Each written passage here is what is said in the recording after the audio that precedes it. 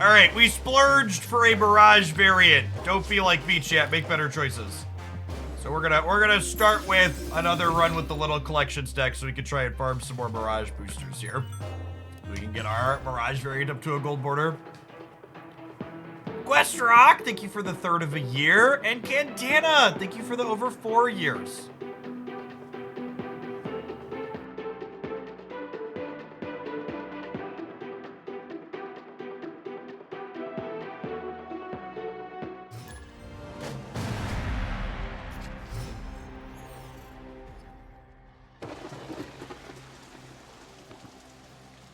It's a solid start for us.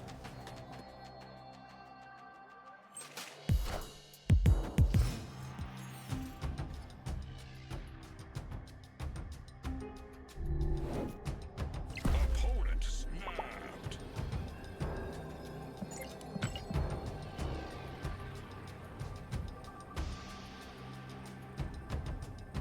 Looking forward to my mutes carrying over through the entirety of thing.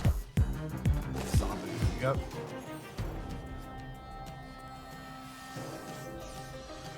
Any two drop. Any two drop. Any two drop. Rip. Half our draws were 2 drops there. Sad that we missed.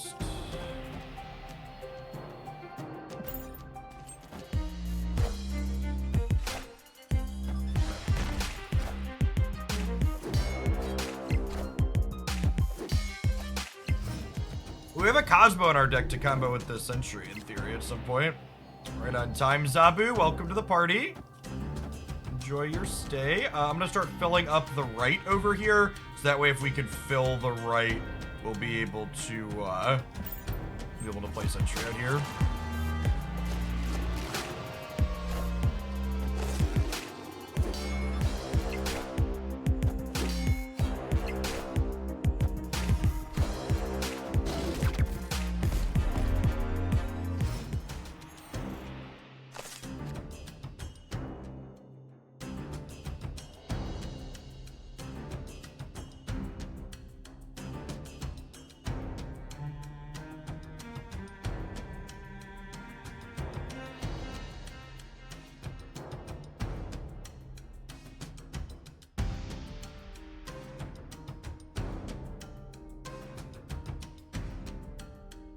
Any chance of Black Bolt? That's a really good thought.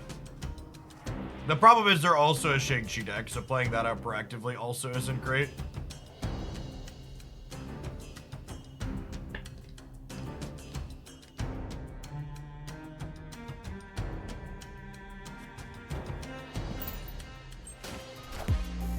Will they dig us this time?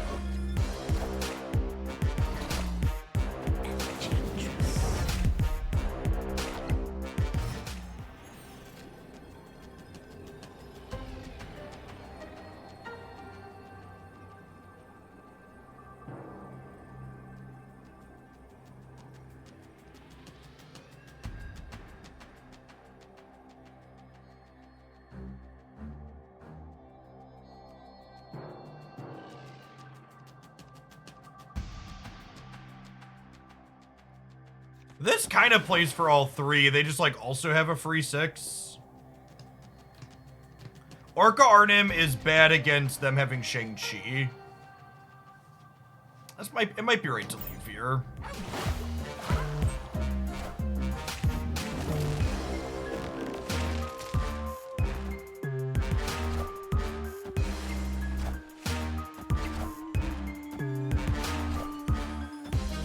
Got him. Yeah, they were just hoping we'd pump the. They were just hoping we'd pump the left. And the people asking, is username a particular person? Usernames are not unique in Marvel Snap.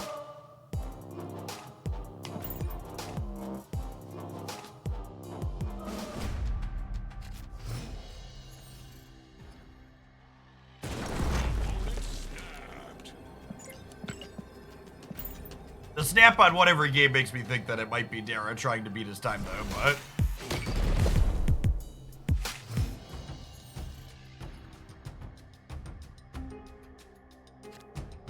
not speedrunning at this point, so apologies to Dara if this is him and he's trying to beat the time.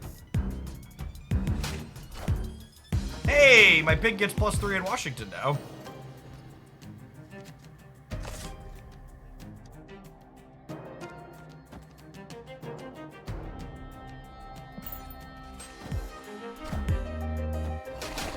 Doesn't Dara have a day job? Yes, but like many people with day jobs, he can watch streams and do stuff while he's at his day job.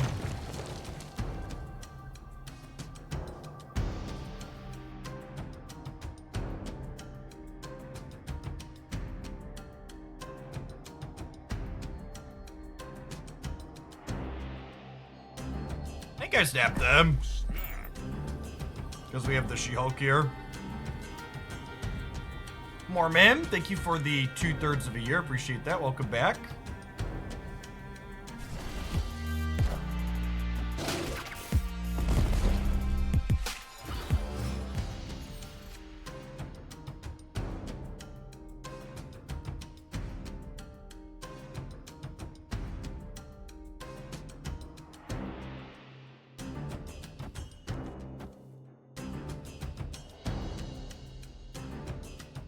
If I play Coulson here, I won't have priority going into the last turn, which makes Shang-Chi better.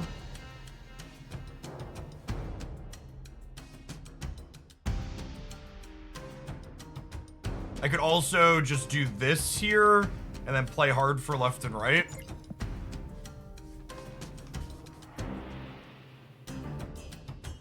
Don't mind that.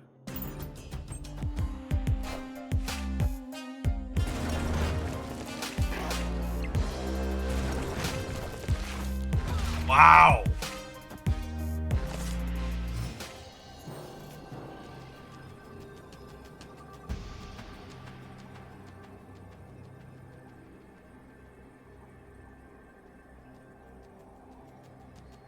Yeah, punished. That was a bold run. If I would have played the Coulson middle, we'd have won the game. I think we're dead at this point, right? Even if I Shang-Chi, I don't have enough other stats to win here. Escaped.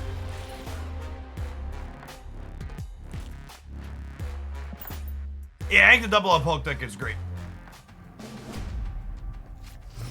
Agree. Opponent snapped.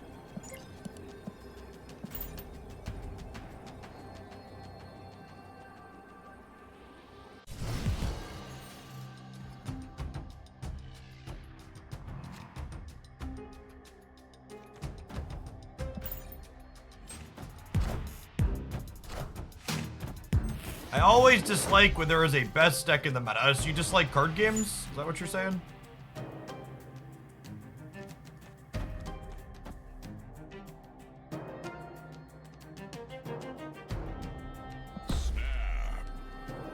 There's no way they fill this turn. And then if we both... there's no way they fill this turn, and if we both fill here, it's good for us.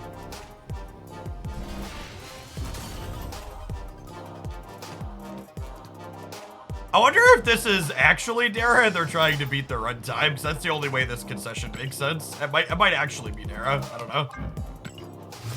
He could be playing off stream. Animated.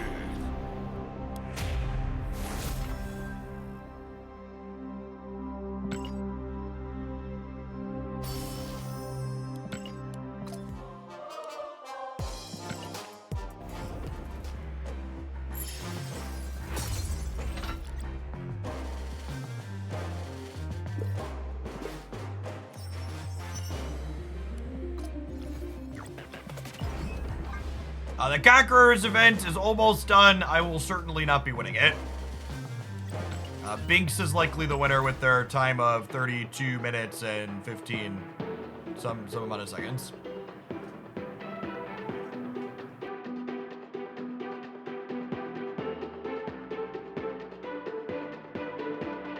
Beating Binks's time is completely outside of the streamer's control. Even if you queued up with a deck that played quickly and snapped on turn 1 every single game and won all of them, if your opponents play slowly, you're just not beating a 32-minute time.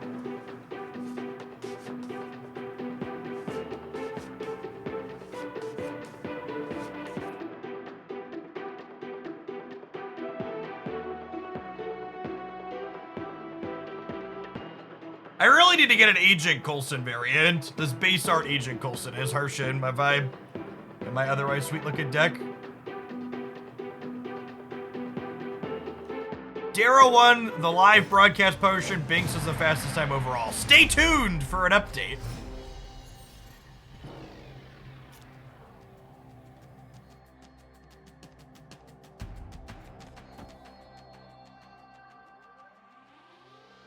I'm gonna wait and see what they do here. They play no card on 1. I'm snapping them on 2 here with the White Hot Room for sure. Oh,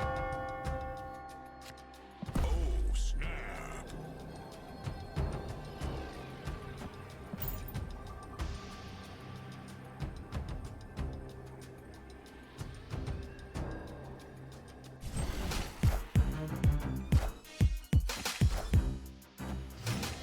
They have Wasp. We might lose this White Hot Room race.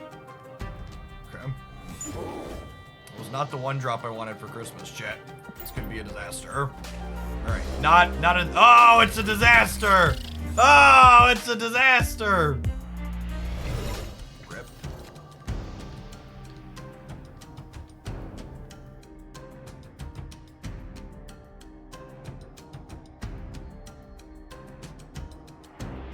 Opponent snapped.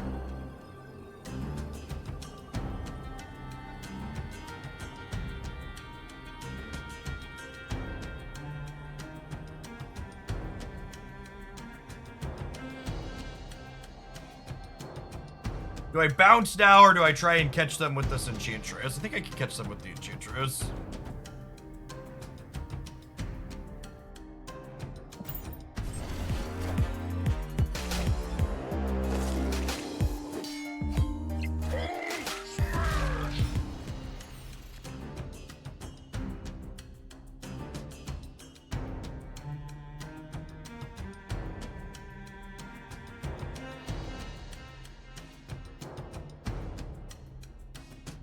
I should have left.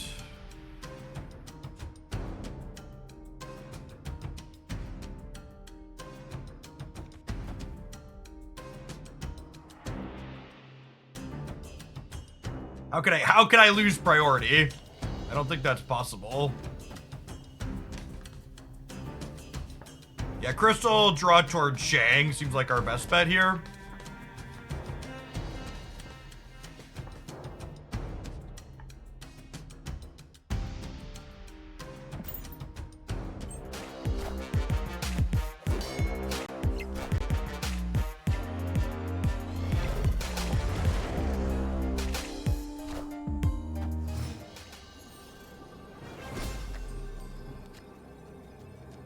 This is a good summary of how we lost the last round in an infinite conquest with this deck yesterday. Just like, we lost a game where Shang was in our bottom 2 cards, and now it's just like literally the only card in my deck. And this person's 100% staying in here and would have lost all of their fucking cubes if we had not had it as the bottom card of our deck. That's so sad.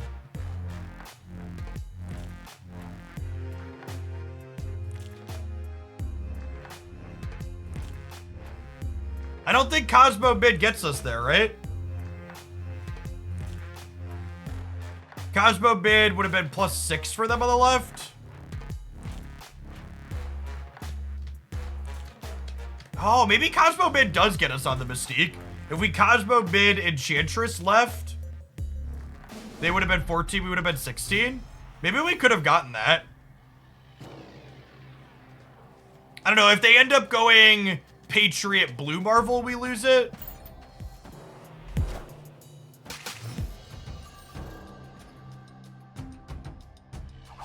Is a consideration.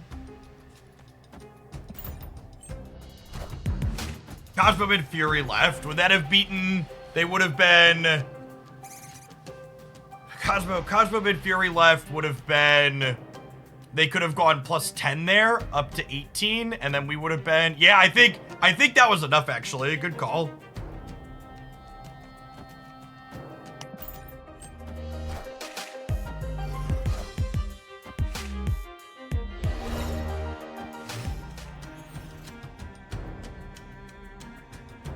Opponent snapped. Escaped. They could have gone Patriot Onslaught, yeah. Would we have beaten Patriot Onslaught? We were only at 11, right? No, we've only been plus 9, plus 8 on the left. I think Mirage is a very good and playable Marvel Snap card. Alright, opponent's just bullying because they're in a favorable position at this point.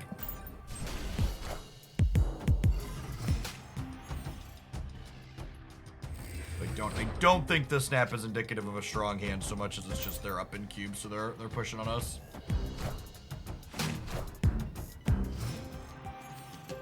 Hey Koi, thanks for the 27 months. Welcome back.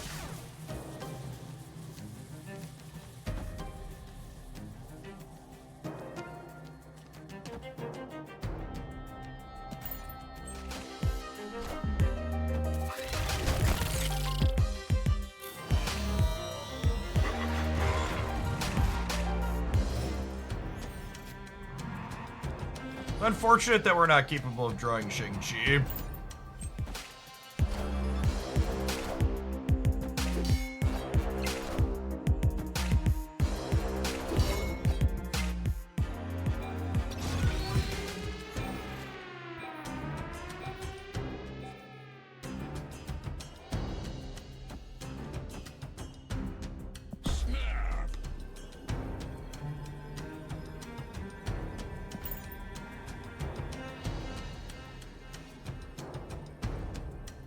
Pizza Slayer, thanks for the 2/3 of a year. Welcome back.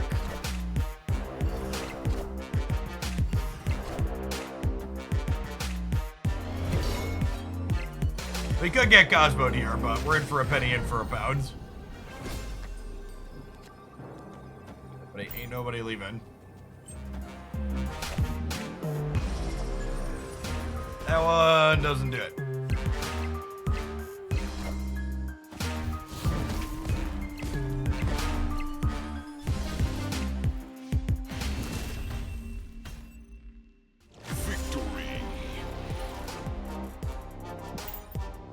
Our opponent has very little respect for tech cards based on the way they've played and snapped this set.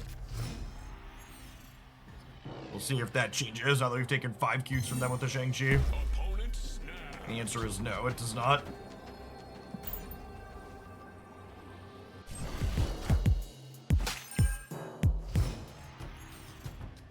Howdy, Andrew. Nova was actually kind of awkward for us because our hand fills up. Another speedrunner, yeah, basically. Am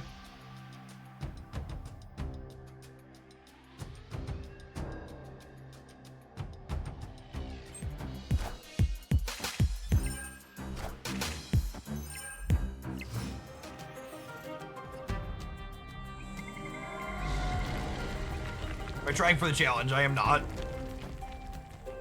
So I get to do this,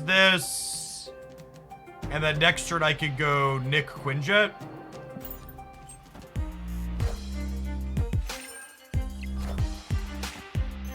I don't even think it's accurate to describe the Conqueror's VODs as aggressive snapping, so much as it's just like reckless snapping for speed at the cost of everything else. Because there's like, aggressive snapping is a thing that's appropriate in like certain matchups and with certain decks. That's just like not what's happening in those videos. Or in the playstyle. There will be an OT update today, yeah. Okay, so I get to do this into... Actually, I wonder if I'm going to be jockeying to play Enchantress, is it better to just, like, do this rather than play the 6 drops out? Because I probably want to, like, Enchantress and Shang eventually, right? I think I'm going to do this, actually.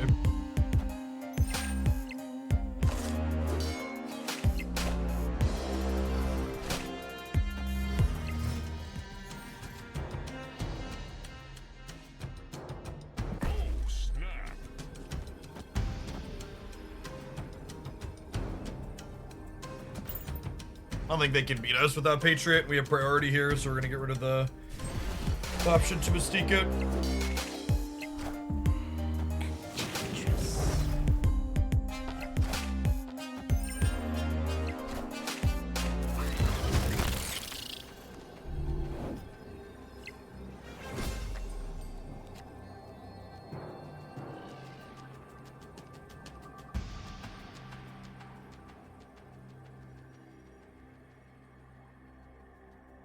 Chi is a card I potentially need to play around on the left.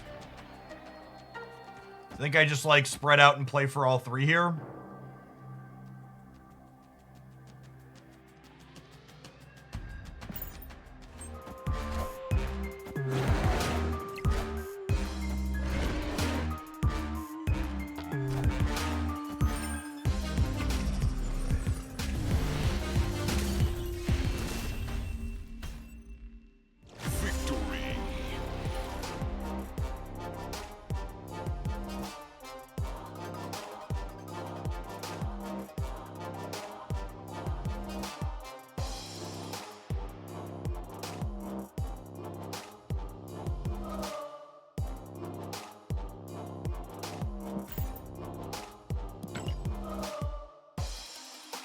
Way mods, you should be on relatively high alert. I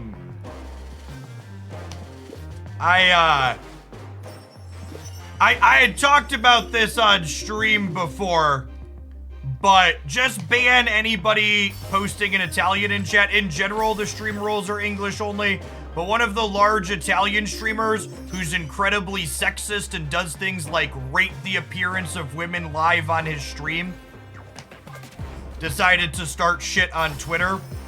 So I pointed out that he's a toxic sexist streamer. So his community is big mad. So a bunch of toxic little incels are almost assuredly going to be trying to be clever and brigading inside of chat.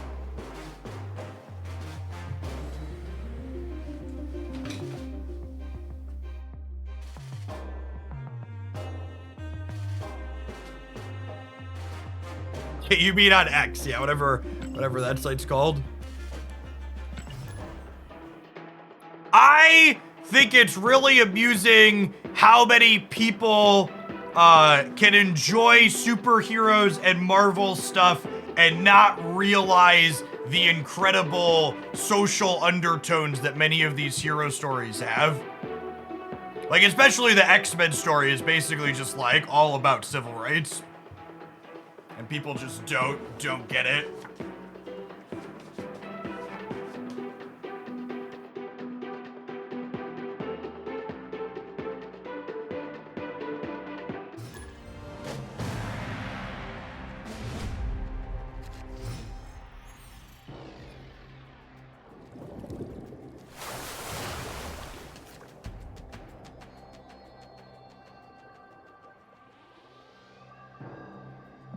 Yeah, Punisher and X-Men are the two hero stories that people completely miss the point on quite frequently.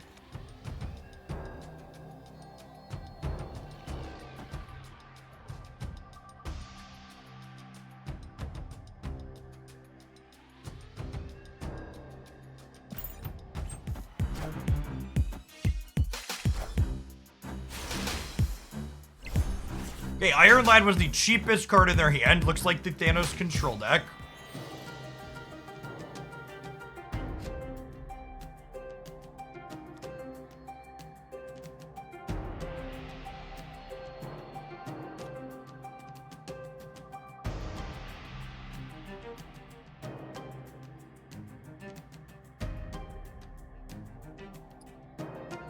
I don't really want to fill my hand.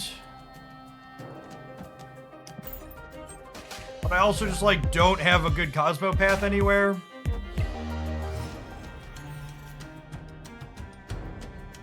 It's not a bad one to randomly have against their deck.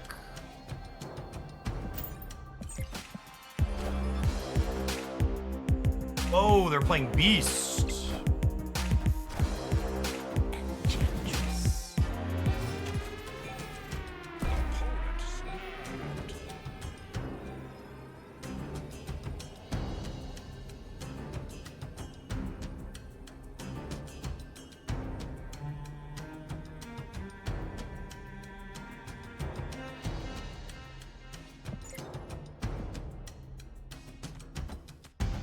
there any chance this wins the game?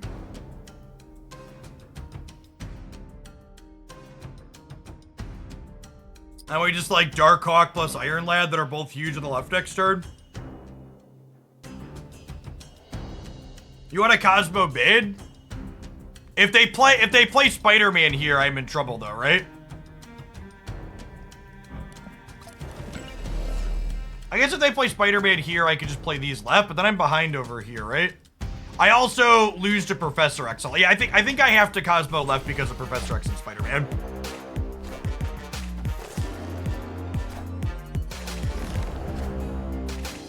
Did they Time Stone last turn? All systems go. Oh, the Beast made it free. The Beast made it free. Damn.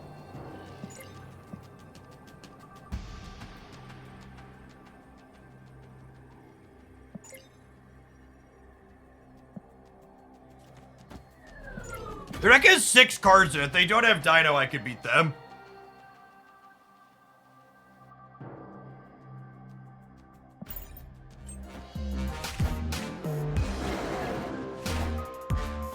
No fucking lucky.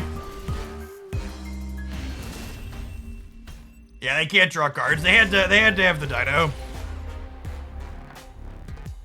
I forgot about the Beast. I should have played Zabu on the left as well. I should have assumed this was gonna be enough to the middle and played Zabu on the left.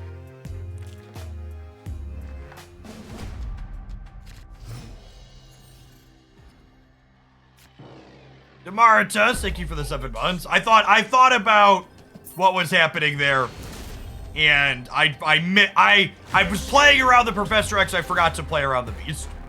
That's like the TLDR.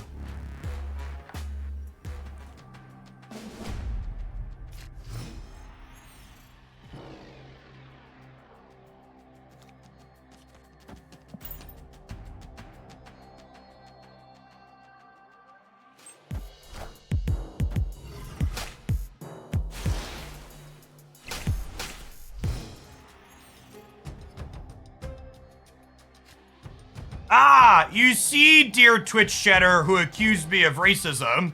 I'm not banning Italian people. I'm banning people who are posting non-English messages in my chat, which is something that I frequently do because we don't have people to moderate non-English stuff.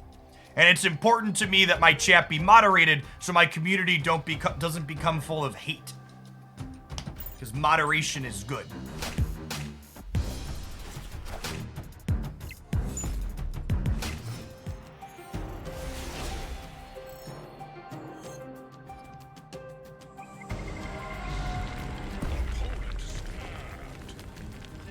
Locations are just bad for us again. I have to go.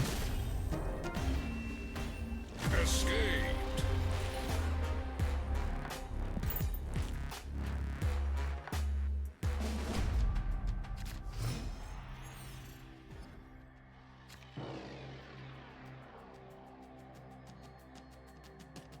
Opponent snapped. Sands just ain't it either. Escaped. So many of our good early stuff.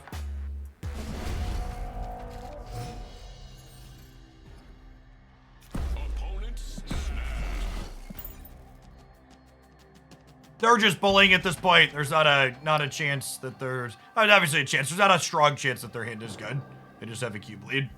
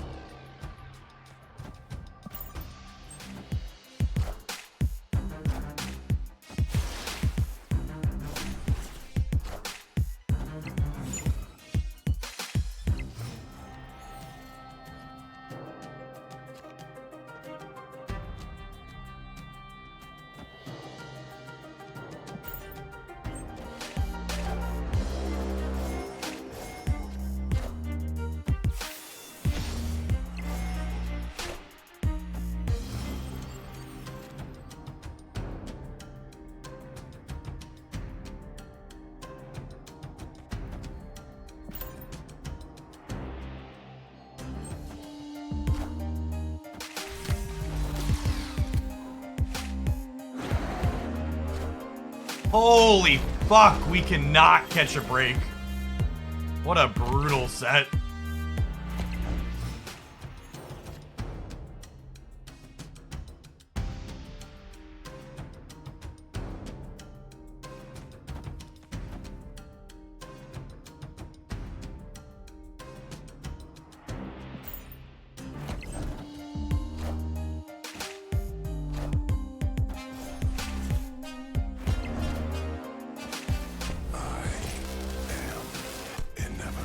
Hey, Schrader, thanks for the sub gift, Rudy. Appreciate that.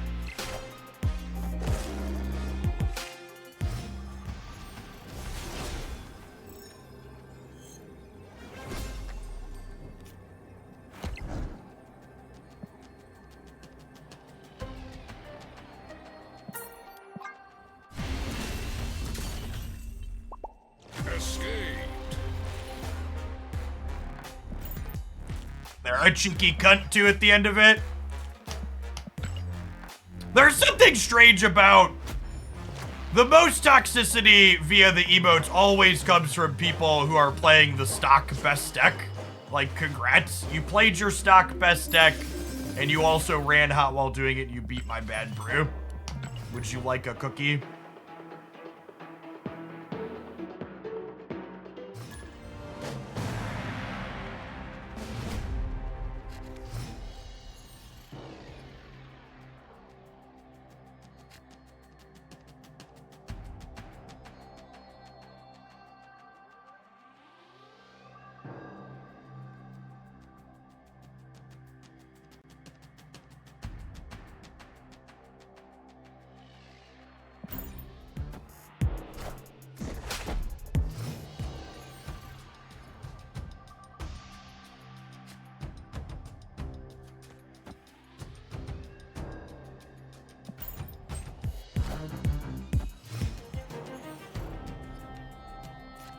I usually assume those are people who don't win a lot. They finally found the meta decks, so they don't know how to behave.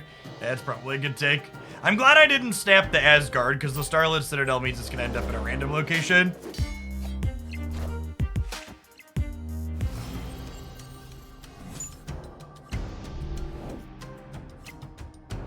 So again, for people who aren't familiar with how locations work, locations, generally speaking, resolve left to right.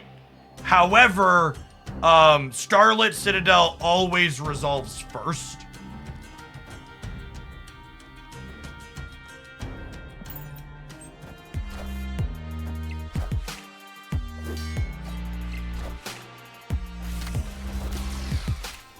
Is that a bug? No, it's because Starlit Citadel changes which cards are where, right? So it kind of mucks up the ordering, basically. Snap.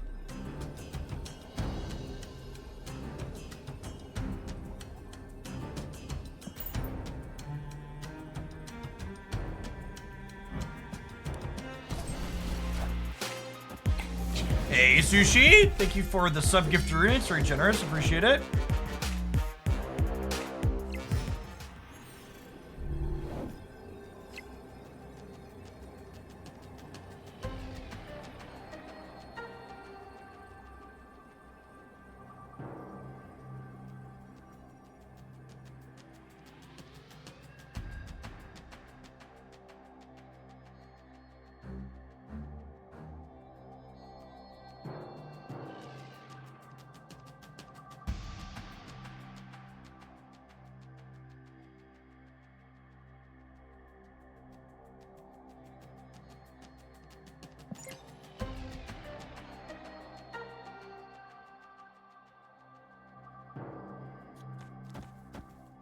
I think I play like this so I'm winning in every location, and the crystal draw means that Darkhawk doesn't beat me middle.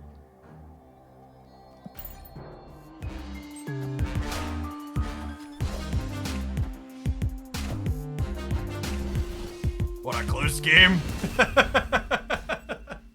Alright, the Chavez probably means that they're the Storm Legion lockout deck, right? Be my read based on that.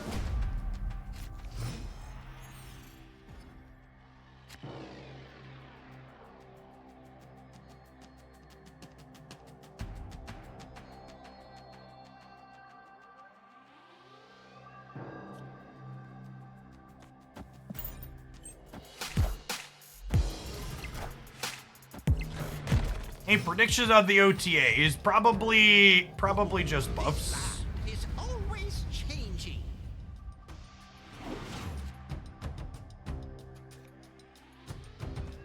Oh, snap. Collector draws to Weird World every turn, and they're drawing their own rocks, so we're definitely snapping here. For people that missed it, by the way, we got an updated Marvel Snap roadmap. Sure to check out a full review of that over on the YouTube side. Thought I pinned that. We'll repin it. Night Radiant, thank you for the 2/3 of a year. Welcome back.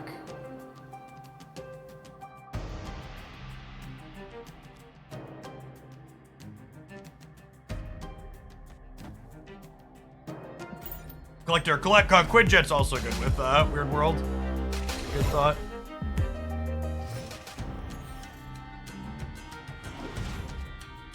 I don't think there's any reason to take a risk with Professor X here. We're pretty far ahead.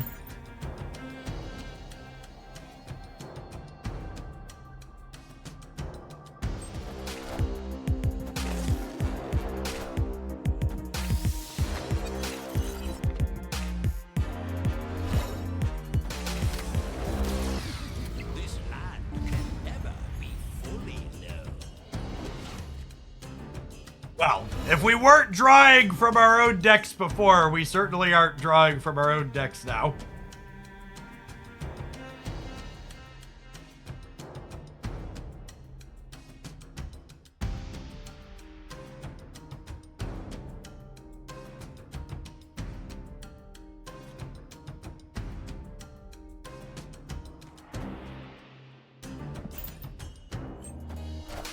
They played right? They just also Doc-Ocking? Sure.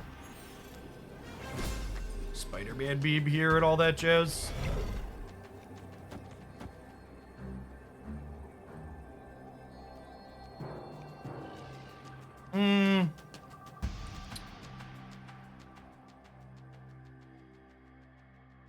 They could have my Shang-Chi.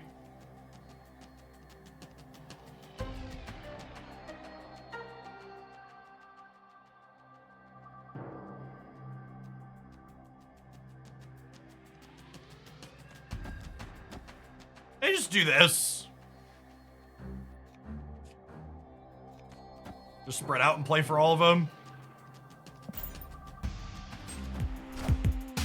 Squad still a little light.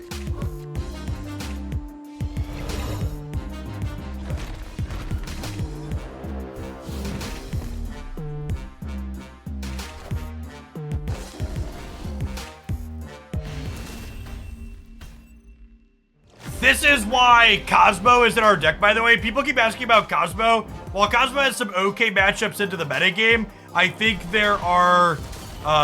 there's enough times where your Collector and your Angela get big enough to die to Shang-Chi in this deck, or God forbid Shadow King, that you're happy to have Cosmo.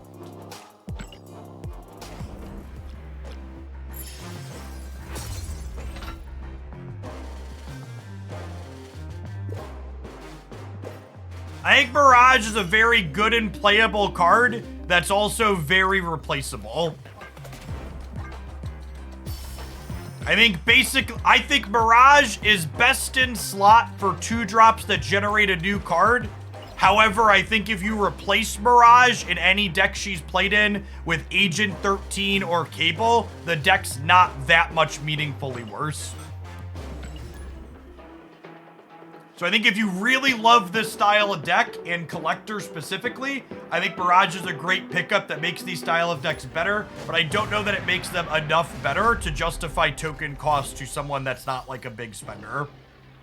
If that makes sense.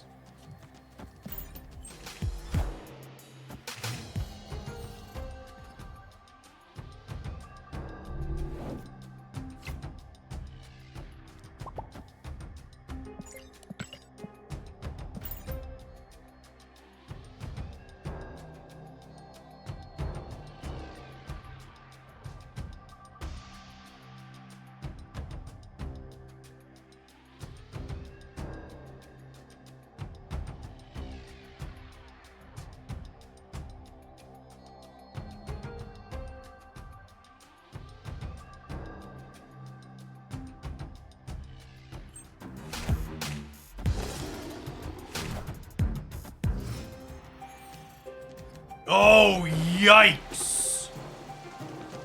They just got our Kitty Pride as a 1-5.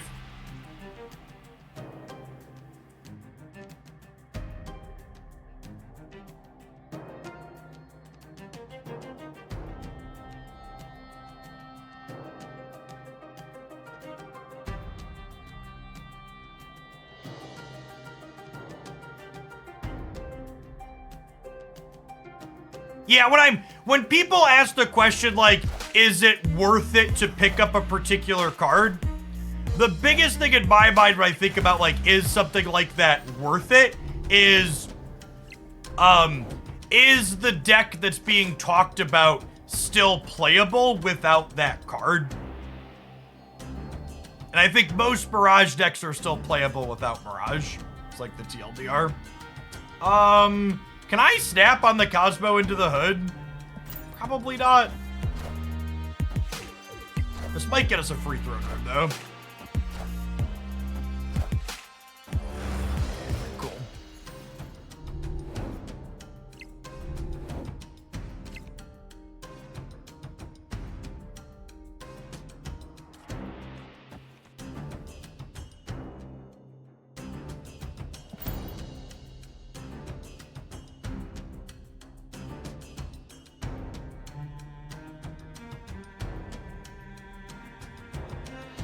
This TLDR. TLDR is too long, didn't read. Basically, like, give me a short, quick hits of something.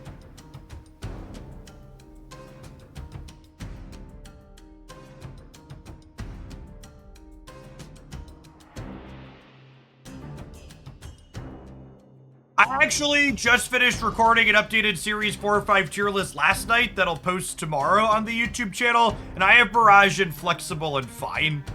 So I think she's probably better than a lot of readings imply. We're probably a Killmonger deck is a good take. So they might be able to clear this in the middle.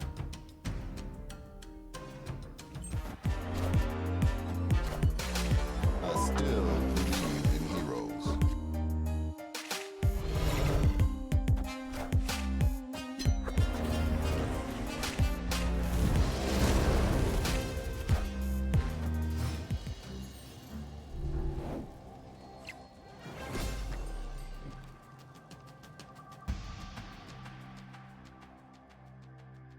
Yes, that is true. The, when I work on those videos, I often talk about them in the subs Discord server to get thoughts from other people. The problem with playing Kitty here is she dies to Killmonger this turn because they have priority. They haven't snapped me yet, though.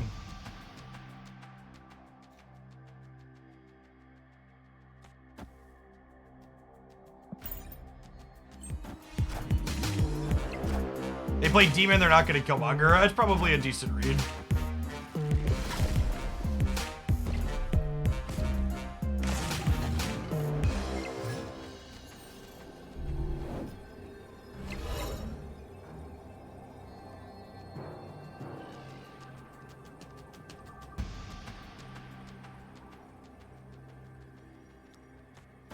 It's just this, right? I'm gonna heater.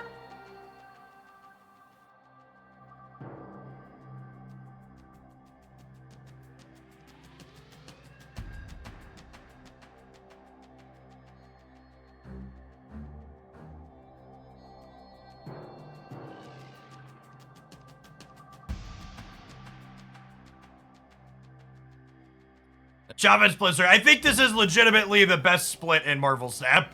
It's gold background, gold Kirby Greco. Victory.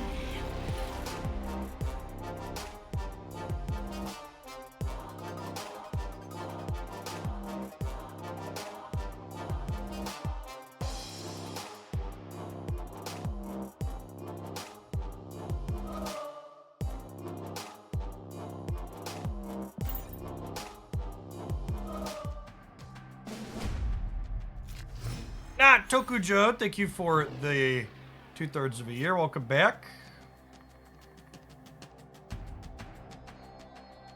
I'm gonna play Quinjet off to the side. I don't want to commit a 1-drop to Stark Tower in a matchup where they're killmongering.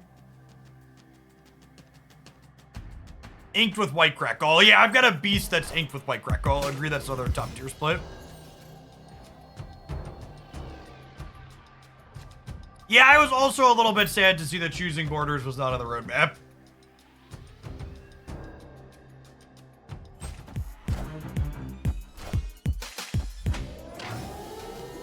Oh, they're playing a collector Deadpool brew. Opponent is cooking.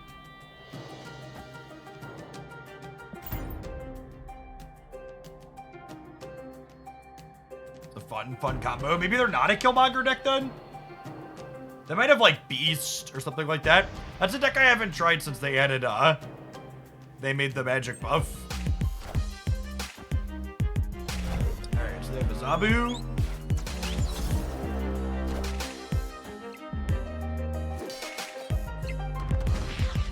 Oh! They got our Zabu, and then we got our Zabu back. That's so good. That's so good, chat.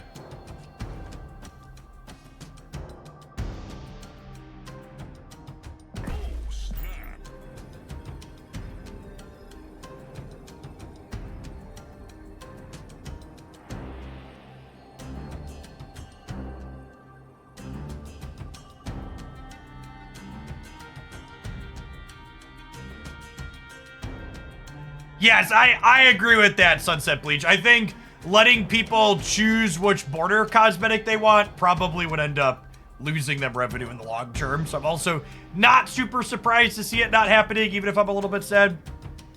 Future Endeavor, thank you for the quarter of a year. Welcome back.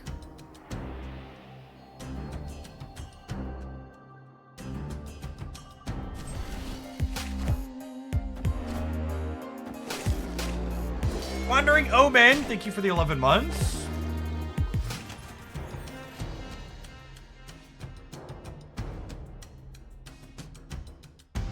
I think this is a tempo.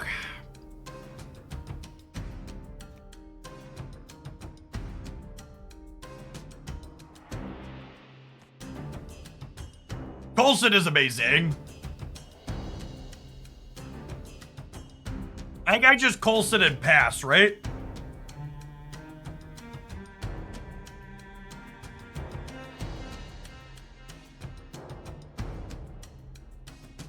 And then next turn we'll be able to... Actually, if I Coulson here and pass, I'm guaranteed to not have priority.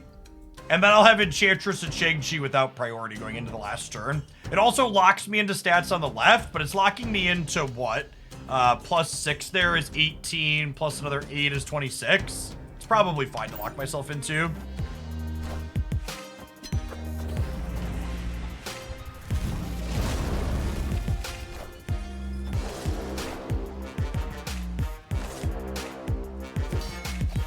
All systems go.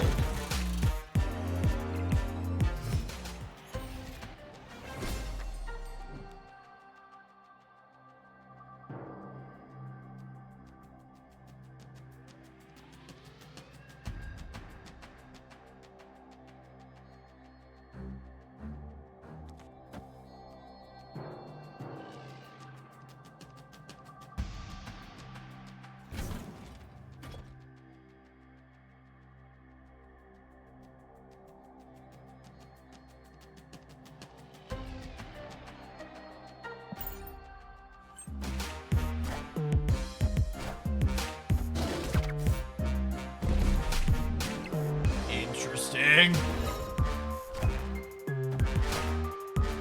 I am Iron Man.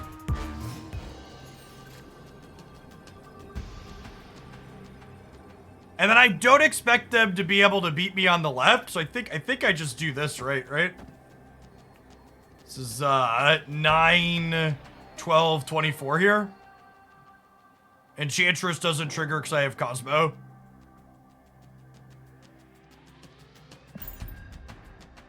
Right, just assume that 26 holds left.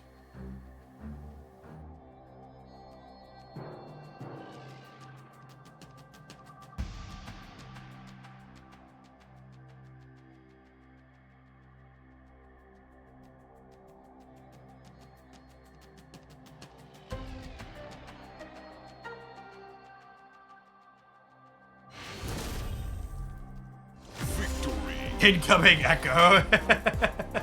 That would be bad for us.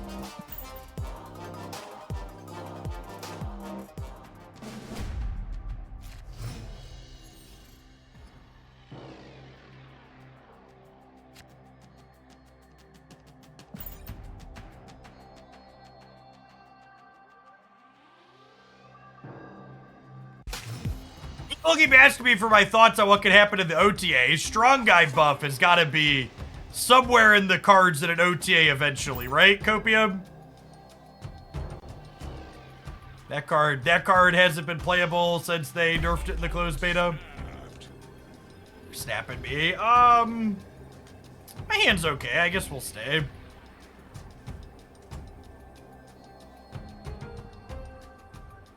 Howdy, Scat.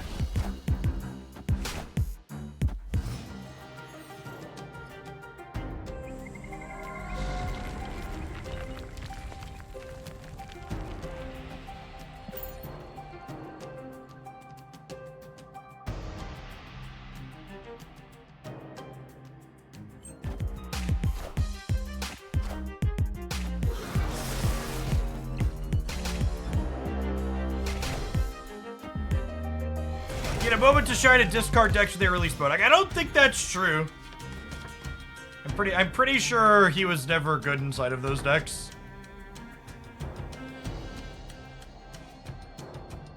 I should have left when they snapped us on the Shadowlands. It's just better for their deck than ours. Now we're super cluttered and my hand's not really doing anything. Was he the before nerf? Was he like a 2/8? He was a 2-drop that got some absurd amount of points of power.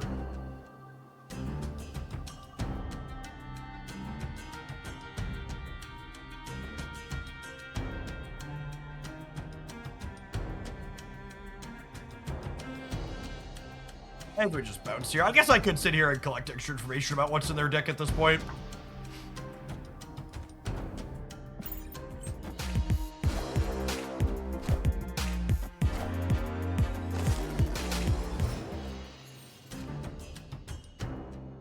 Should have played the Cosmo out. Too little too late now.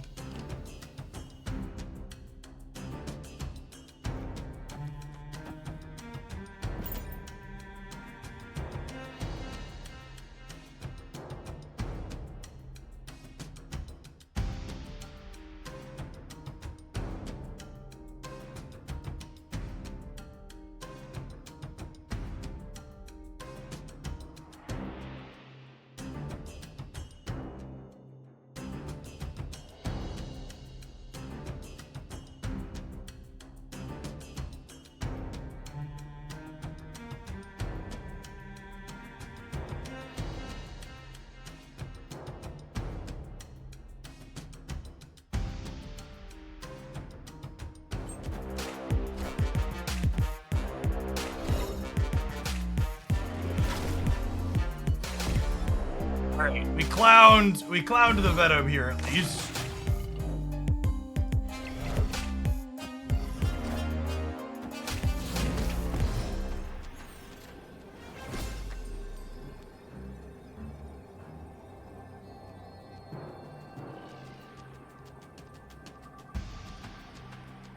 Can we win here is the question.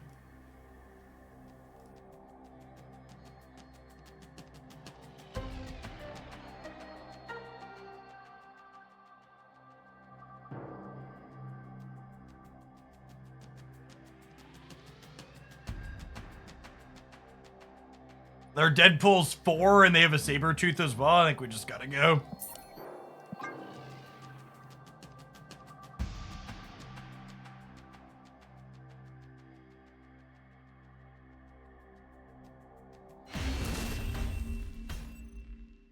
Escaped.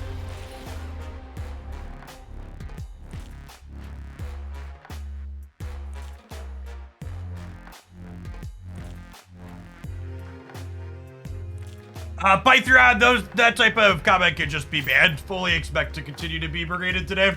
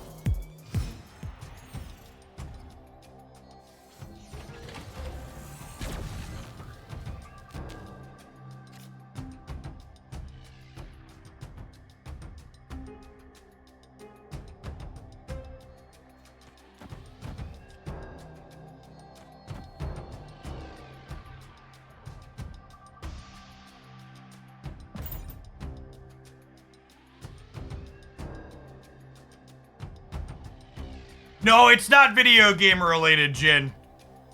I called out a larger creator for using their platform to promote sexism and misogyny on their stream in front of their audience. And their viewers who enjoy that type of content will be coming in for probably the rest of the week, I imagine, before they get bored and move on to something else with their pea-sized brains.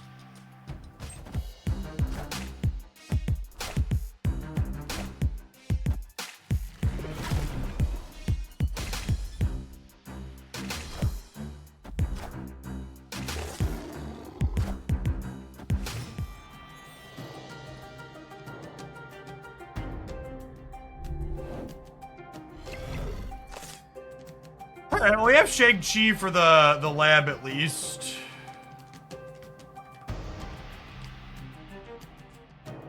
Probably just Cosmo here. So, do I try and Cosmo the lab this turn? Or do I wait to try and Shang-Chi it?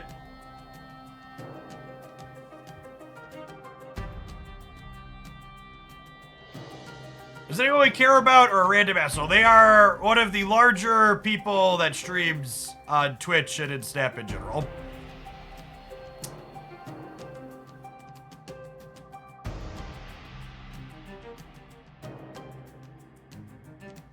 They also have 2 Cosmos. Yeah, I'm just gonna Cosmo now to try and catch some slipping. Sure.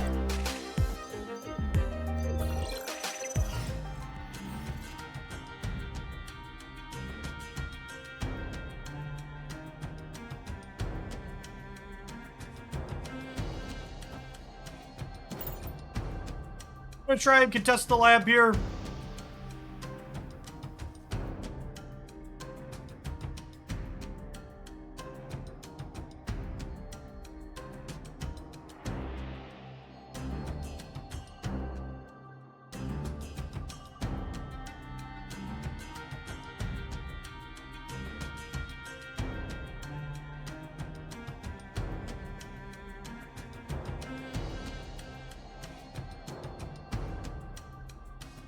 Alright, these people have really short attention span, so I'm gonna put chat into follower 1 day mode. So that is the plan here.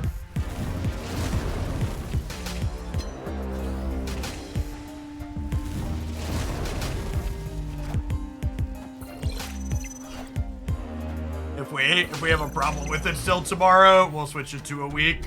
Call it a day.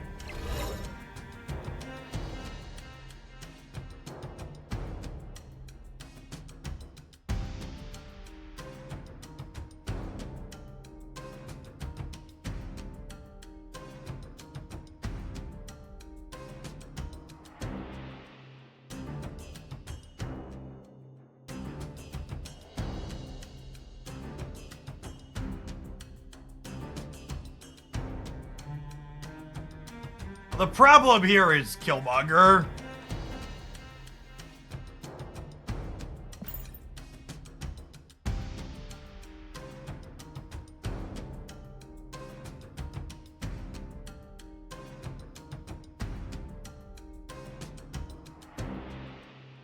Wait, I'm waiting on playing the kitty because of fear of Killmonger.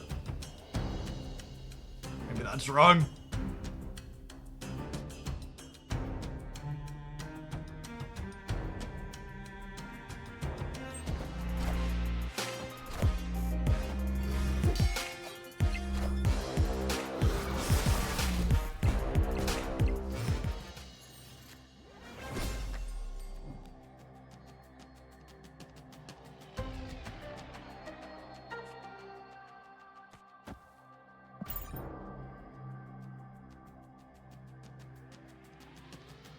You post equally on Threads and Twitter, so I can lead Twitter. I actually post way more on Threads than on Twitter. I actually posted the content about the sexist creators on Twitter, on Threads, a couple of weeks ago. And I just didn't post it on Twitter because I don't regularly post non-sponsored stuff on Twitter anymore. But one of them decided to come at me on Twitter today, so we posted it up over there. Threads is a significantly better platform than Twitter at this point. And I say that as someone who has a Twitter account that's 16 years old. I would use Threads if it only showed people I follow. Threads added a followers only option last week.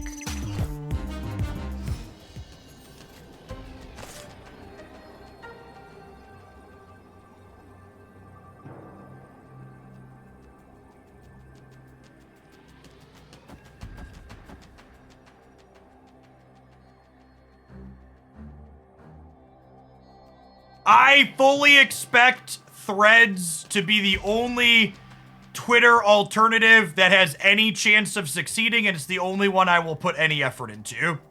For reference, Twitter has 300 million active monthly users. Instagram has 2.5 billion active monthly users. If a small percentage of Instagram users come over to Threads, it will be larger than Twitter. And to be a similar size, you need an even smaller amount. Not to mention people like myself that have joined that never used Instagram to begin with.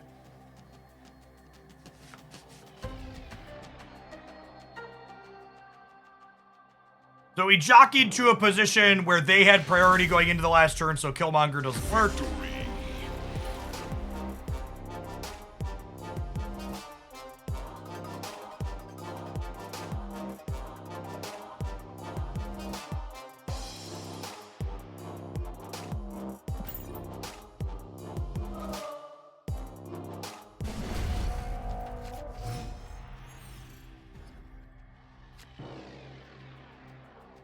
You have to have an Instagram account to use Threads. They're the same account, essentially. You make an Instagram account, and then you activate it on Threads.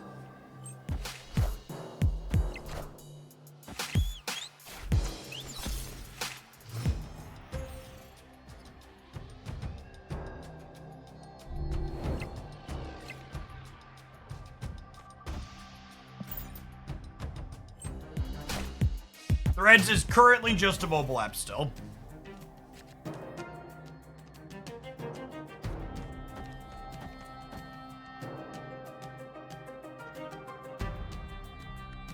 You have a Facebook account, you have an Instagram account as well. That's not true. You can link them, but they're not the same thing. I think I'm staying in here. Our hand's quite strong. They have, their Elysium's pretty good for them, I suppose, but... I opened 3 Spotlight caches to get the Mirage variant because I decided I wanted a shiny thing.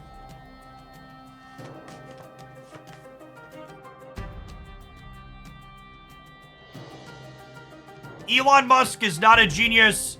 Elon Musk is just a pointed example of that if you are born into enough money, you can mostly only fail in an upward direction.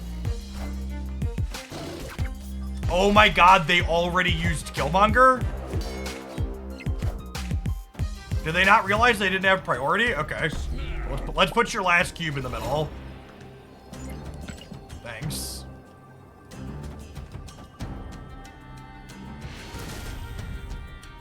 Victory.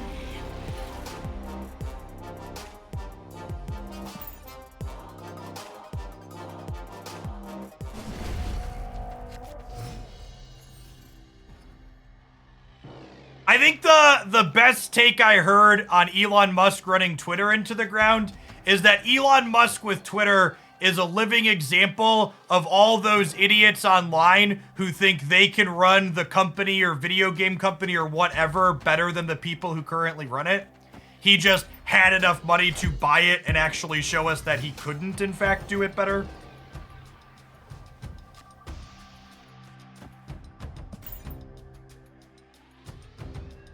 Isn't Elon fighting for freedom of speech? Fun fact, Elon Musk, Twitter/X under Elon Musk has approved more big governments asking for censorship than Twitter approved underneath it.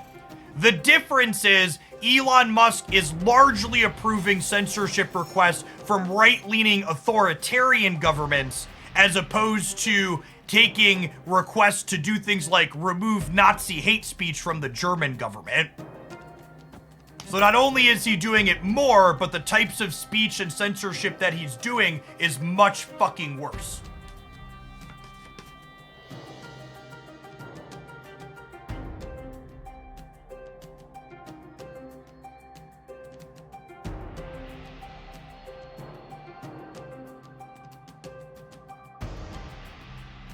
Interesting take. That's not a take. That's objective fucking reality.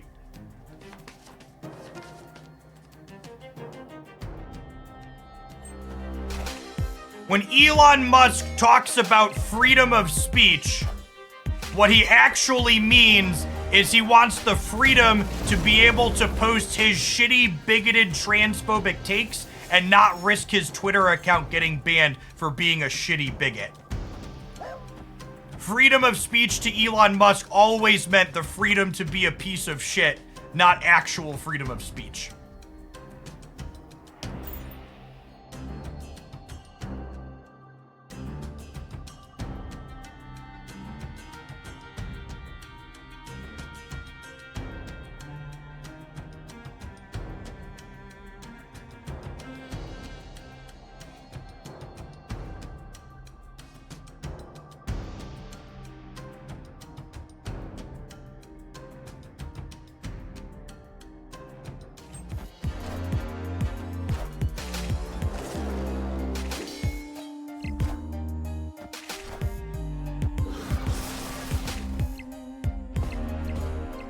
The older I get, the more I come to dislike politics. The older I get, the more I wish women having bodily autonomy,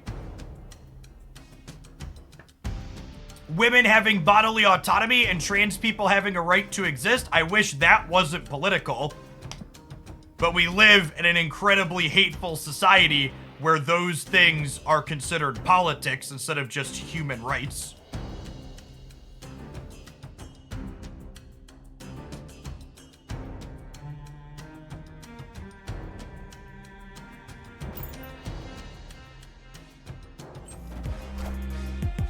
Squad still a little light.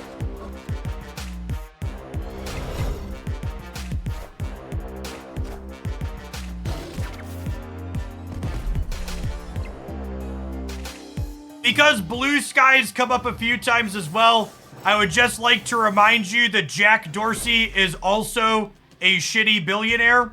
He's endorsed Kennedy for president, running on the Democrat side as an anti-vaxxer. So I get that Jack Dorsey is a quieter, shitty billionaire, but don't expect his platform to really be better than what Twitter is now.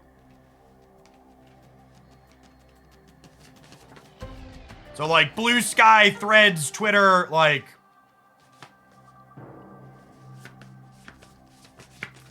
they're all, none of them are really that much better or worse than the others from a who owns them perspective.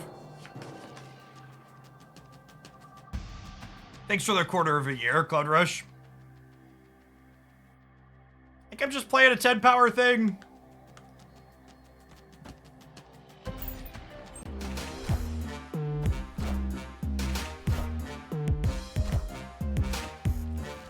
I have an 8 power Deadpool and a 4 power, what's it called? I'm gonna move on from talking about the topic of politics and Elon Musk at this point. As just a general reminder, if you're someone that enjoys my content and you want to talk about these topics at length, we have a very active Discord server with Marvel Snap channels, politics channels, and all sorts of other great things to engage with the community. I'm gonna do this and play for all three. They're all in, so we're staying.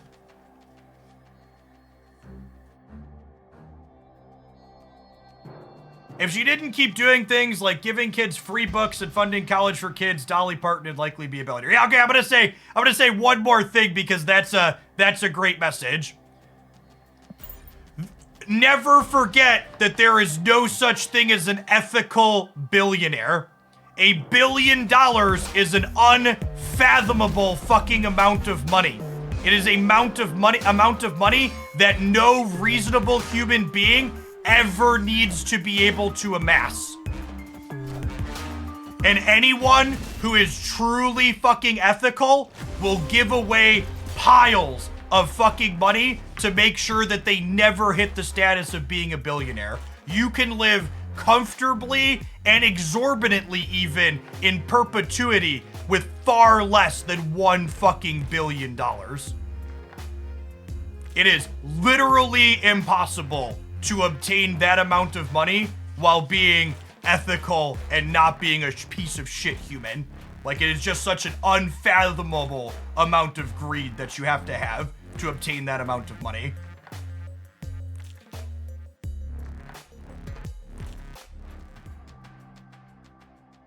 All right, now I'm moving on because that's an important one to throw out there. Let's be honest, it's not 69. It's getting close though, engineer. Thank you for the 67 months. Welcome, welcome, welcome back.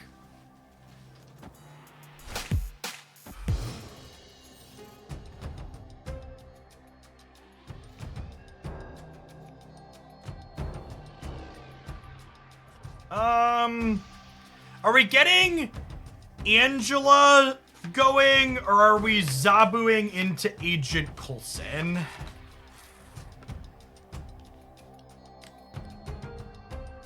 The upside to zabuing is it might give us priority going into the next turn to Cosmo them.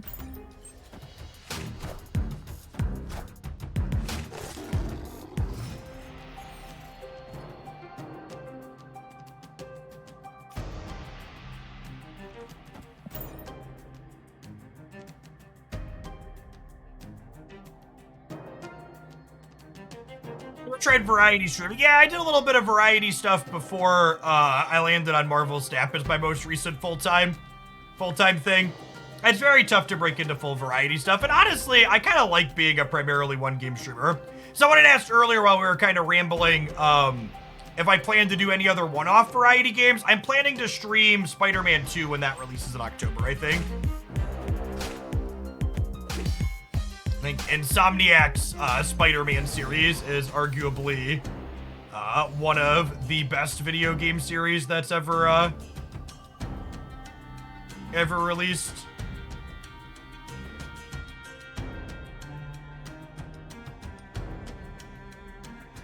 We're closing in on 1 year Marvel Snap full time. We're at like 9.5 months. October 18th marks full time Snap start. Like, Ozzo's actually kind of awkward for me here.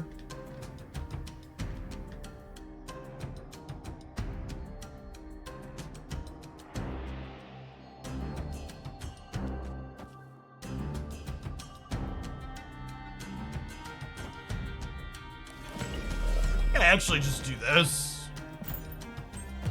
Yeah, I think it's just Coulson Kitty.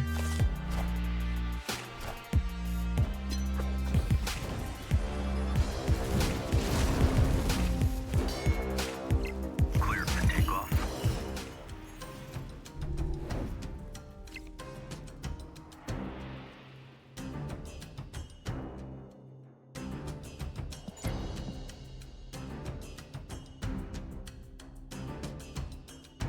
Their deck's pretty good at getting their hand empty, but I kind of just don't have anything better to do with my resources this turn. I think I just do this.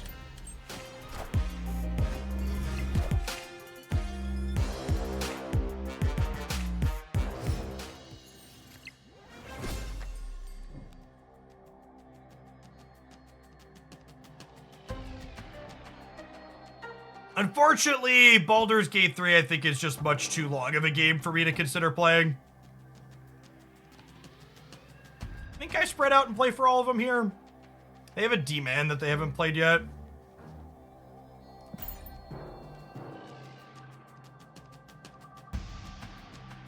I could be right for me to work on filling the left to make the collector bigger off the sacred timeline. I guess I have Jubilee next turn. That can make that possible too, though. Next turn we can like Shang-Chi the left plus Jubilee and Kitty Pryde right. And they're all in, so we're gonna see this to the culmination regardless. I still play Magic. No, I actually stopped playing Magic for fun like a year or two before I stopped streaming it. For my last little bit, my Magic content suffered because I just really wasn't enjoying the game, but it was the best metrics I had, so I kept at it. How many hours should games like be interesting to you? So, as someone who plays a lot of lifestyle, oh, they hadn't played the Demon yet. That's so good for us.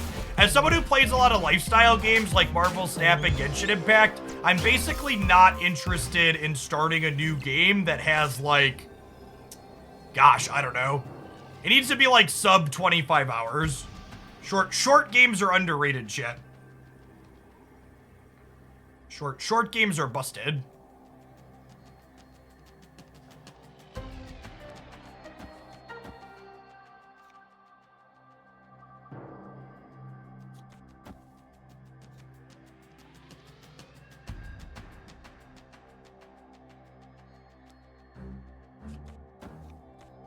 This kind of plays for all three, right?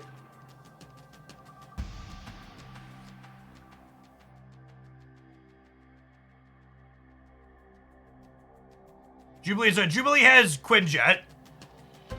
And Quinjet fills the sacred timeline, which gives me 3 on Collector. They could Killmonger us. Yeah, they could. My left and center are still pretty decent, right? I think this is the line. Maybe instead of the demon, I'm supposed to play Enchantress because of Killmonger. Is maybe a good take.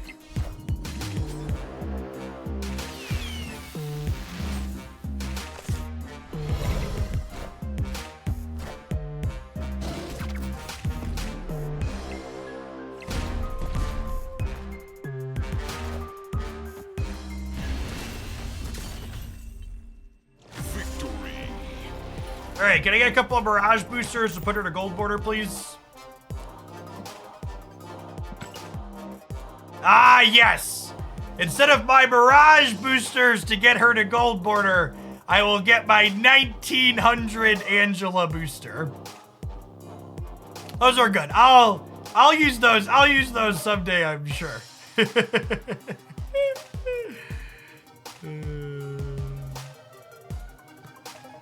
Someday. Somewhere over the rainbow. I played D&D. The last time I played Dungeons & Dragons, my playgroup was arguing about whether or not we should continue playing 3.5 or move to 4E. Just to give you a texture of how long it's been since I played Dungeons & Dragons.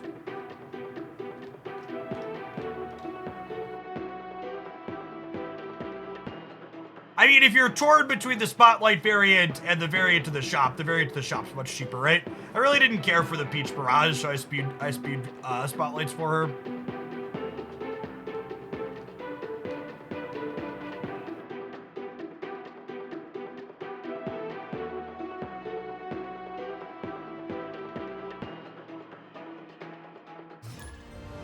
I really need to, speaking of games, like, chat, I know, like, playing games is my job, but really just playing Marvel Snap is my job, right? So, like, I don't have that much time for video games just like most of you who are working adults with children. So, like, at some point when I'm ready to start another game that's, like, not Genshin or the other ones that I'm playing off stream right now, I'm waiting to start, I still need to play through, like, God of War. What was that? What was the other good one that came out recently? There was a Final Fantasy game that reviewed really well recently, right? RIP.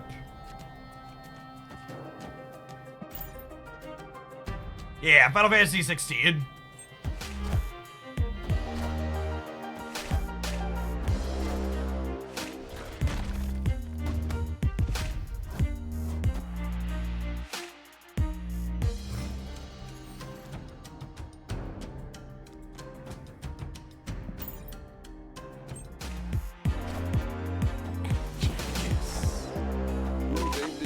All right, our Quinjet was never living anyways, chat.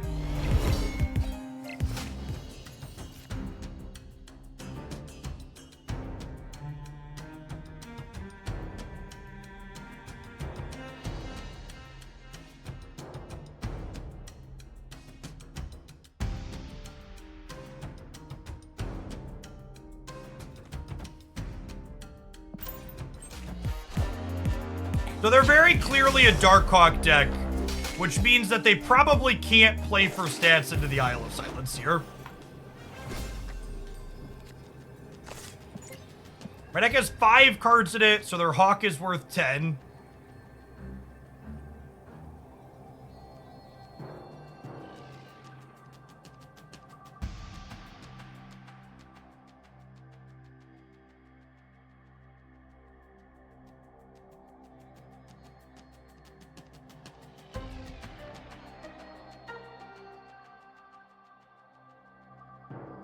We did not. We kept playing 3-5 with my play group.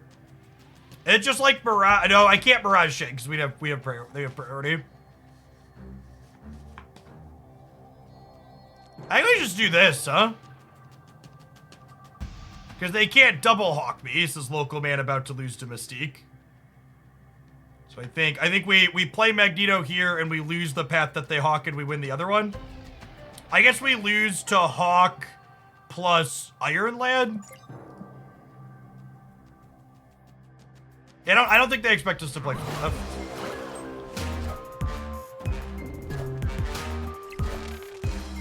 Oh, Hawk Shang-Chi gets us too.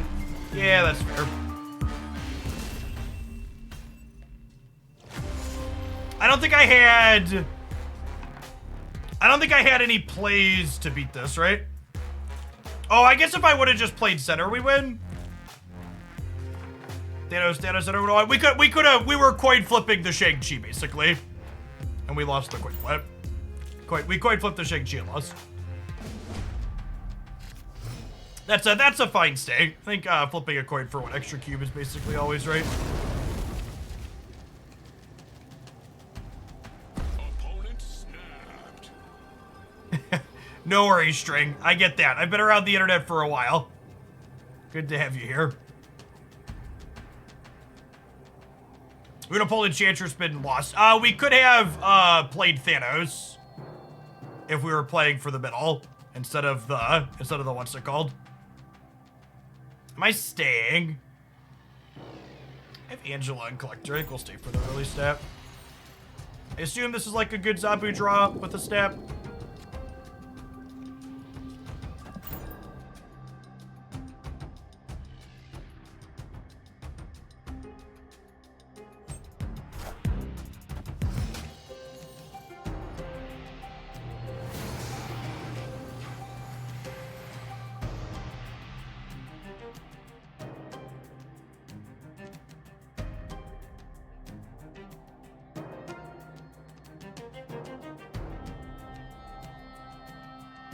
Okay, so because Analand flipped up here, I think we just do this. Also, they didn't have Zabu, and they snapped. I think I snapped them back on the Analand. Oh, snap.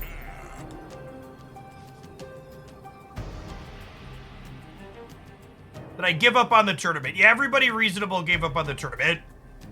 The 32-minute run is just statistically improbable to beat.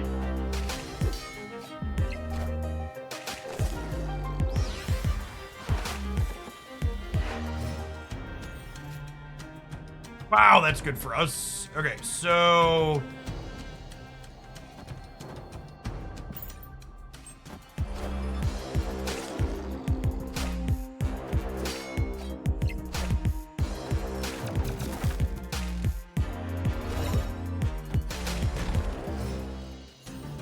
low-key, Black Widow doesn't really bother us.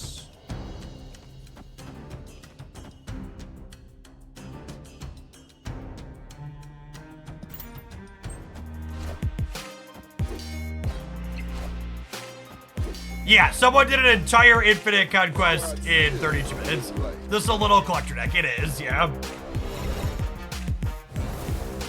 Oh, they're a Sarah deck. Interesting.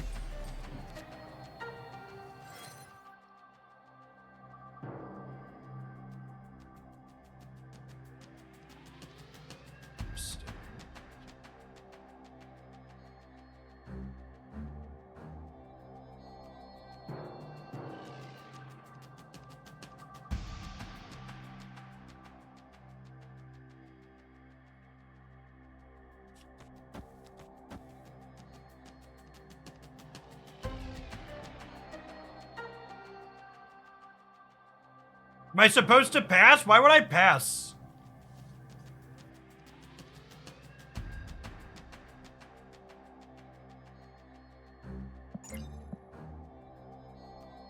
You are supposed pass to play in phone. I don't think that's the line at all.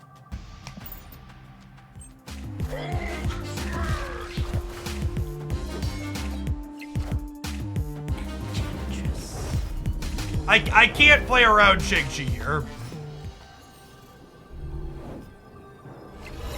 if they want to Shang Chibi, they're gonna be able to Shang Chibi.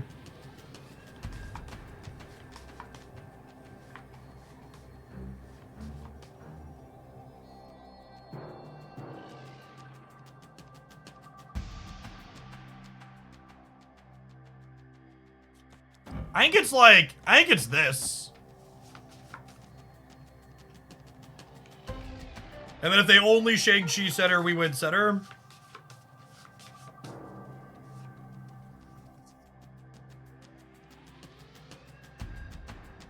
I could switch Mirage and Kitty to play around Killmonger a little bit on the right.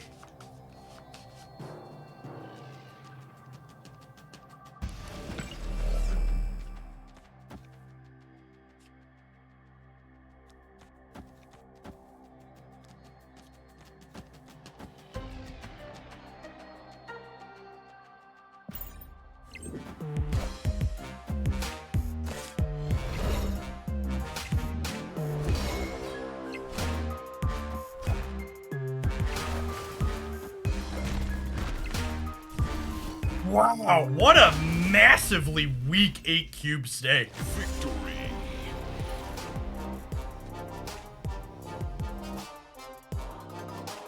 People hate retreating.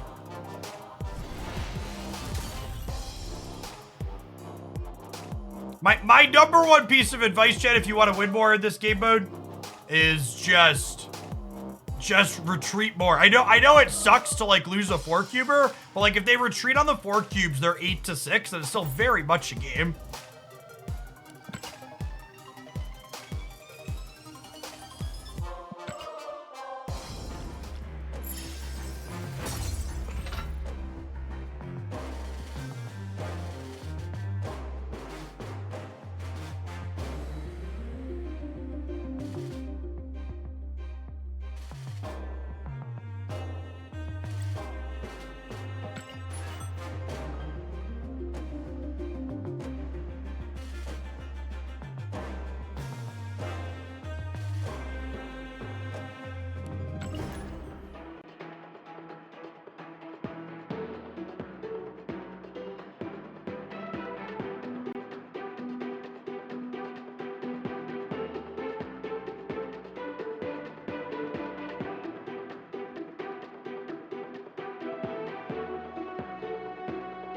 That exact piece of advice from you specifically got me over the hump in Infinite this season. Yep. Yeah, it's applicable on the ladder, it's applicable in Conquest, like. I have 2 inked Cosmos now, I'm probably not boosting. I actually have 2 inked Cosmos as well. I got a 4th split inked on Venomized Cosmo, but I liked the Ocean one better, so I kept splitting it till I got an ink there as well. Yeah, I love this Kitty Pride variant, she's great.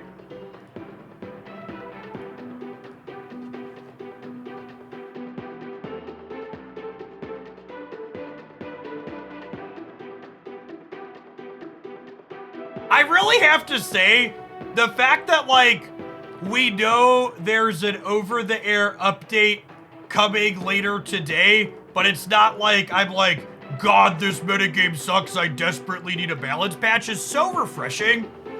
It's kind of awesome how awesome Snap has been since they moved to doing regular balance passes. Like, it's honestly just like what I've wanted out of a live service card game for the longest time. After about 10 minutes on Threads, I agree with you that it has the potential to be a replacement for Twitter as the best chance. Yeah, I agree. I think most of these other Twitter clones are DOA, but the fact that Threads has a decent core start and like has Instagram's back egg is like a big deal. Yeah, their transparency. And like there's a lot of people who complain about Second Dinner's communication, and like, they definitely aren't perfect in every way, but as someone who's been in this industry for over a decade now, they communicate with the player base so much better than any other video game company I've ever worked with.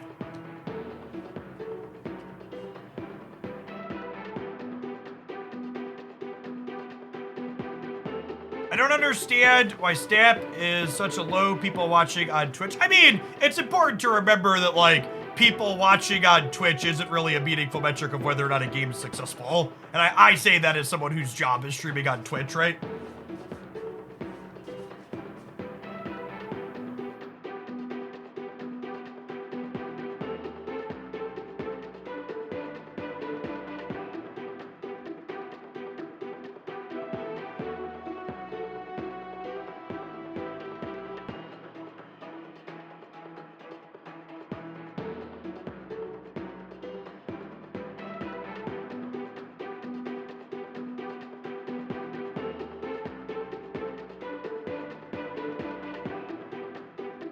Well, I mean, it's also worth noting that, like, the OTA updates aren't just them, like, constantly nerfing cards, right? Like, the update this week, talking about the metagame being good, like, I don't really expect them to nerf anything into the ground. I mean, for what it's worth, too, Rich Oz, I'm not even, like, explicitly trying to be positive. When Second Dinner does something that I think is worth criticizing, I'll call that out as, you know, one of the first people to call it out. It's just like, I also believe in acknowledging reality when reality is good.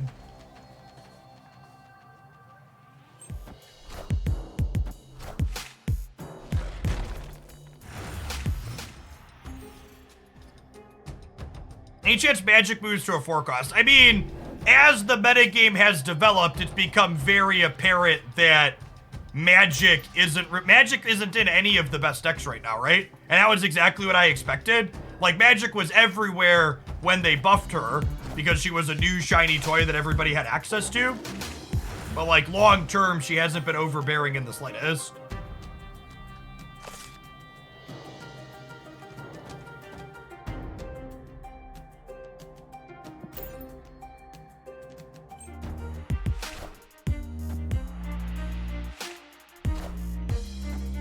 That be due to Legion part. I think part of it is due to Legion, but I think part of it is also just due to the fact that, like, the decks playing Magic just still aren't very good.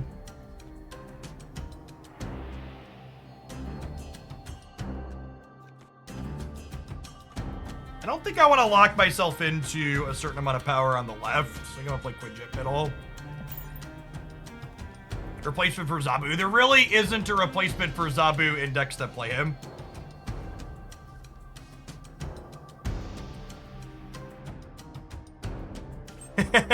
yeah, I get you. Who they dig up this time? There's so much location control that Magic's effect isn't really an issue. Yeah, I mean, and part of that is why Magic needed the buff to begin with, right?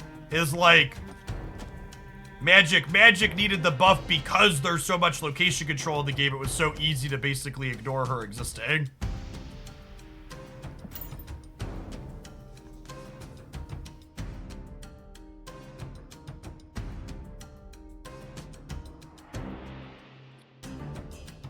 Yes, Ham could have hit Nick Fury or Agent Coulson there. The double up deck plays Magic though. The double up deck is very much a fringe deck. I think that's probably the best Magic deck I've played.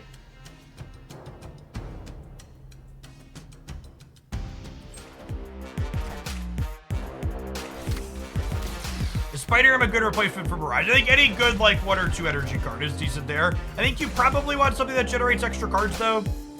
Like, I think, probably, like, Agent 13 or something like that would be a good replacement if you're missing her.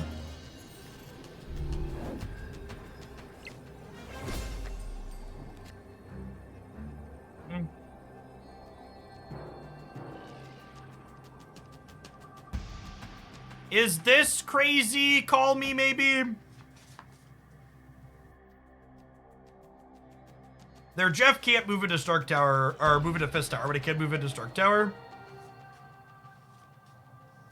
I think there's worlds where this wins the game, and I'm interested in finding out if we're living in it for 1 cube.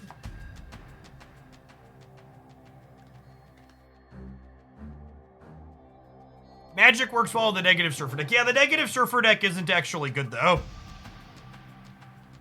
The stats on it are, like, super mediocre. Victory.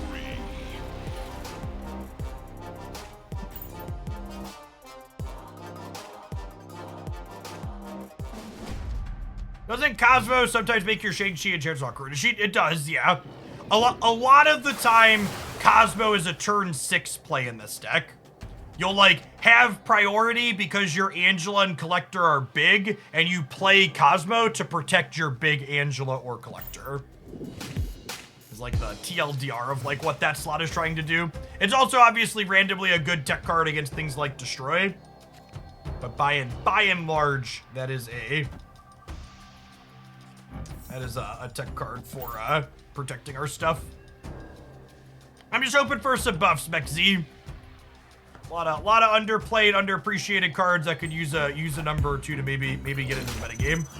That's for the 2/3 of a year. Buff Galactus, please, dear God, no. Snowguard, let's go. So Snowguard, I think, is actually a card that I don't expect to see get OTA'd. I think Snowguard needs a new text box.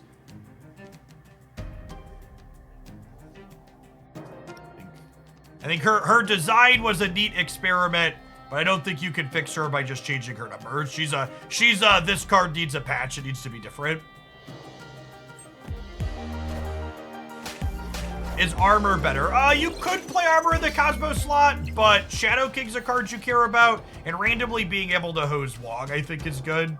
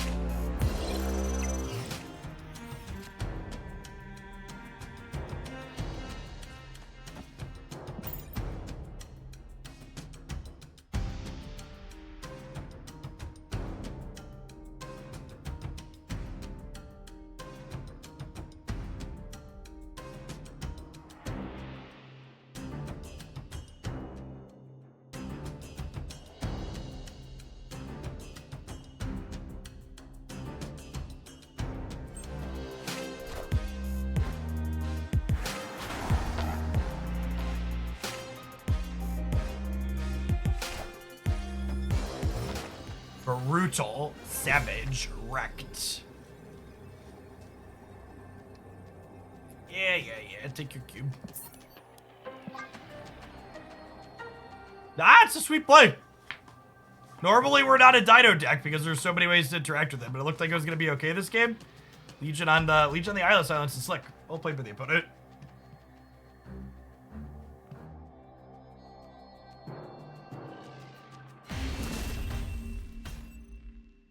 Escaped.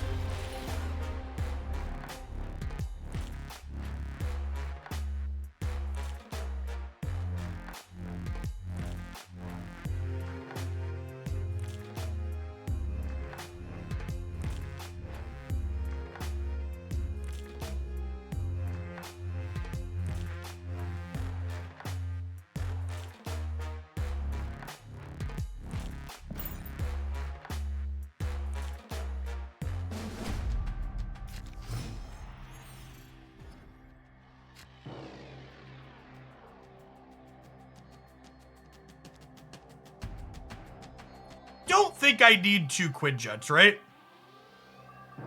I'm also gonna snap on Quinjet Collector into Cloning Vets here.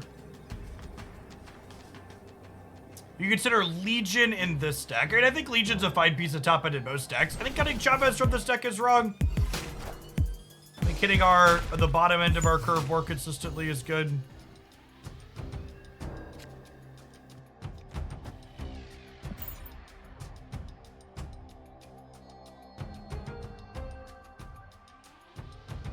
I think if Quinjet could make things free still, I would want a second Quinjet, but a lot of our stuff is kind of cheap anyways.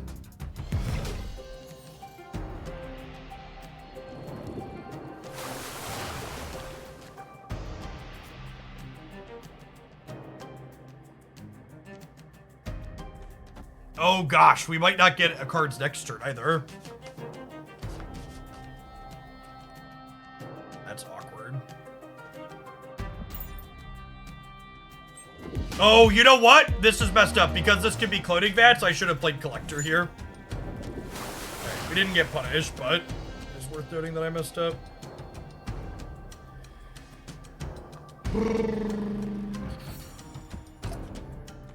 This is just tempo enchantress. It's really unfortunate. We were gonna have a really solid set of turns here, and now we just got nothing.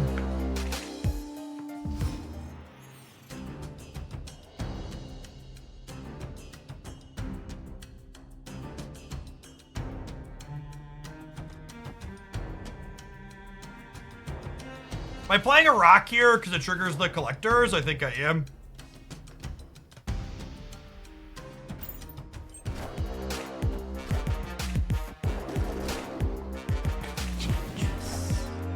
I still believe in heroes.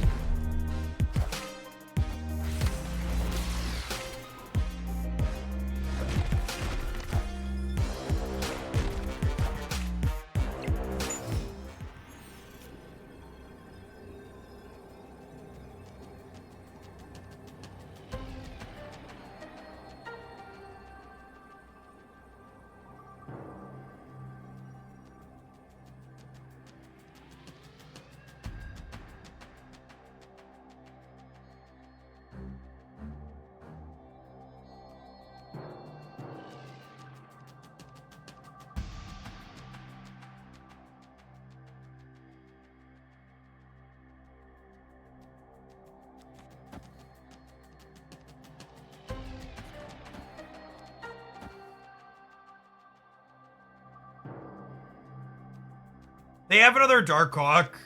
That's so sad. I think we just gotta go. They have another Darkhawk, and they have... No, they don't have another Korg, right?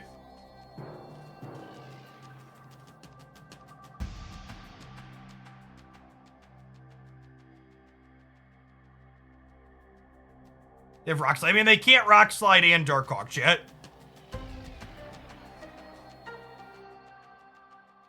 This plays for all three. It only ties me on the left, though, right? Because I only had 3 cards to my hand.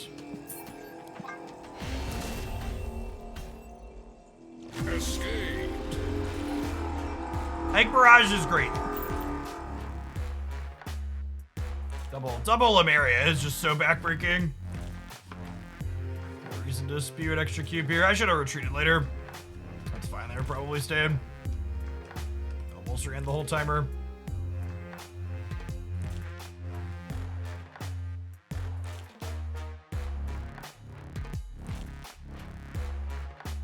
If I Cosmo instead of Nick Fury, I can't play for the center, and I can only stay if I can be winning in all 3 paths.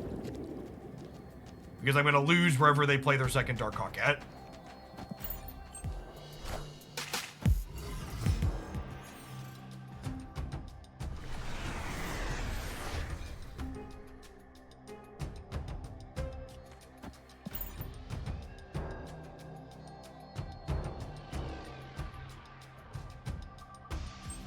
No, I don't really watch any anime.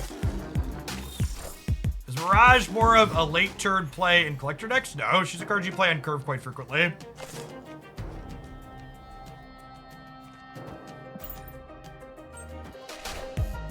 Who they dig up this time?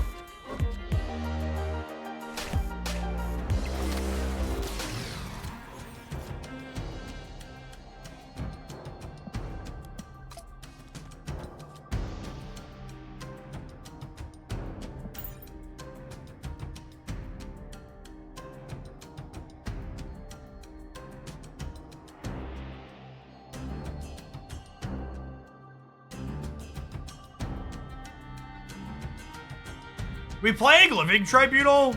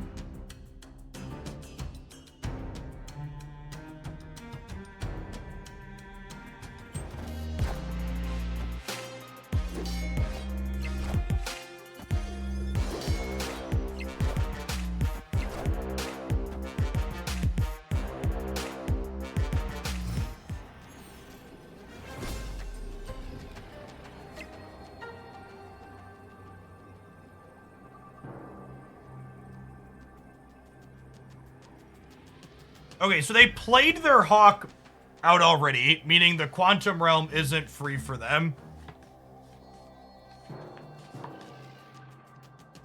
They can move this as a 6-power thing into the center, though.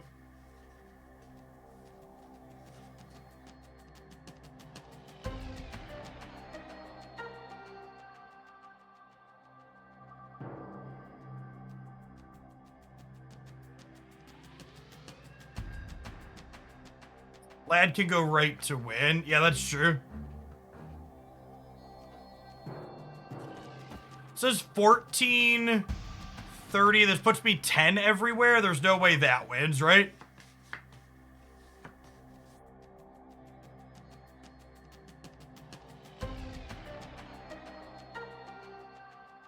I want to bet a cube for the memes, chat.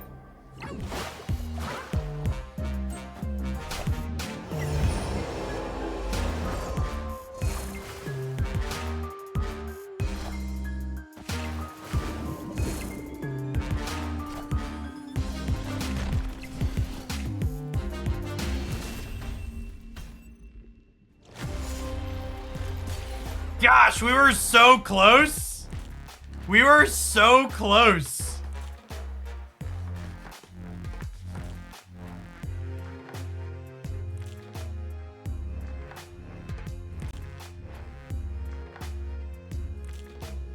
Oh, yeah, that's a good observation. Orca left actually would have won this. This was a really terrible play on their part. Chavez left won the game too. Actually, what they should have done is they shouldn't have played Korg.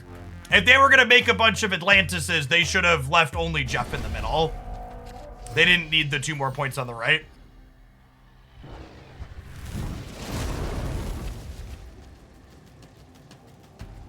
Leader left would have won. No, I don't think that's true.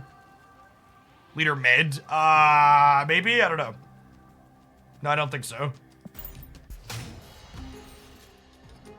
What's going on, Trundled? Thank you for the 5 months. Appreciate the prime. Worth noting that our opponent is Legion deck, so this limbo is potentially not long for this world.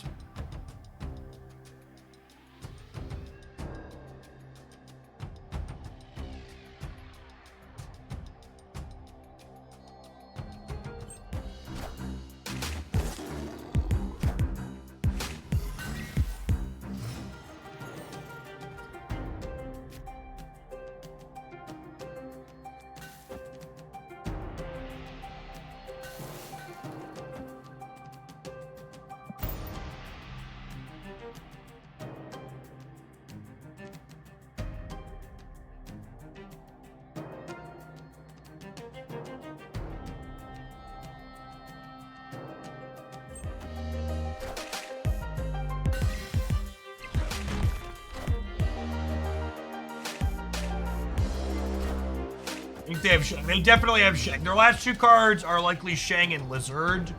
Oh, I guess with Iron Lad, they're less likely to have Lizard. That's noteworthy.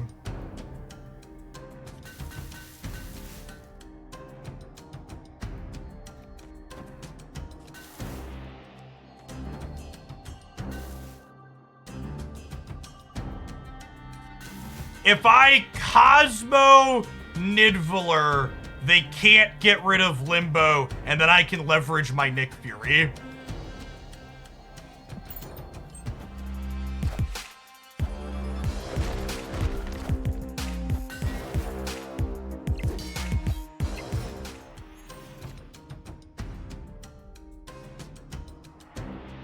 Is Baldur's Gate similar to Diablo? No, not at all. Baldur's Gate is a turn-based RPG. It's like Dungeons. It's like a digital version of Dungeons and Dragons, basically.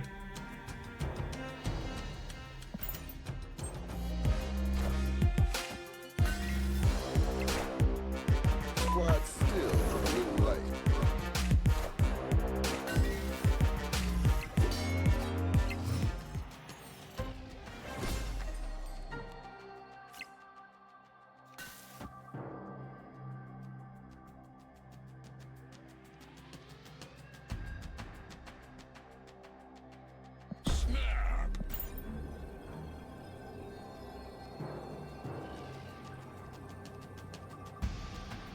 Why not right with the Magneto? Because I want to pull the Darkhawk out of Nidavellir so I can Enchantress it.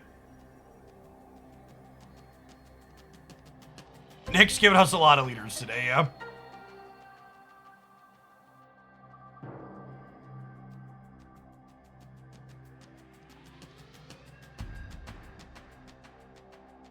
The combination of Cosmo and Dark Dimension stopping a leader juke on the or a Legion juke on the Limbo is solid here.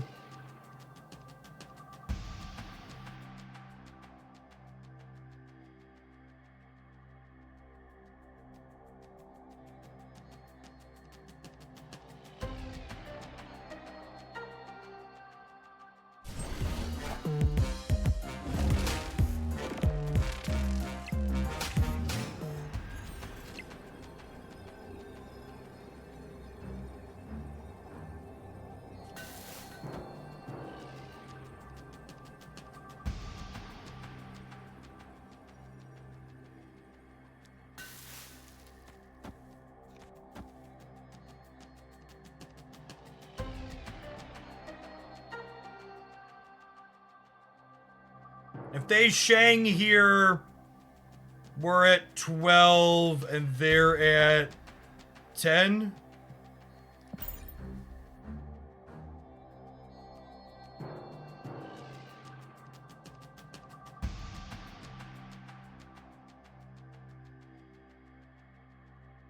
They could play hard for middle and get us here.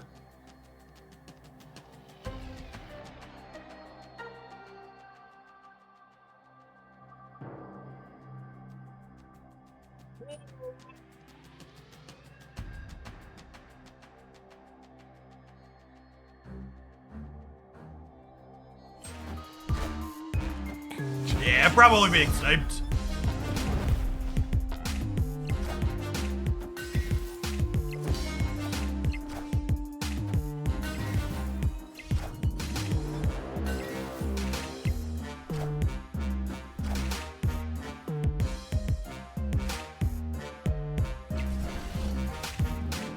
We're not.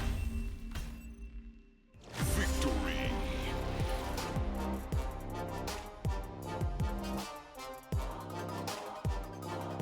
I guess they would have needed. I guess they would have needed Rock Slide there, and even then they only tie, right? Oh, they Iron Lad. Iron Lad.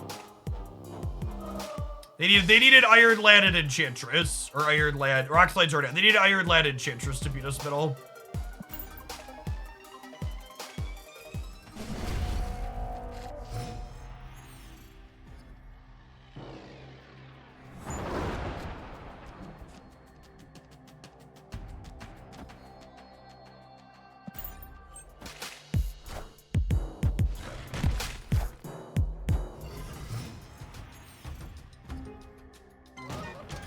So their last card is almost assuredly Shang-Chi.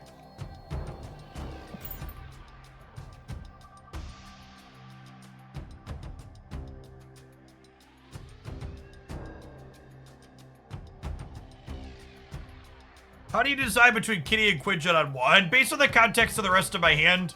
So, like, you look at the rest of my hand here, like, Quinjet's gonna give me value with, like, Barrage and Agent Coulson potentially, too, so...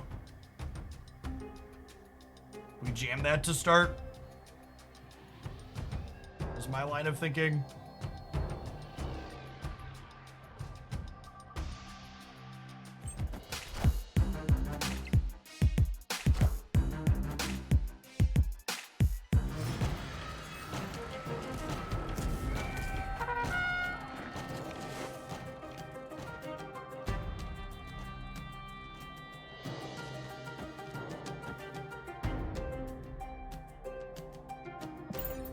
So awkward for us.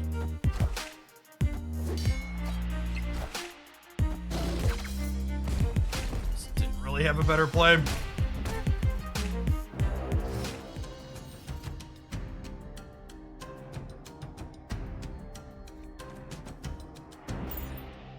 The stupid can't play high means that their Darkhawk's bigger now too.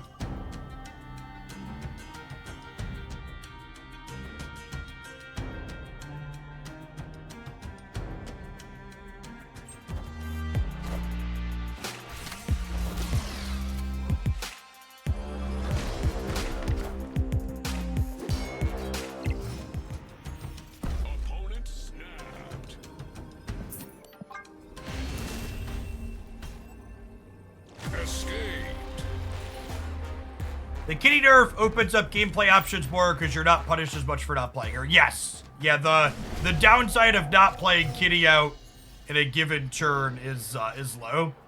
Wouldn't it be possible to Shadow King Darkhawk? That's not how Shadow King works. Shadow King removes static bonuses, not ongoing effects.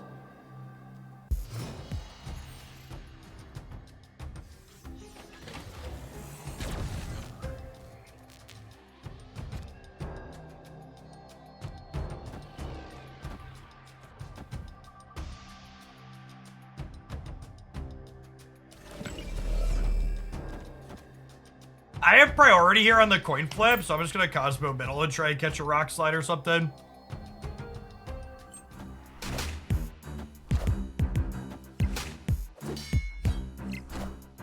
It's a Legion in the negative zone.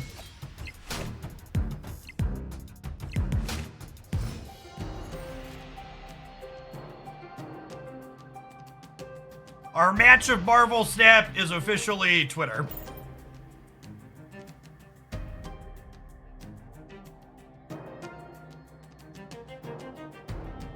Man, Project Pegasus was a really lucky rip for them because this was the cheapest card in their hand. That's a pretty solid random.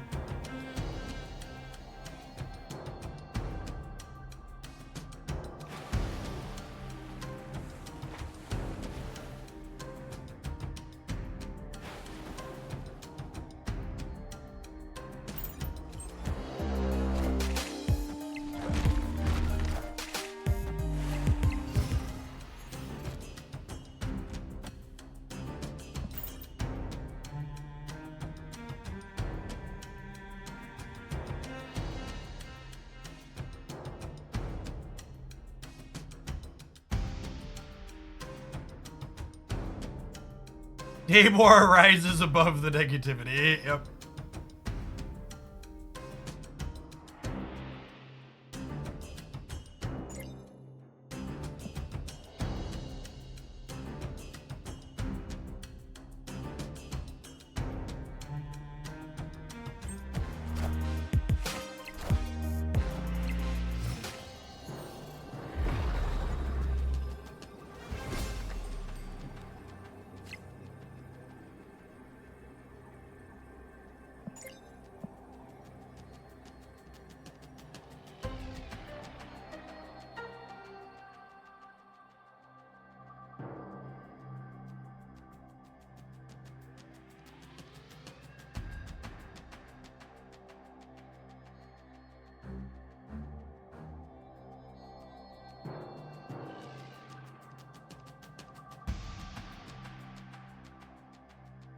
Yeah, Chavez left beats anything but Iron Lad.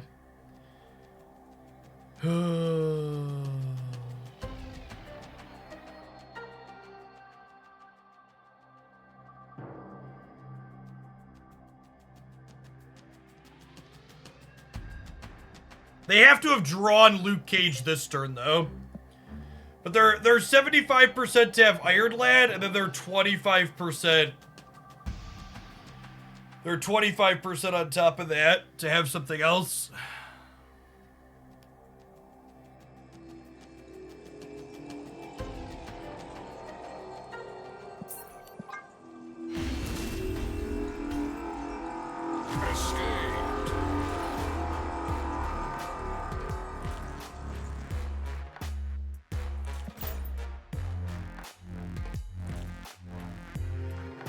They probably don't Legion the negative zone without Luke. I mean, we know they have Luke in their deck, butt poop.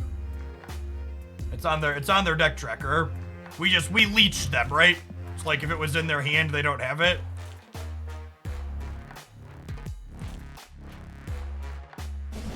This opponent is reminding us why the speedrun mode for the tournament was weird, because they've just been like playing at an absolutely glacial pace this entire time.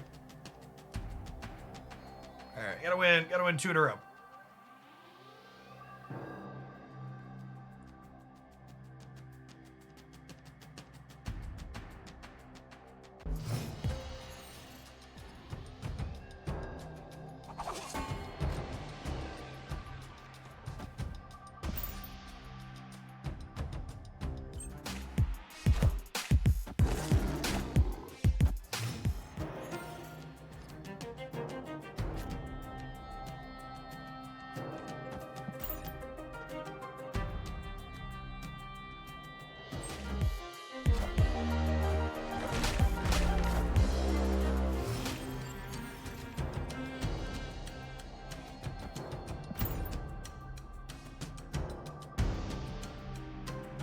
We need them to play Darkhawk onto Asgard. Seems unlikely though.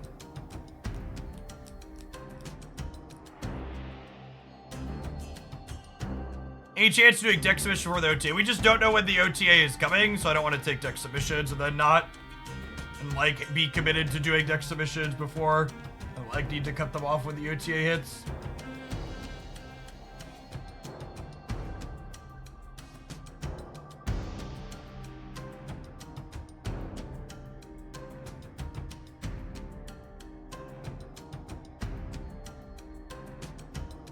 By the way, because we haven't done a shout out for them yet today, if you haven't seen it, I've seen some folks use the cologne command. We have a new sponsor for the stream this week, Scentbird. They make wonderful colognes and perfumes that can get sent to you every single month. They come in these handy dandy little spray bottles with a nice twist lock so you don't accidentally spray yourself when you're not intending to if you're carrying them around. These nice little bags here as well. If you're not sure what kind of smells you are into, they also have a slick little quiz on their website that can help you figure out that detail also. I think we're probably dead here, unfortunately.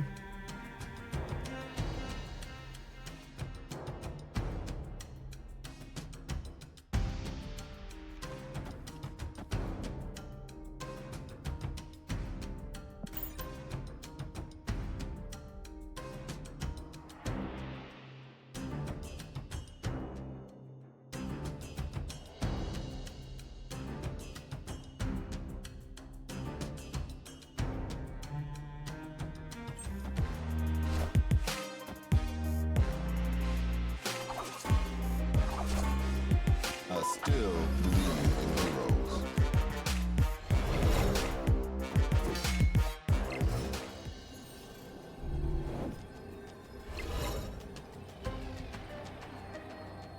And the fact that Legion doesn't get killed by Shang-Chi, like that deck is so good. It just has nothing that dies to Shang-Chi other than a Dark Hawk where you could easily play around it. Other than the opponent playing frustratingly slow, they played very well in this set. I don't think they're sniping, or if they're sniping, they're also bad at math. They made a play earlier after taking forever that ended up losing them the game. I think they're just a slow player.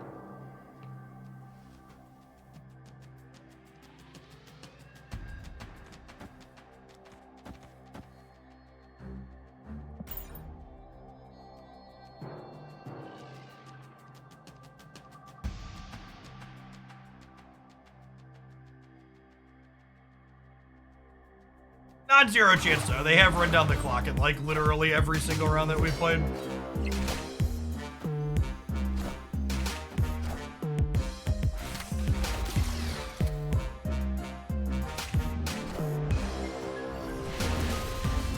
Oh my god.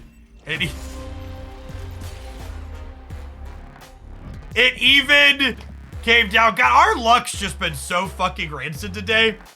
It even came down to us not getting a tie. They got plus 14 off this fucking Dark Hawk. If they literally hit the other card in their deck on the coin flip, we full tie and get to play another game. Just brutal. Yeah, got our Mirage boosters to get her gold at least.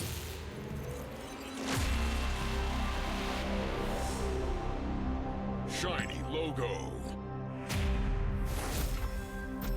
Ever lucky rubber ducky.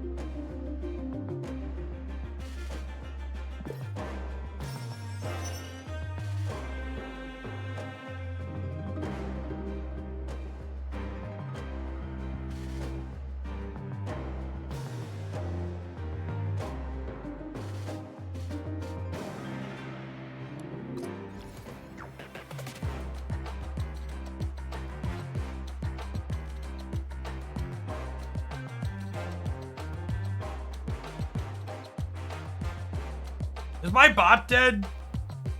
No, it's kind of working. I think Legion is 6. I think Legion's fine as this, chat.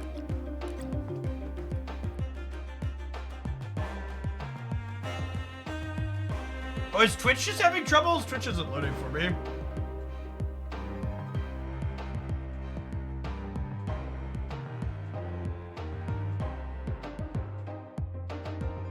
Yeah, Twitch must be having problems. Yeah, it's like saying no results found. I open the channel category. Yeah, Twitch is dying. Twitch is bad broken at the moment. Yep. Okay. Alright, I think that was our last infinite ticket.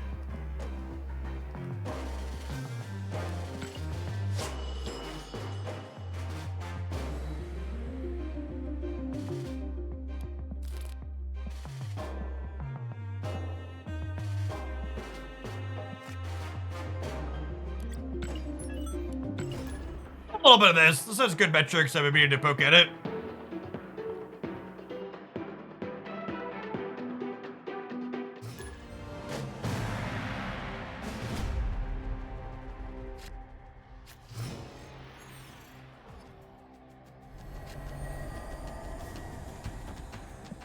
You have at least one infinity split of every card. Everything except some of the newer releases. Because I stopped splitting cards at gold a lot of the time on newer releases until I have enough boosters.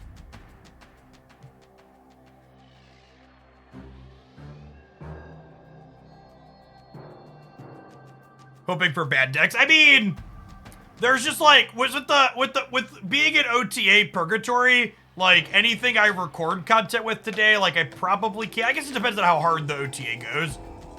Often like this is proving grounds I should say.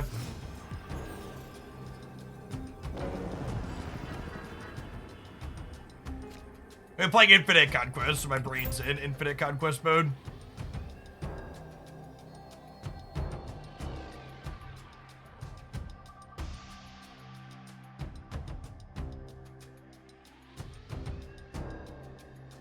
Yeah, I don't know that I really intend to try and brew before the OTA hits.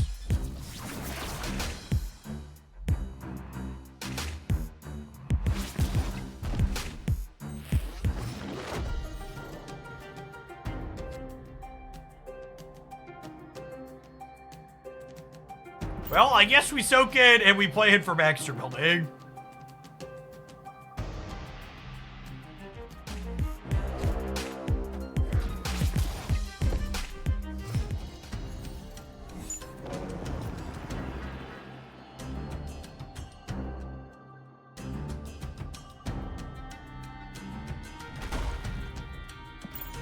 Oh, hey, I could rogue their Ebony Maw.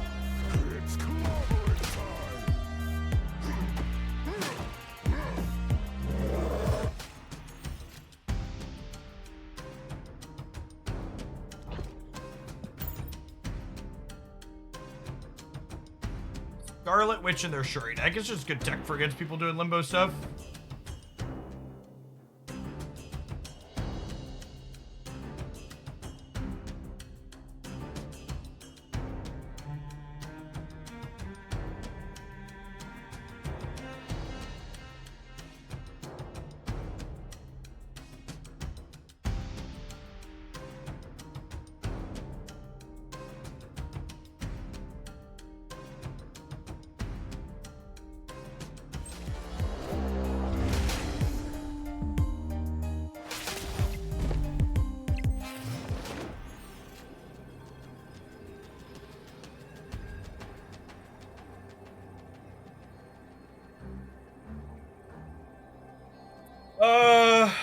They probably don't beat a 14 power Hulk, right?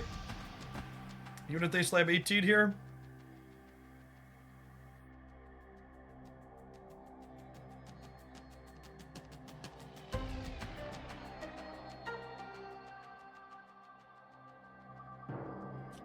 Do I play left just to cover my bases?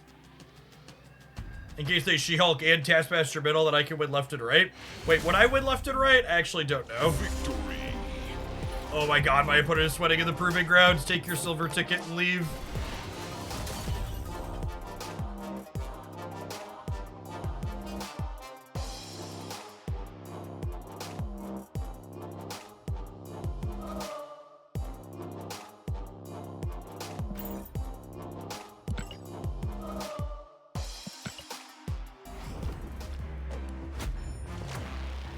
Jeff, I've been playing the Jean Grey Craven deck since yesterday. I've been having a lot of fun and winning with it too. Yeah, I think that deck's great. You know, I need to get a deck highlight up with that one. There's been so many with the constant churn of OTA stuff to research. I haven't had a chance to get a good highlight with that one. Man, it's definitely like a feel smart deck that feels good to get things right with. It feels like it has the tools. Well, I can see because it's the proving grounds. I don't want to play a giant match for a bunch of tickets in the a giant match for infinite rounds in the proving grounds.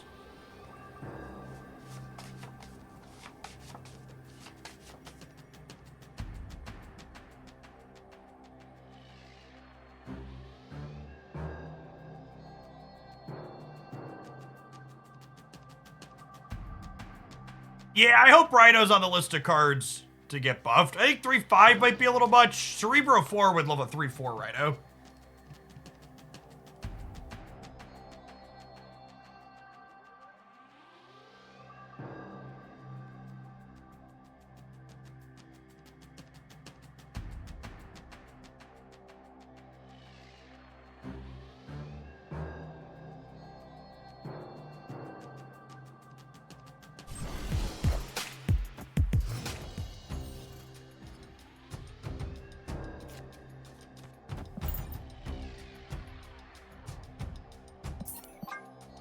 No, I clicked the wrong button. Fuck.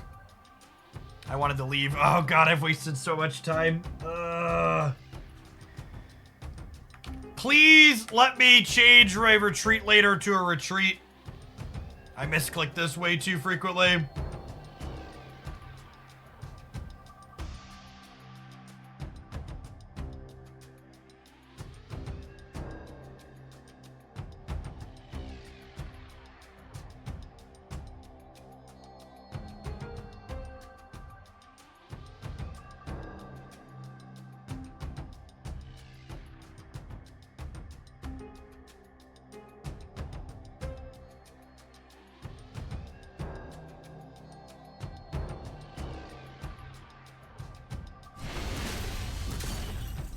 Escaped.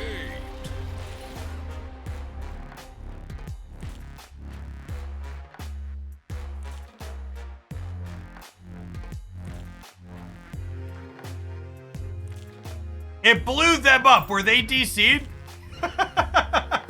Alright. Well, the retreat later... The retreat later got us the ticket, I guess, so we wasted a few times we get to move up to silver.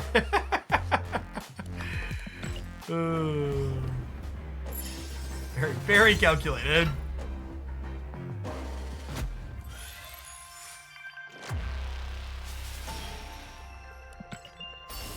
If you're missing Silk in the Kitty control deck with Jean Grey, probably play Lizard. Misclick your way to victory. Yep.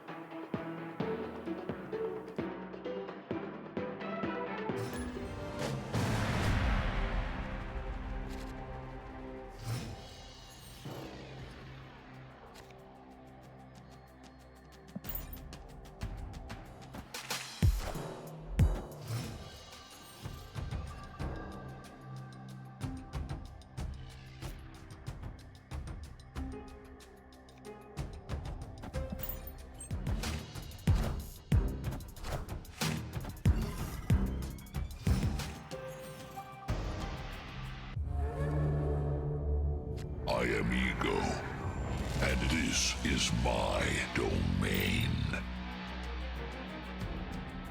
Well, he didn't play into Oscorp Tower, at least. I'm gonna stay for their snap. Their Jeff could end up in the Oscorp Tower here, and so could their card for the turn.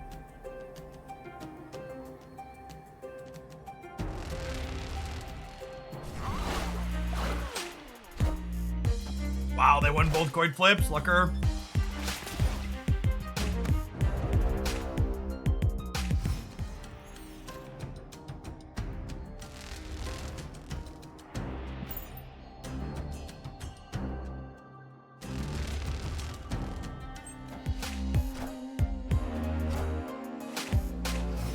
And you change the opponent's deck tracker shape. That's something that I do by using my streaming software.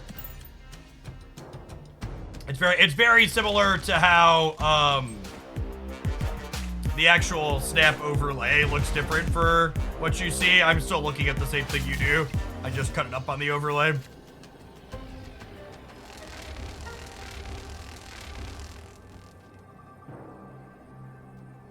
No joke, this probably wins the game.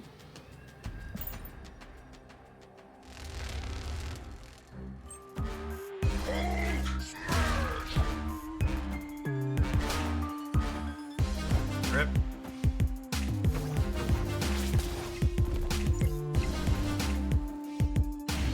I understand why they snapped on ego, chat.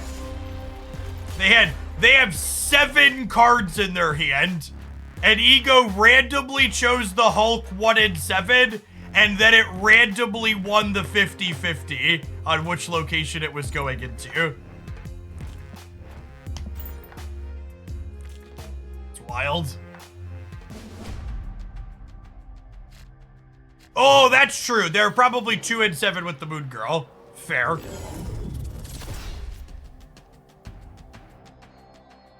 So that's a fair take.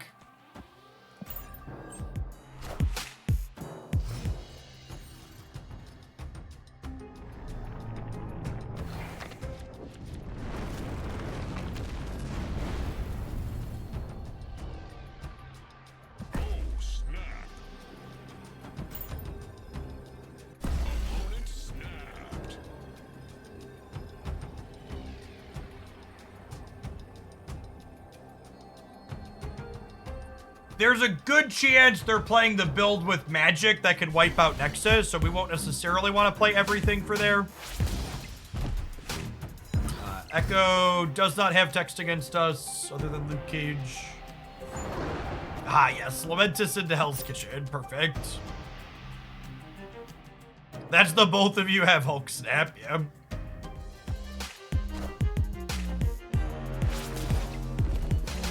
How do we lose this? Can we lose this game, chat? I don't understand. Like, they're not getting rid of the Nexus now.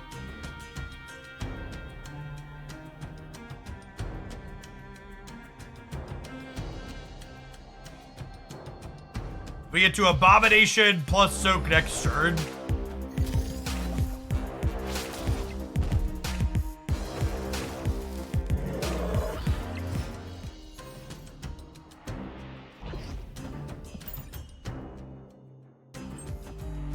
They could Legion the right, sure.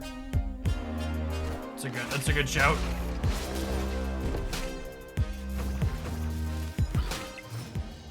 I don't think I'm playing around Legion here. Slamming Papa Hulk. What is this stay? What is this stay?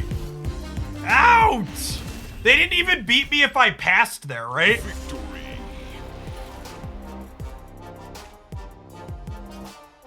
If I passed, I was +6, +7, -13. Yeah, if I just passed, I was at 31.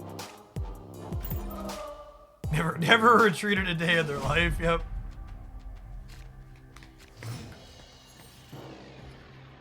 Oh yeah, I'd have been +2 from Cyclops too.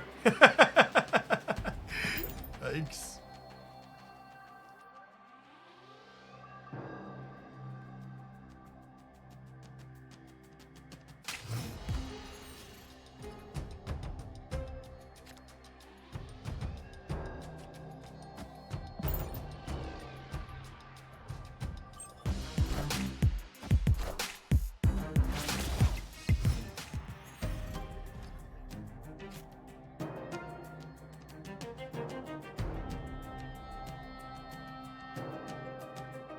So I could go Hazmat or Cyclops into Hazmat Cage, but with the Echo, that's not really appealing. I think I just do this and hope that they can't fill before turn 4.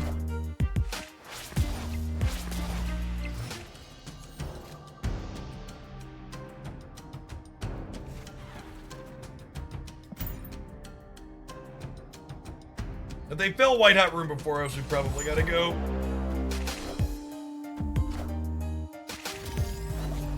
I guess we do have Luke Cage Necrotia, and a 1 energy abomination.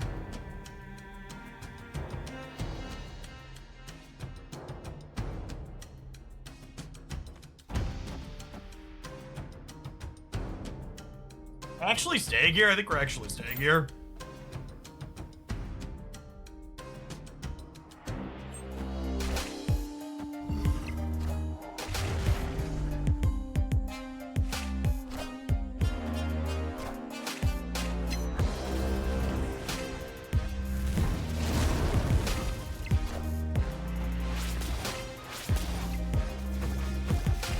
Was it better to hold the abomination? You could play it for free next turn. Playing it for free next turn was not guaranteed because the Cyclops isn't necessarily going to hit a new card here.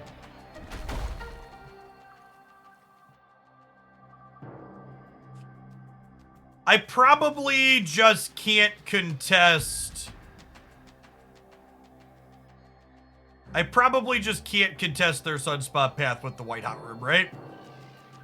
I guess I could Hulk there, potentially.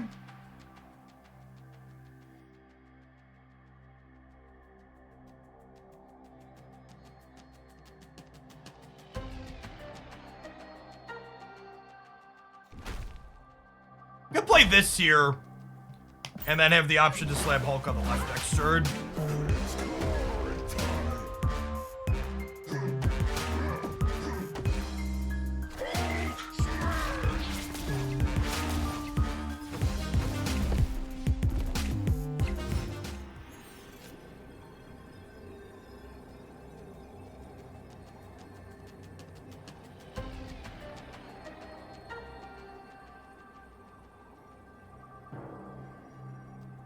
How do they ever beat 22 on the right?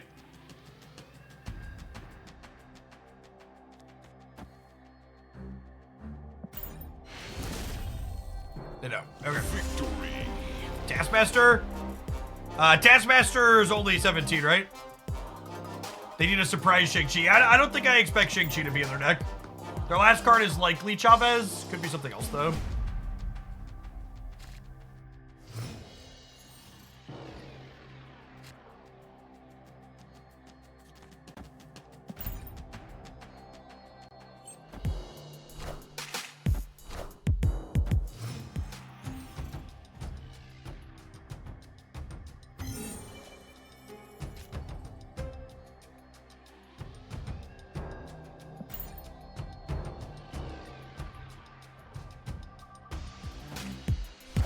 Been playing someone for a while and they're still at 11 cards, it's usually Chavez. I think that's a good take.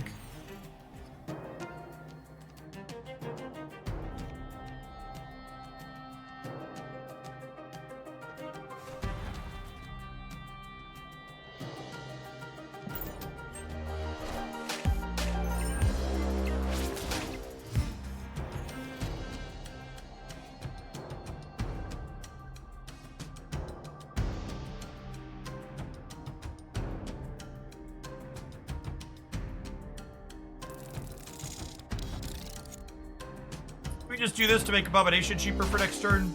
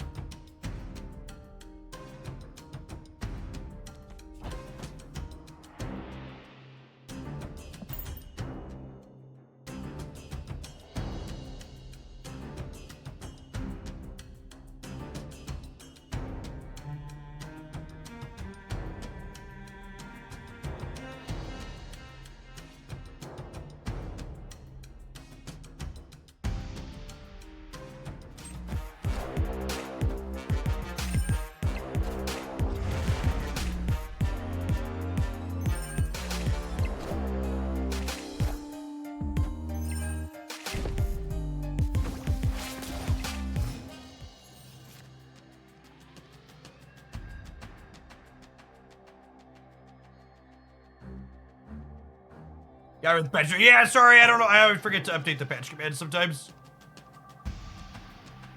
updated it now.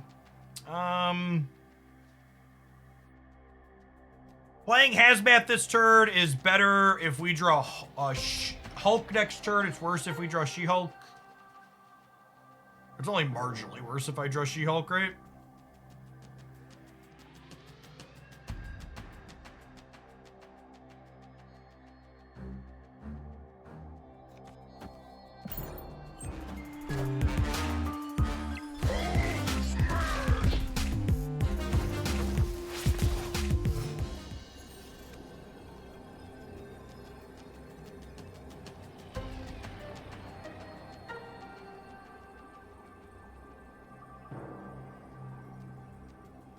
So they're gonna have another Hulk here, likely. In fact, this one was created by Moon Girl. They played the wrong one, so we know for a fact they have another Hulk. So I think we just spread out and play for all three, right? Because this lets Cyclops trigger again. This puts me to 13. It puts them to 10, and they go back up to 12. Am I supposed to just play this out here in case their last card is Wasp?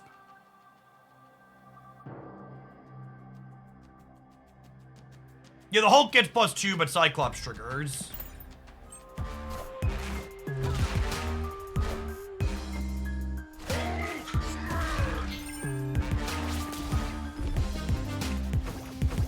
The Hulk asserting her dominance as the superior Hulk here.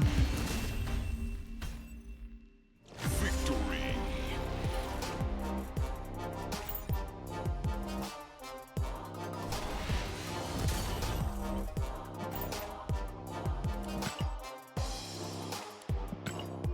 Has had enough. Ooh, chat. I have enough medals for 3 booster hits. All right, Mr. Brood, hit me. Stature. Okay, that's a card I don't have a good split on yet. Take those. Agatha. Those are definitely boosters I needed. Those are definitely ones I needed. Shadow King. Those are also boosters. Anytime we roll boosters for a card I don't have an ink or gold on, we count those as an absolute win. 2 out of 3 ain't bad at all. Considering like the depth of my inked and gold collection.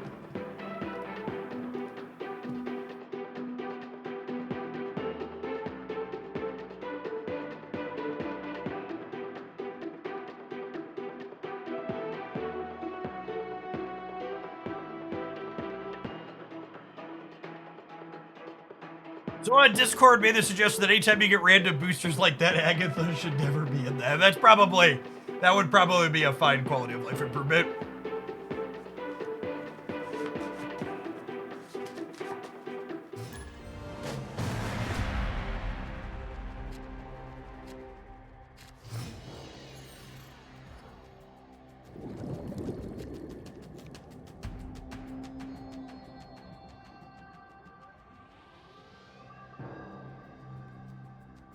I haven't seen this game since March. It seems much has changed. Better in terms of collection progress was the meters I had to believe it. Yeah, so they overhauled the collection system for the end game Series 4 and 5 cards with adding what they called spotlight caches. And the end result is you get more cards for free, and it's cheaper to get every single card if you want to spend to get every single card. The metagame is also in a better spot than it was previously thanks to their regular over-the-air updates, of which we're expecting the next tier here later today.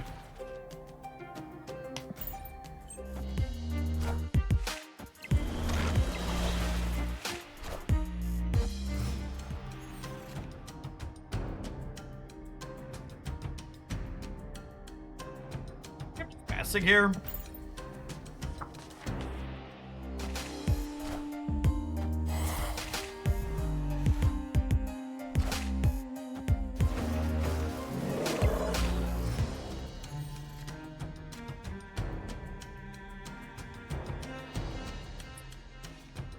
Hazmat into She-Hulk, and then I have a free Abomination next turn plus an 18 power Hulk. And they realistically still need to play into the center because my Cyclops could pop off there, or we could peel Luke Cage. stay for their snap.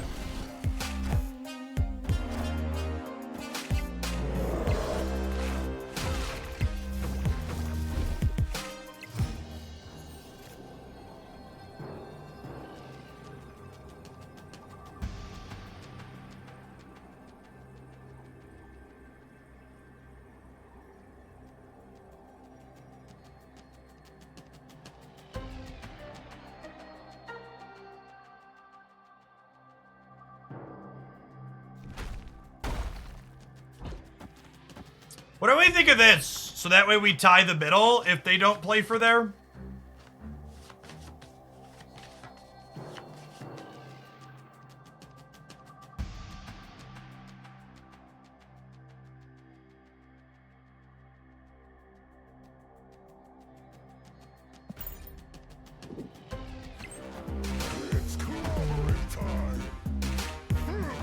Committing thing right also plays around Shang-Chi there, which is nice.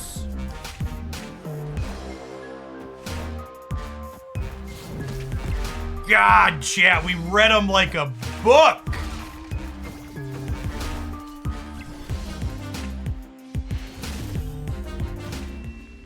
Good to know that they're playing She-Hulk too. That's an interesting one for their deck to have.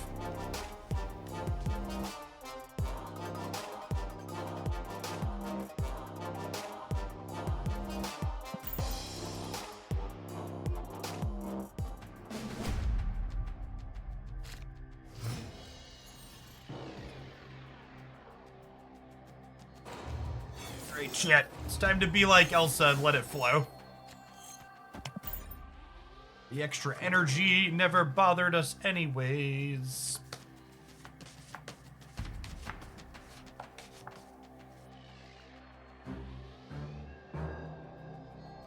And if you're looking for details on how the new economy stuff works, Archer, over on my YouTube side, I've got videos that covered the differences on things when they came up.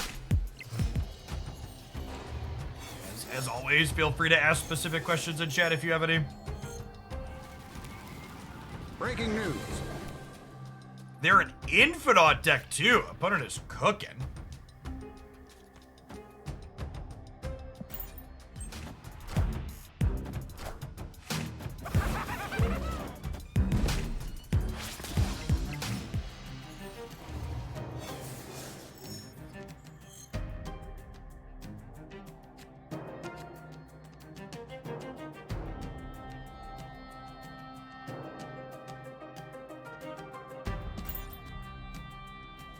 Scale of 1 to a million, how many times have you seen Frozen as a dad to young children? Haley's not quite old enough to be into those movies yet. I'm sure we'll hit that stage. I'm sure we'll hit that stage sometime soon, though.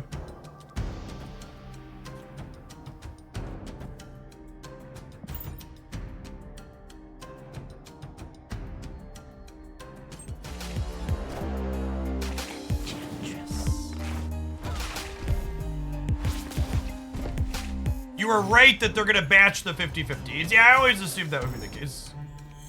That's how everything else works, so. It's better than Peppa Pig. What's wrong with Peppa Pig, chat? We're big Peppa Pig stands in the Hoagland house. Don't make me fight you.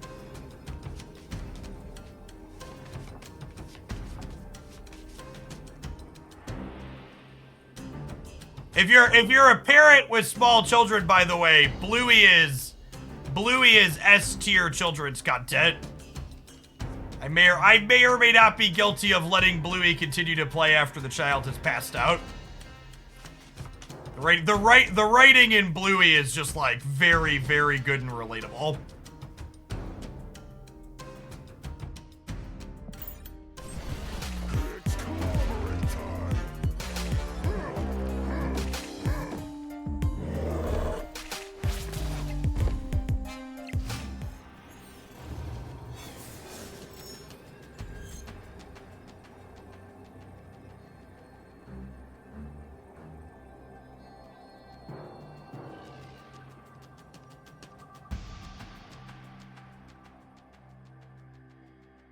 Oh, they could Infinite and She-Hulk here, huh?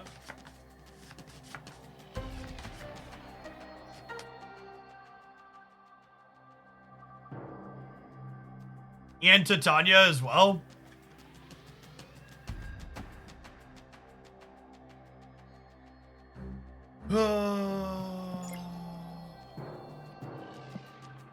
They're like Infinite here, Titania She-Hulk here.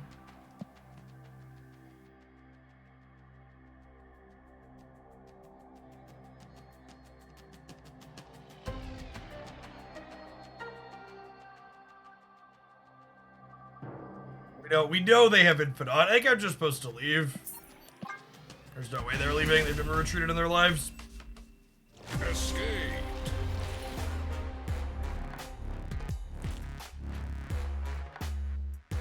You wanna bomb right and soak? Maybe, I don't know. And then they just like play into the right and then we lose anyways. I think we're supposed to leave.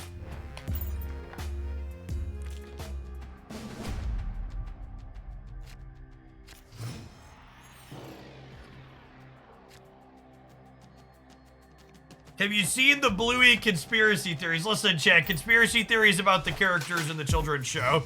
You need to go touch some grass.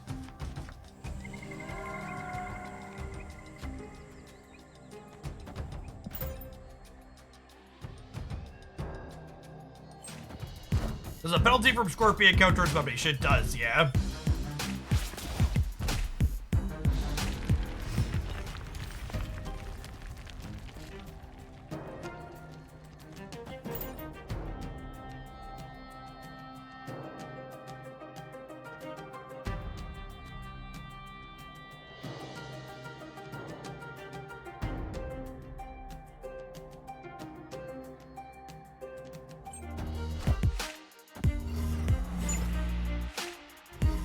Here.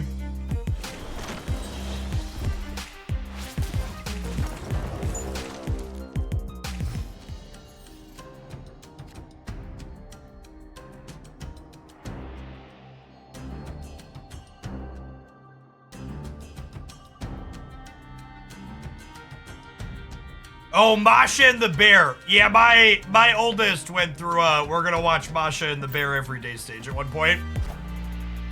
Definitely watched plenty of that one.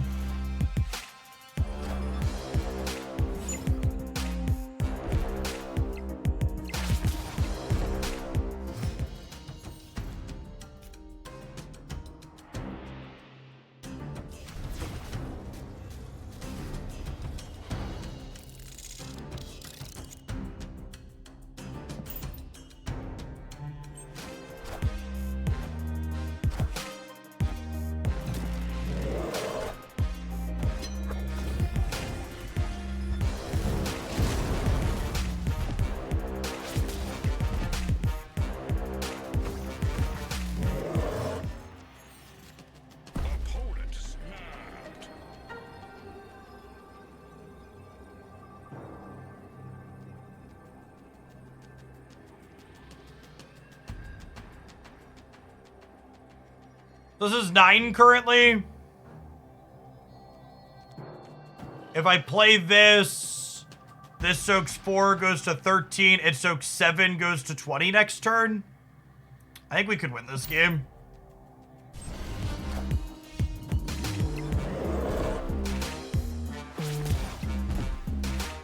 Misty Knight just hit the sunspot on RNG on this board.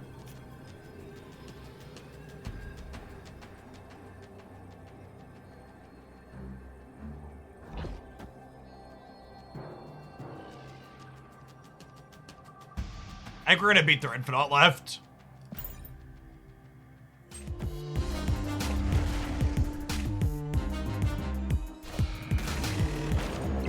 Shiggity Shrek, get fucking wrecked.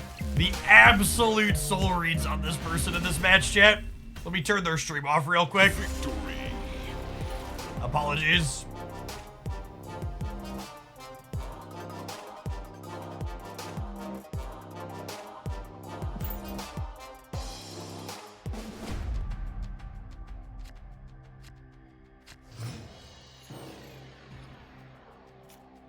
Do I ever show the kids shows from my childhood? I grew up in a house without cable, so there weren't particularly many very exciting shows from my childhood. We were like strictly PBS. having fun isn't hard when you've got a library card. Yeah. Put your cube in the middle, bud.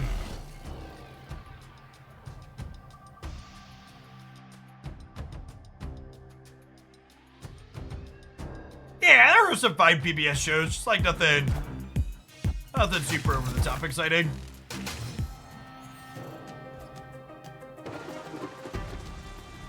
Aw, thanks for the freebie, opponent.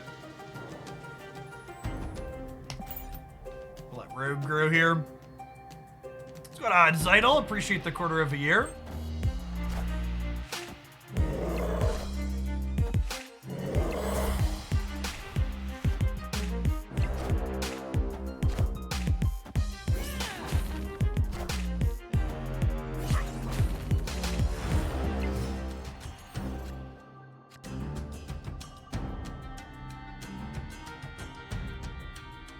I think for the sake of just not playing RNG over here and getting our Murray Isle bonus going, I'm just gonna go ahead and fill this up.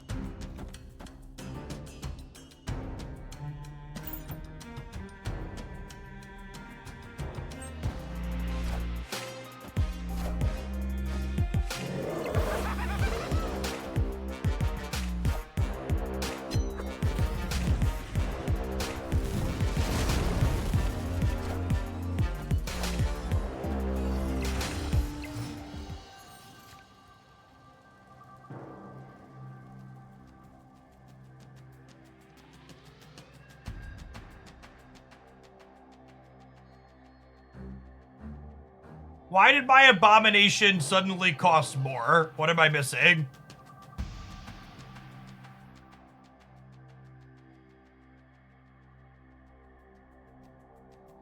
Oh, the Elysium went away. Okay, yeah, yep.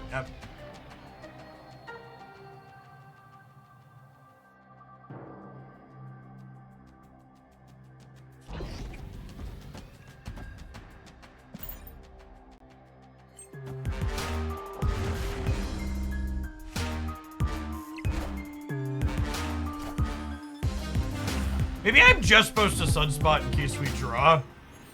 She-Hulk.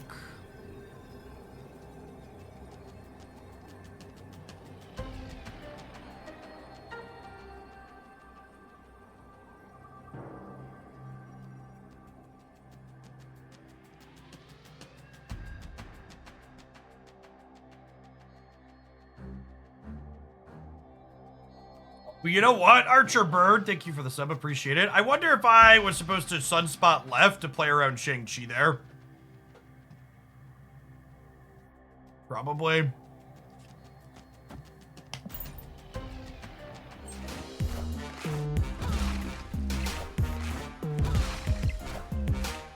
I think we would have died either way, right? That's fine, we just gotta win one of the next three.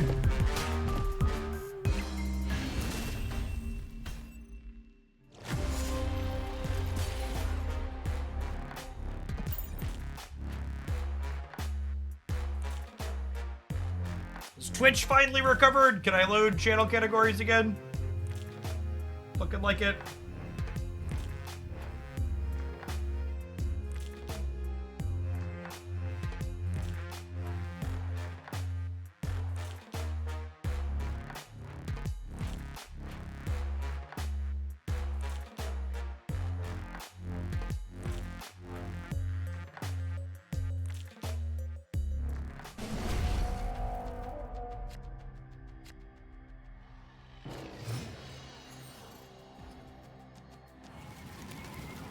This just in.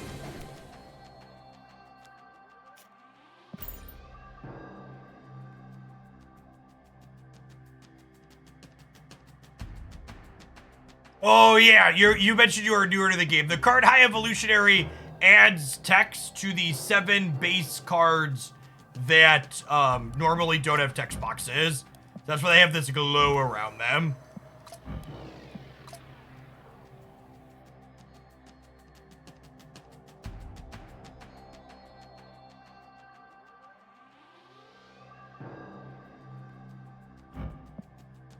Twitch chat always thinks my deck needs armor when I'm playing against Shang-Chi.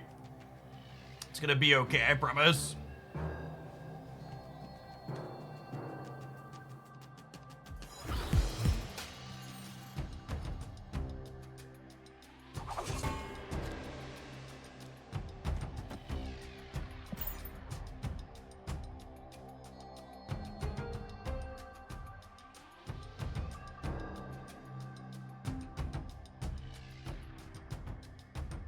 Well, the little snowman of the winter abomination is a quality thing.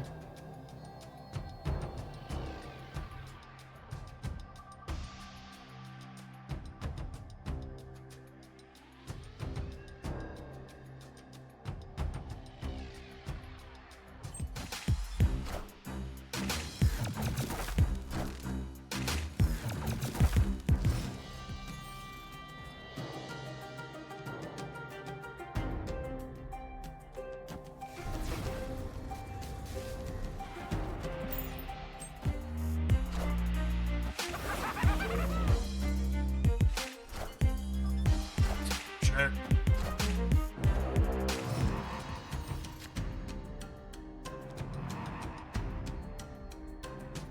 I don't think they're gonna play hard for here with the Cyclops there, so I'm gonna go ahead and just do this. And if they do play hard for there, Cyclops just gives -6, so I think we're good either way.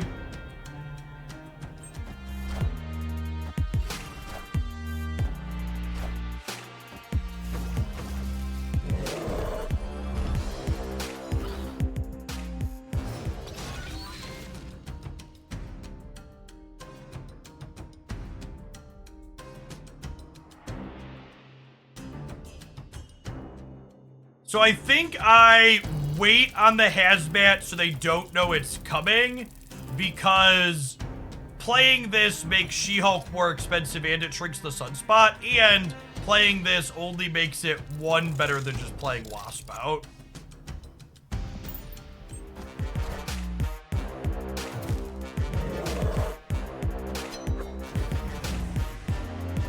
The extra turn makes their sunspot better on the right.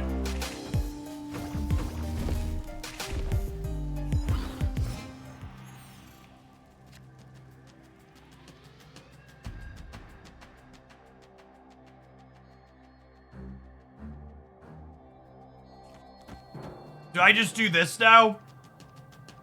To block them from vipering anything over in the middle?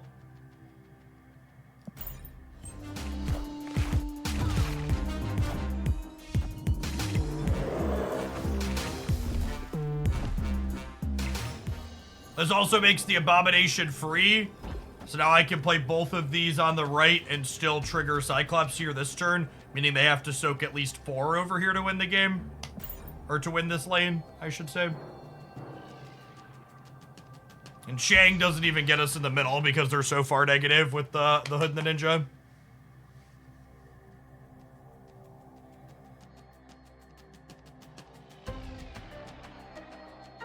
Shang Viper middle. Shang Viper middle means they lose left and right, right? Because my Cyclops is triggering on the right.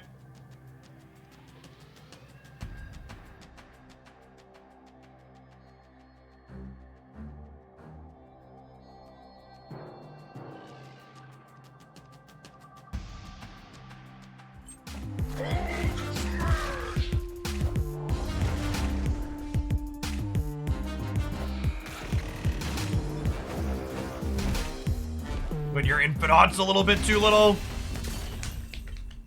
Victory.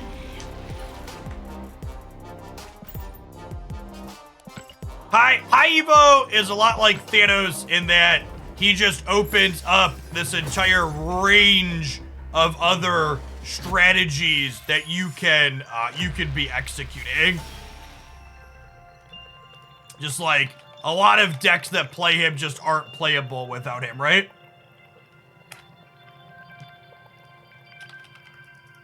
You know what else opens up an entire range of other strategies, chat? Our stream sponsor for the week, we're gonna plug them really quick here for a second, is Scentbird. Life has a ton of new strategies available to it and wonderful new people that are easier to beat when you show up smelling not like a gamer. So Scentbird provides colognes and perfumes to you every single month.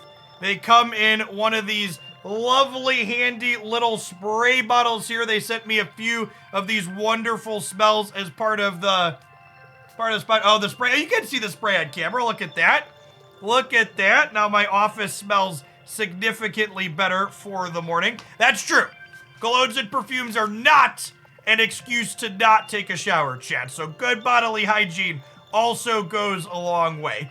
If you're someone like myself who's not really familiar with exactly what type of smells you would prefer, they have this handy dandy little quiz you can click on here that lets you click through different things on what you would like to smell like exactly. We're masculine, if I were choosing for myself. I've never played a sport that doesn't start with an E in my life, so I think sophisticated is probably better than sporty for me personally.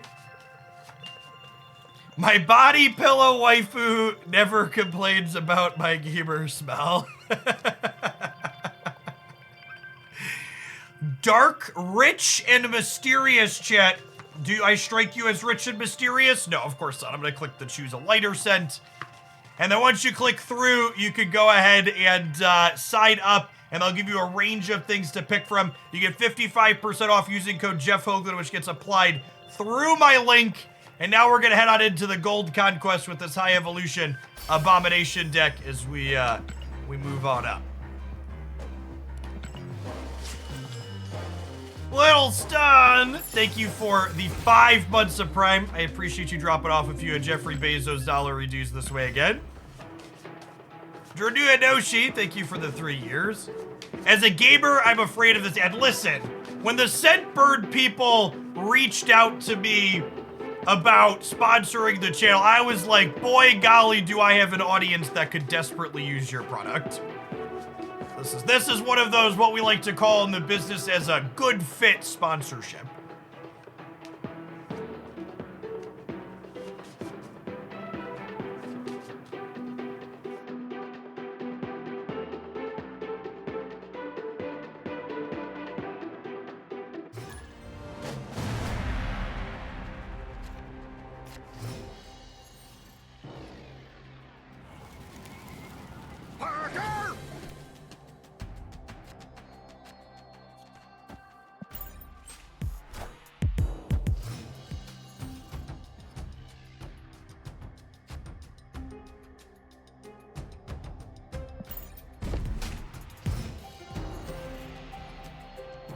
When are the waifu body pillar sponsorships coming? So, fun fact, awkwardly proportioned anime women on top of various products is actually one of the sponsorships I've turned down a handful of times, because I really don't, I try not to promote things that I don't have a use for myself, and no, not here to yuck your yum, but I'm just not here to shill that type of product.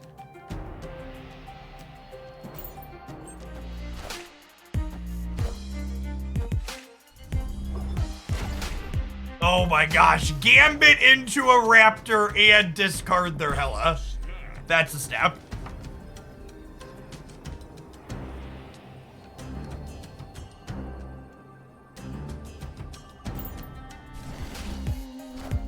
Their Gambit's a little bit less professional than ours. Alright, can our Cyclops hit these Raptors? Remember, Cyclops penalizing Dracula doesn't do anything because he resets his power at the end of the game. And like the true professional that we are, chat, our Cyclops hits dead on while this continues to truly swing at this.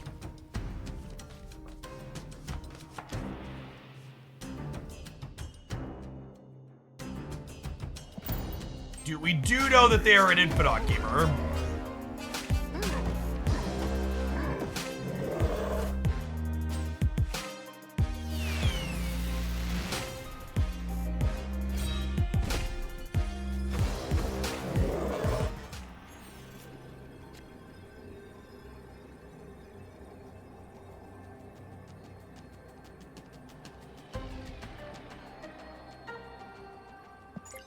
They have 7 cards in their hand, 2 of them are swarms, or even...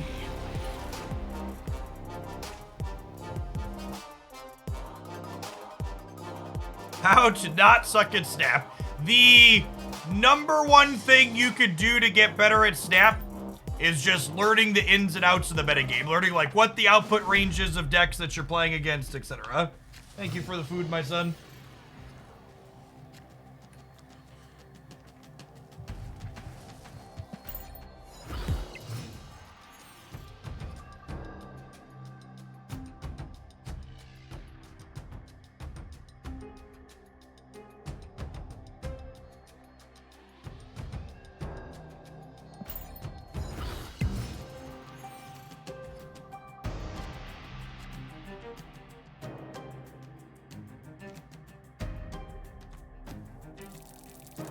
I think this is just a wasp, so I could get the bonus here.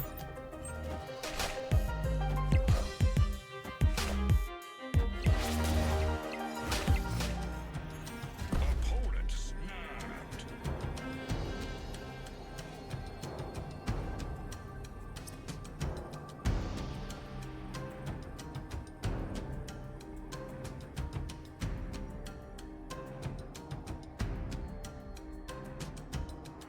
I've heard that Twitch Prime subs to Jeff Hoagland make your brain bigger and Snap. It's possible. Uh-oh. That's fine. Abomination wasn't doing anything anyways. Them hitting Swarm is very good for them.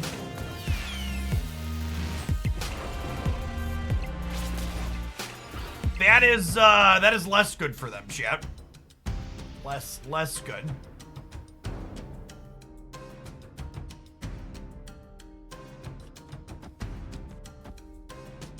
I think we just do this, assume I'm winning on the left, and then Hulk somewhere center or right, right? Snap.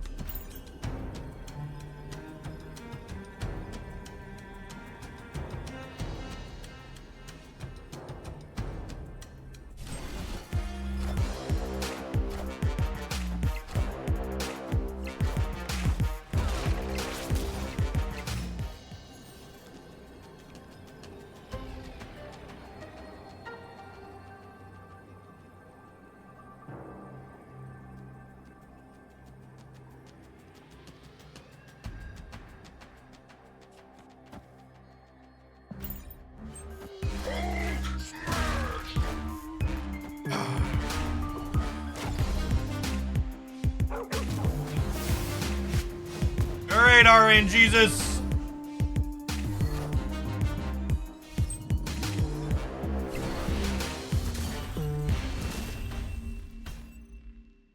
Victory.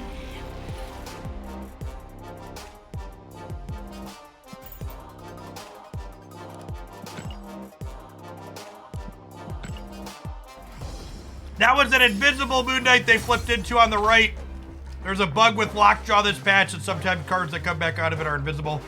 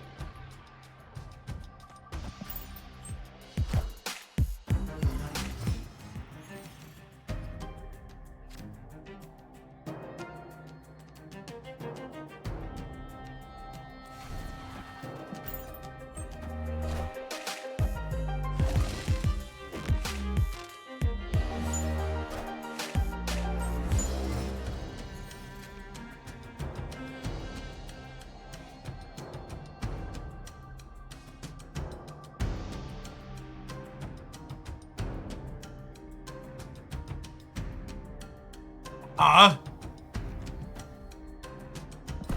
snap. I think we're in a good spot here, right? I don't really know what they're doing yet, though. Jeff could be anything.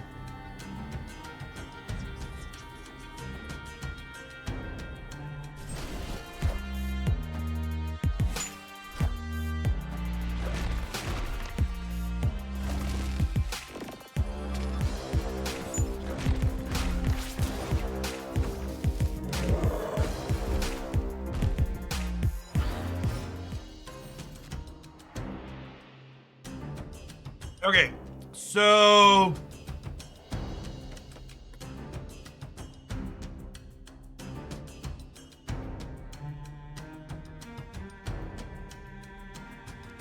I think we just hazmat, right?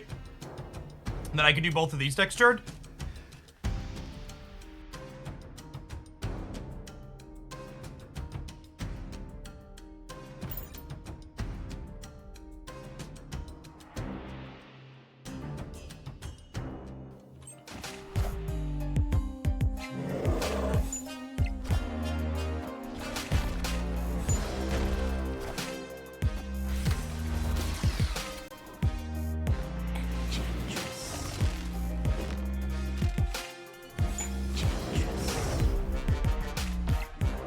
Oh, rip. What a meeting.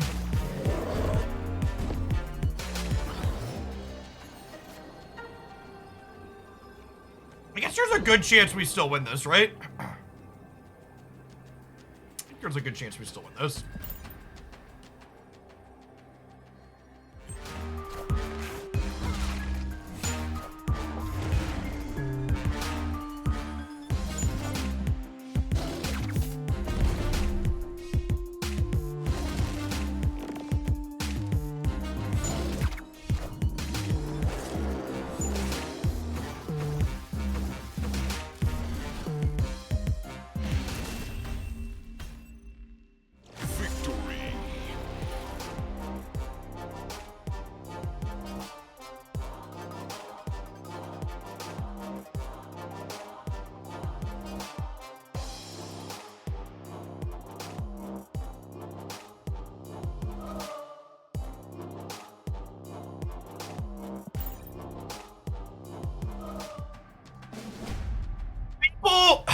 Hammering home saying that I need armor after we start off up 4 cubes into the Shang-Chi Killmonger deck. Come on now. What do you think of this deck in the metagame session? I had this deck listed as one of the best decks in the current format in my best decks video breakdown recently. I think it's very good. I think all of the high evolutionary decks are a little underrepresented right now. They are super solid in general.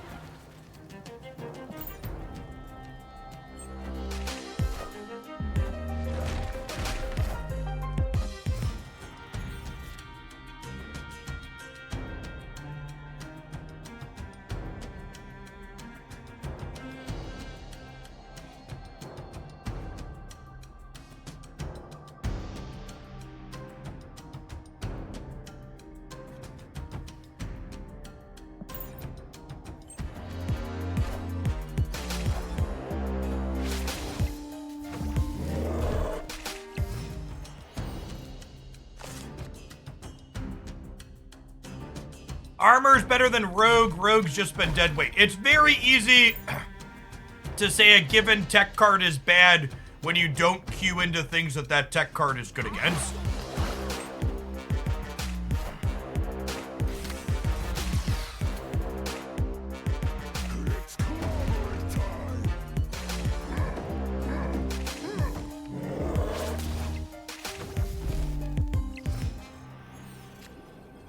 Yeah, Rogue is here because this deck is very rough into the card Luke Cage.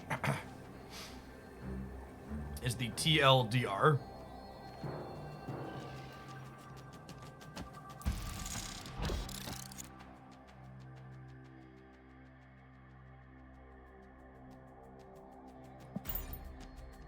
I'm gonna stay. See what they got.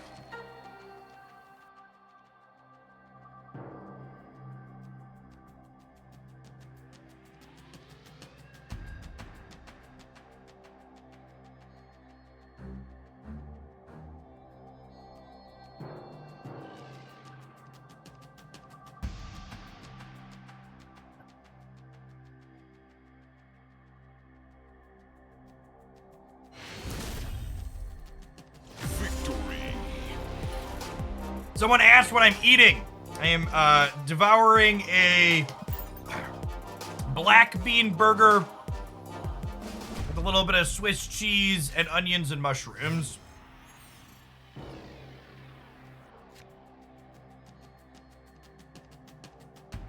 It's lunchtime.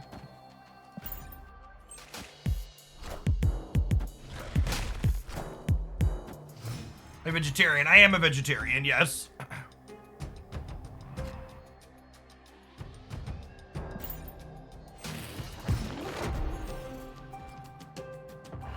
Sounds fantastic. It was fantastic.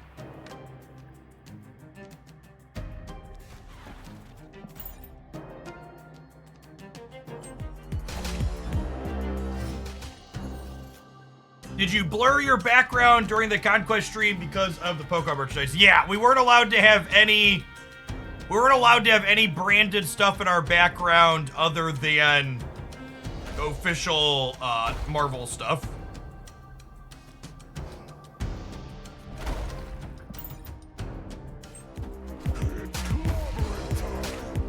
So they asked me to blur it. Is high evolutionary location control dead? I will say high evolutionary location control does not have good stats on sites like Untapped. So I would not recommend people play it. I think it is a little bit on the dead side. We do this into Hulk here. Passing is bad if they try and be cheeky and Legion of the Death's Domain.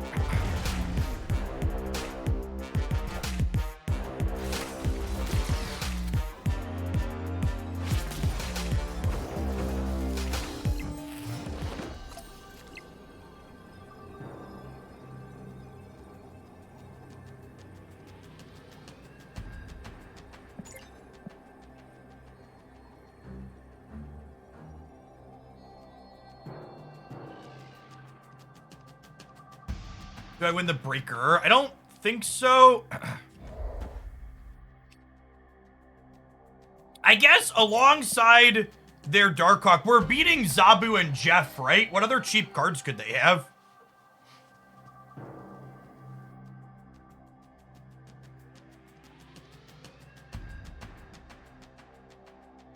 Yeah, they could have Lizard or Silk. They could have Nova. A lot of these decks have not been playing Nova. Lizard's a real card they could play. Luke Cage is one they sometimes play. Do we die to Shang-Chi left? If they Shang-Chi us left, that's 13 points. Yeah, maybe that gets us.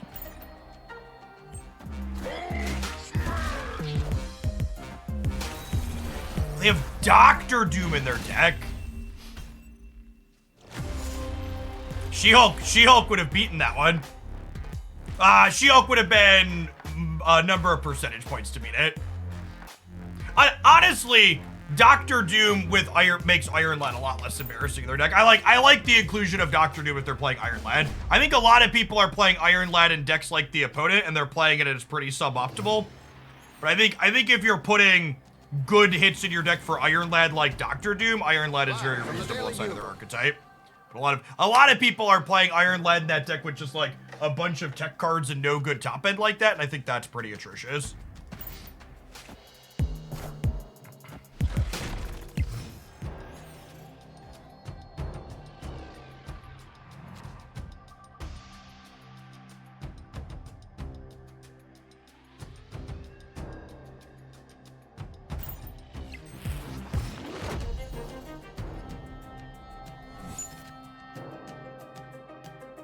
If you know about Iron Lad and Darkhawk decks, I mean, I think we just kind of talked about that, right? I think if you're playing extra top end like Doom, it's fine. I think if you're not playing top end like Doom, it's pretty mediocre. I already have Hulk in my opener. Maybe I should have played this left just to get the hits on the Korg.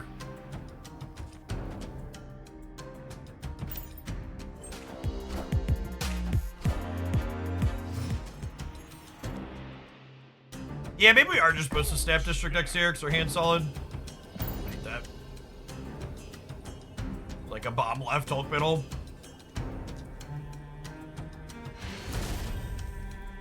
Victory.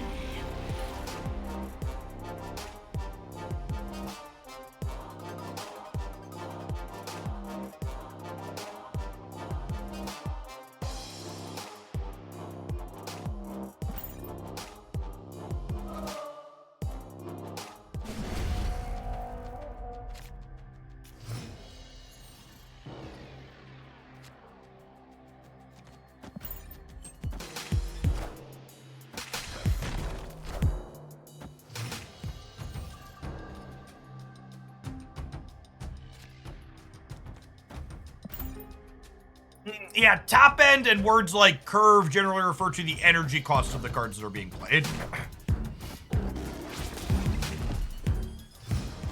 Hey, Kevin Davino, thank you for the 2 years.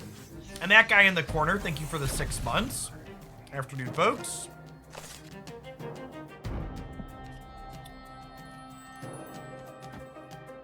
I think I'm just gonna rogue their Zabu here.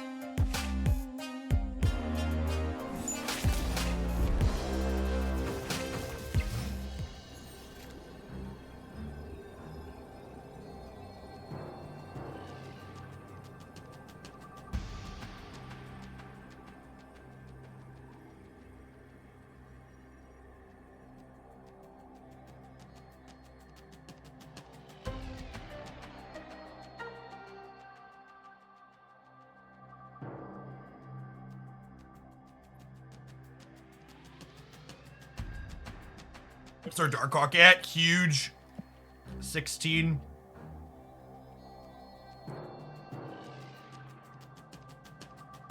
Killmonger middle is scary too. Although I guess I'm still 6 to 3 on that.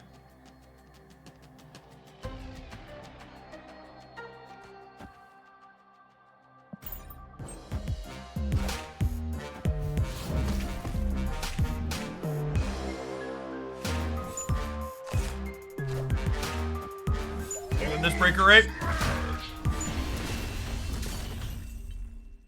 Victory.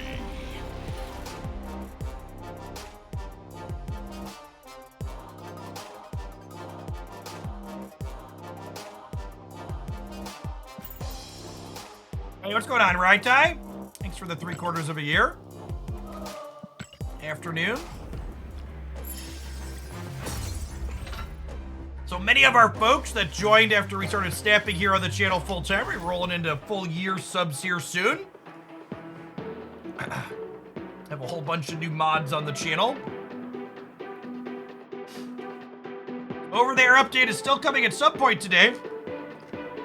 Hopefully it comes soon so I can play for a couple hours after it drops.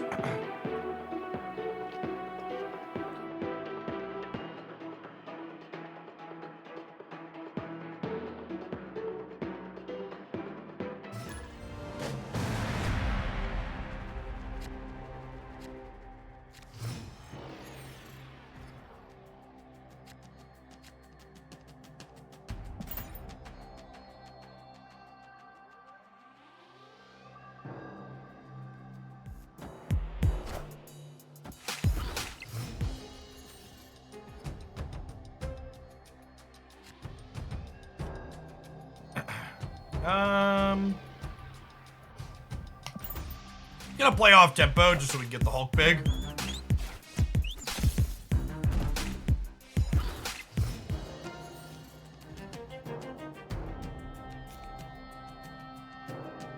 I think we just pass again and slam She-Hulk in the middle.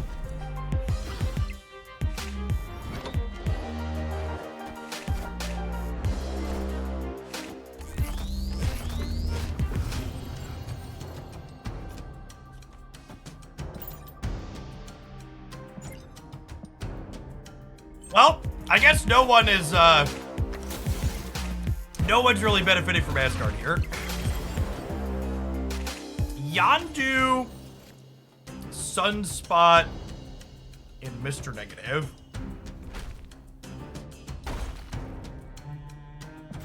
I'm just gonna count on 22 power Hulk to win the raid here. It's conglomerate time.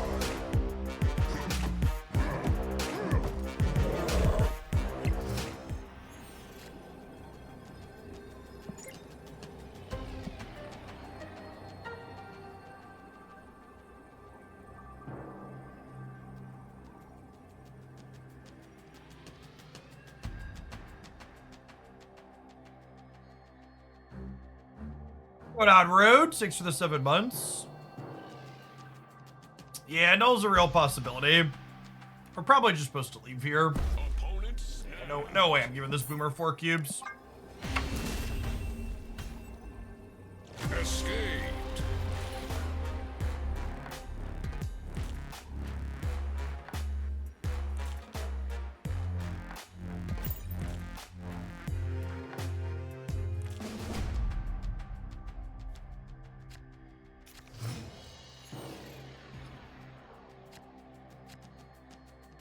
Learning that your opponent has Shang-Chi and having it only cost you 1 cube, I think is an incredible win on average for us.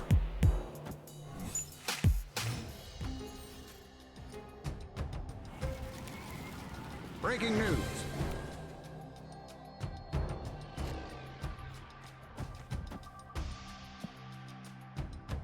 I'm sure the correct way to approach this. I'm gonna play these 2 out into cloning vats, and then I'm gonna play Sunspot Misty Knight next turn and let them kind of go nuts from there, I think. Snap. Victory.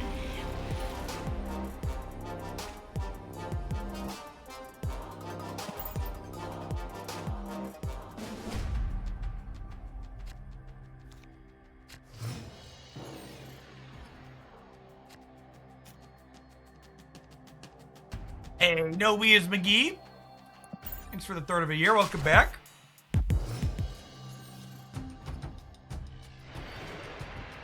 At retreat says they likely don't have Killmonger in their deck. That's a good observation. I think that's accurate. That's a good good takeaway there.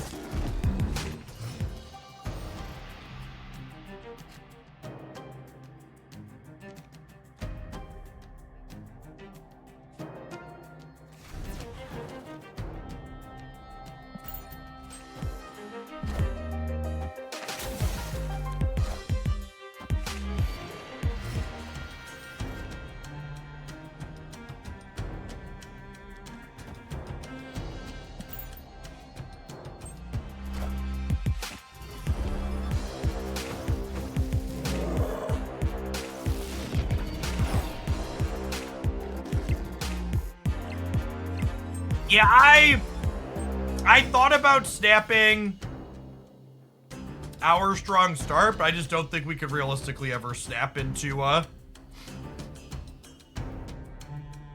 could be a turn 3 negative.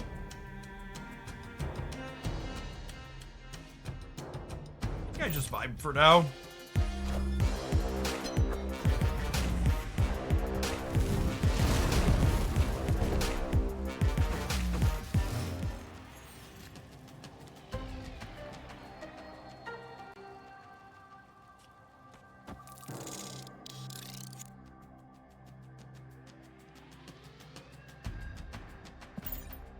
Is when an infinite count goes to this deck. Hey, congrats.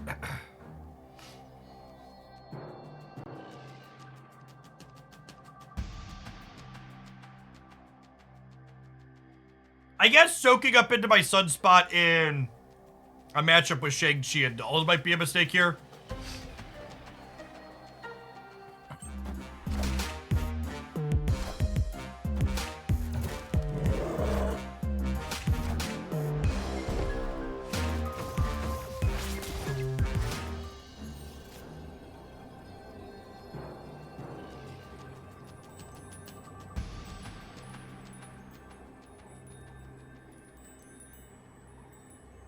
Well, well, well. It isn't that rogue that everybody keeps telling me to cut.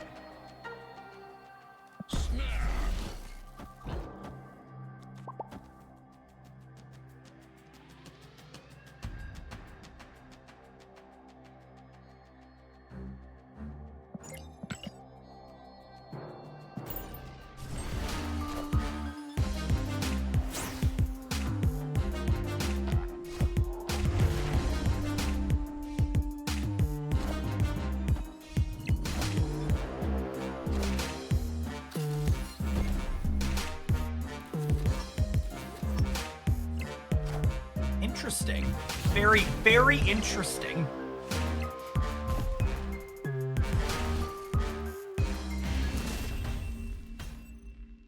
Victory.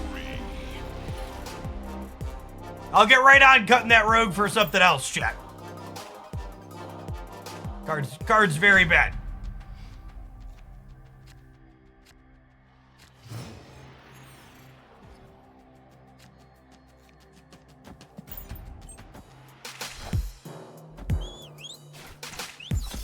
They should have shanged first. Chat, if they shanged first, the Mystique couldn't copy their thing. Opponent sequenced that in the correct order. Stop it.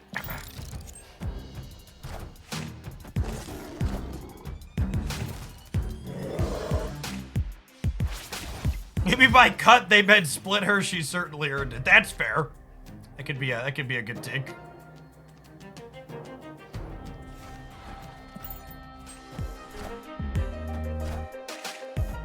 Oh, you know, should I have Cyclops to copy it? Maybe I should have Cyclops to copy it.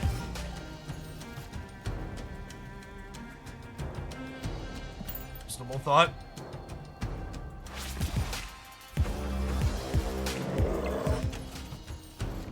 Chat's giving bad advice to you and your opponent. That's the chat specialty.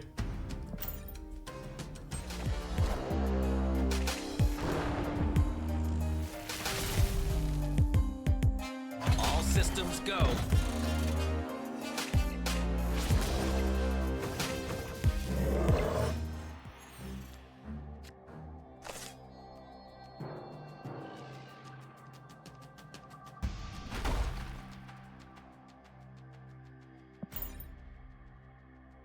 Okay, so this will make Abomination get down to a 1 cost, so we'll be able to Hulk and a bomb on 7.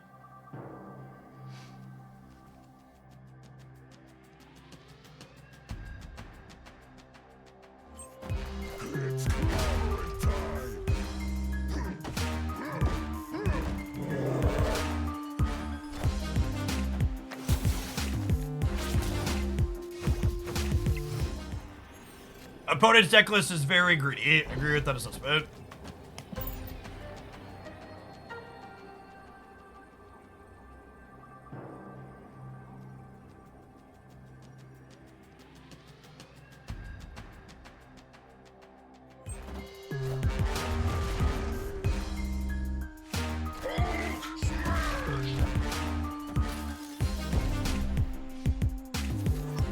Good die here. Man, that was way closer than it had any right to be. That was way closer than it had any right to be.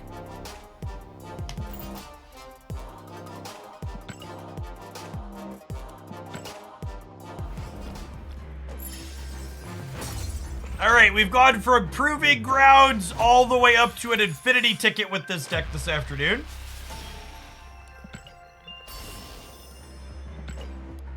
I don't know that I want to start an infinity run because if the OTA drops, I don't want to play a brand new deck in infinity. Yeah, we'll get the OTA mid infinity run. So I might just start farming up a second infinity ticket here. So we'll play more infinity either tomorrow or Monday before it closes. Someone said the OTA is out. I don't see a ping on that anywhere.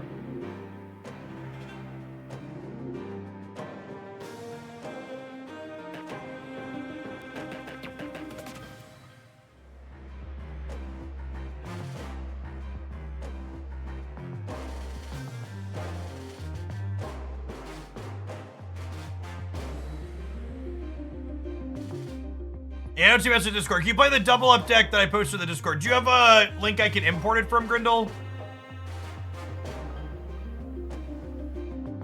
You had an update on Android. There was an update earlier this week, but the OTA won't actually be an update. It's just card text happening. You just like reload your client and it's there.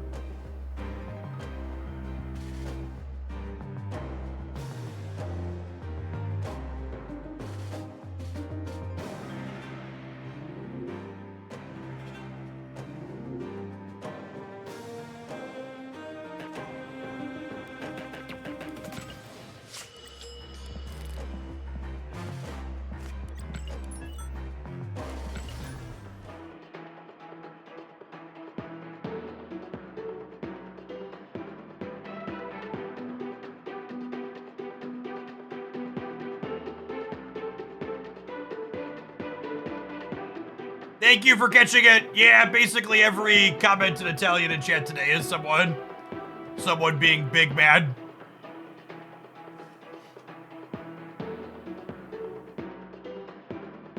I appreciate you catching that. I missed it.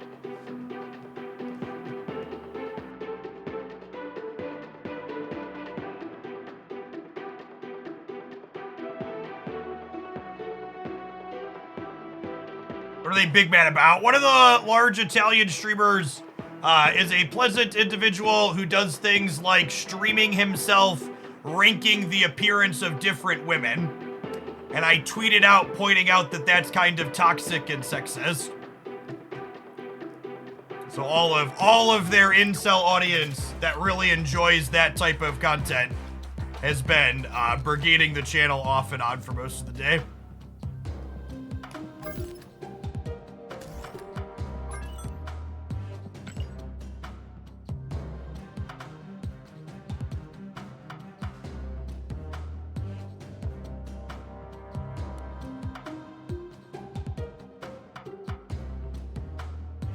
One of the responses to the tweet was, this isn't the Middle Ages, that was so close to the point. Yes, correct. Women are not cattle or pieces of meat. Don't treat them like it.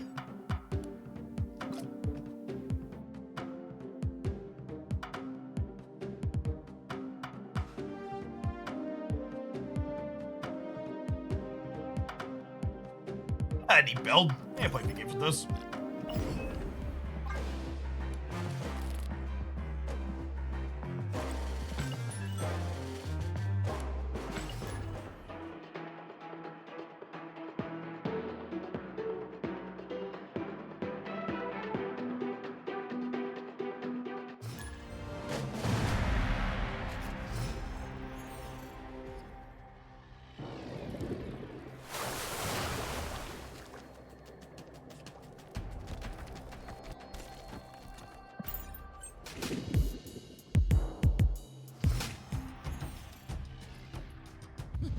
This land can never be fully known.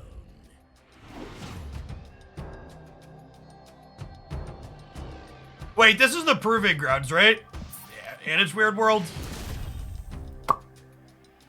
Escaped.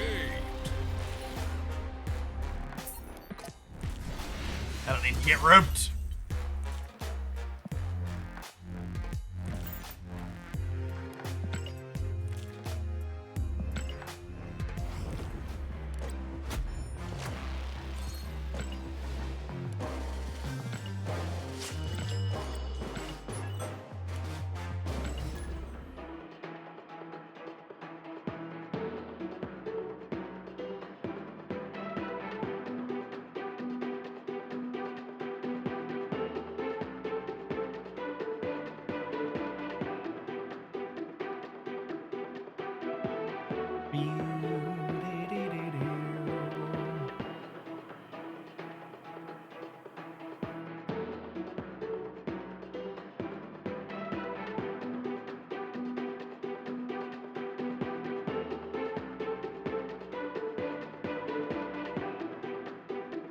Yeah, it's probably a good call that we put chat on 24-hour follow mode today. But based on the number of new followers that we've had today, I'll probably throw chat to 7-day follow mode tomorrow, just to avoid having to deal with people in chat. And I assume that by next week they'll probably be bored, or they won't be, and we'll ban them, and they'll have to like wait 7 days on their burner accounts. Either way. Nah, I don't want to let a bunch of turds ruin chat for the people that are reasonable. I promise these people have relatively short attention spans.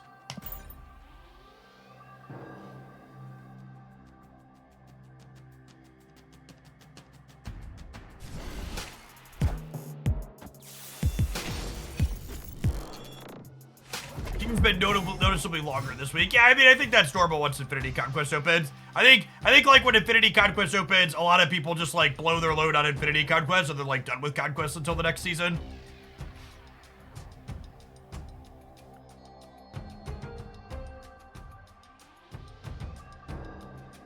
Is there a cooldown on changing your in-game username? Yeah, you can only change your name once every 30 days.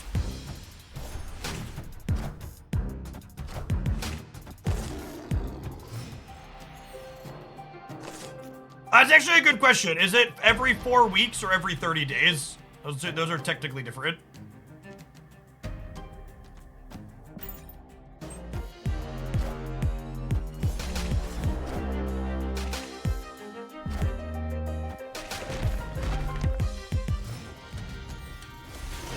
You think Bounce got hit too hard? As someone who is one of the bigger Bounce stands in Marvel staff, I think the nerfs that the Bounce deck got were incredibly appropriate.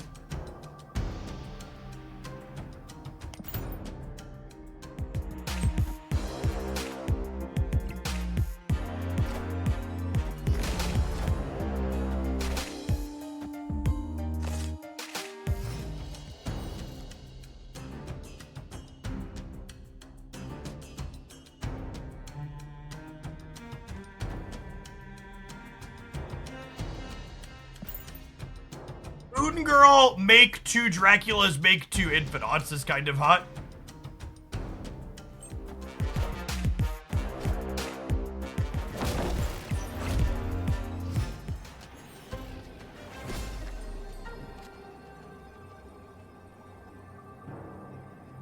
You think they could beat 20 in the middle? Probably not, right?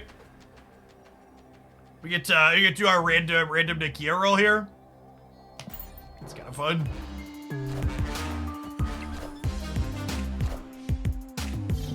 All right, so we're 2 out of 5, and then we're 2 out of 4. Nailed it. Easy dub. All right, well that's a sweet first game.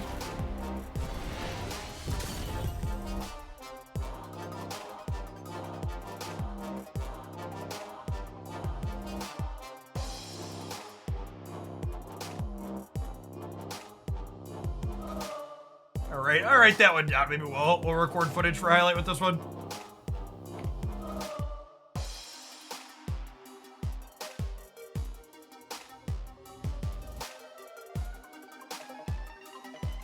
are your thoughts on the new spotlight changes that are coming? I give a full review of the roadmap over here. In general, I think everything in it is pretty positive, though.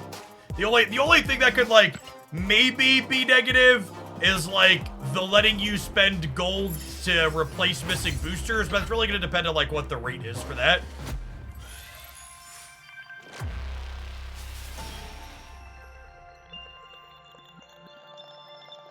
So the 2 months Crimson, appreciate you. Thanks for keeping me around.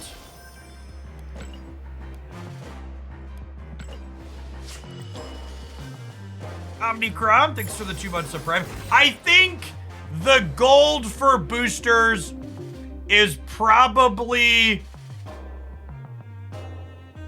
Oh, the gold to boosters is capped at a certain number per day. That's interesting. That's good to know. As long as there's some kind of limit and you can't just endlessly swipe the credit card to progress, I think that's fine. The glasses are a sponsored thing that are designed to fit better with over-ear headphones than typical glasses. And as someone who has worn typical glasses with over-ear headphones for years, I can tell you with certainty that I did not realize I needed this product until I had it.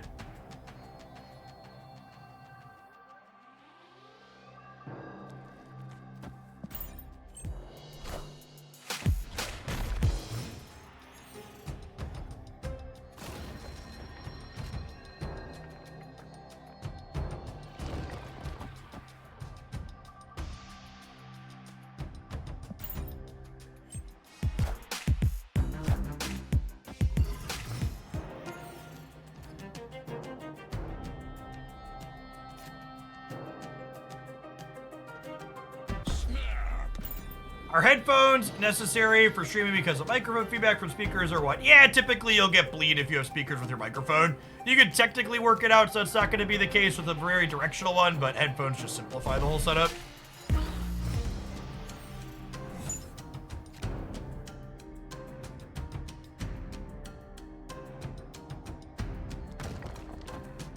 play Dracula here because there's a chance that it could end up being an Infinite. At a minimum, it should be a 9 for the She-Hulk.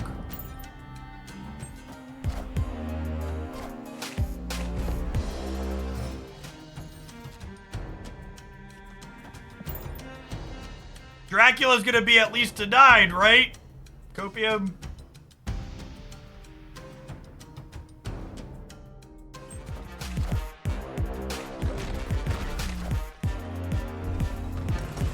Oh no, I can only play one card this turn. Whatever will I do?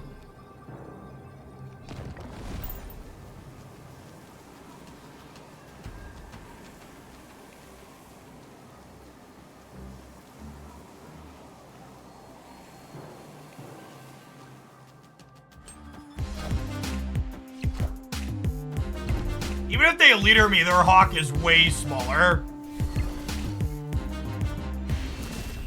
Listen, chat, in proportion to mine, if your Hawk is this small, you should consult a doctor to see what options are available to you. Huge Hawk.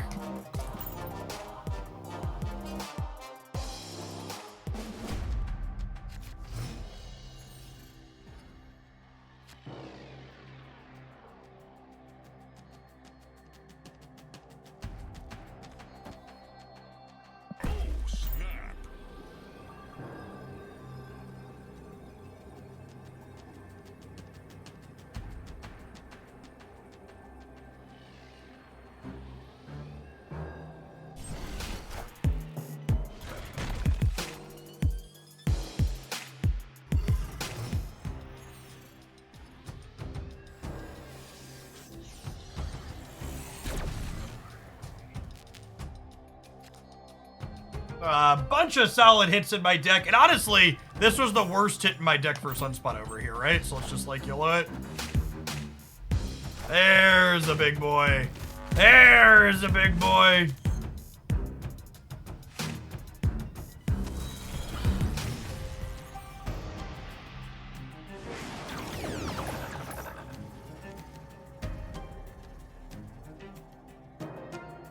I am going to play our Hawk out proactively because I want to dodge what's his face?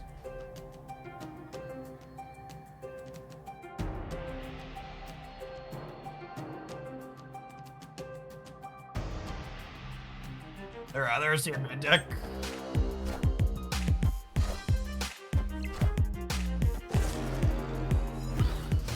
We snap again, asking the real questions.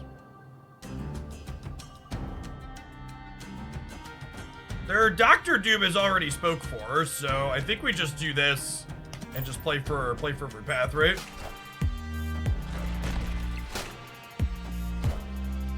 Wakanda forever.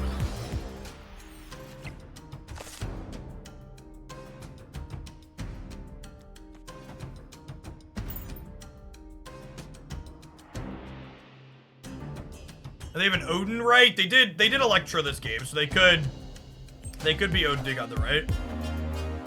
It's a lot of cards, huh? You sure?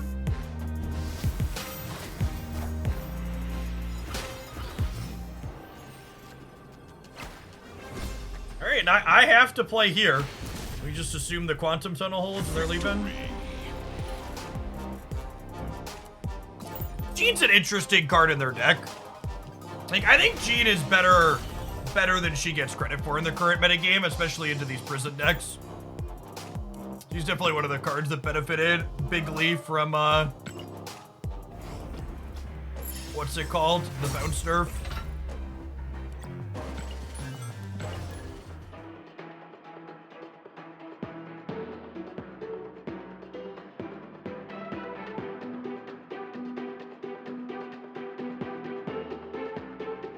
Been a while since we played against Sandman, though. Not sad that that one got pushed out of the metagame.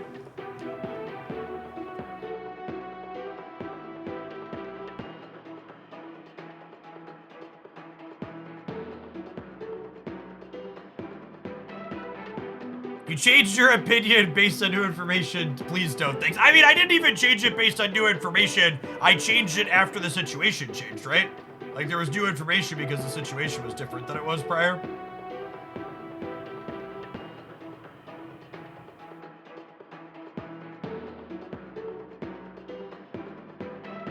Hey, Thrin, thank you for the 3 years.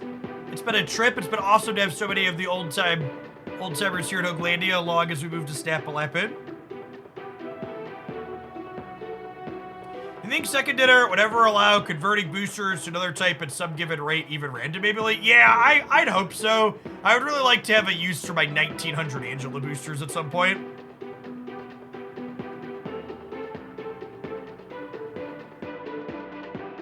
Someday, my 1900 Angela boosters will do something, right, chat? Copium.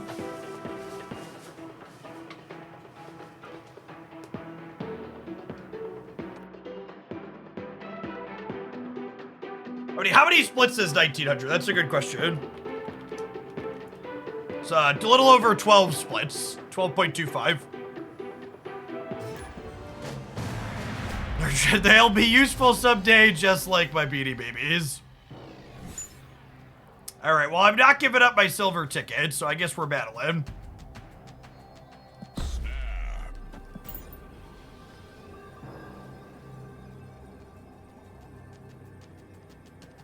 I have a Sunspot as She-Hulk. I'm gonna press the button on Subterranean.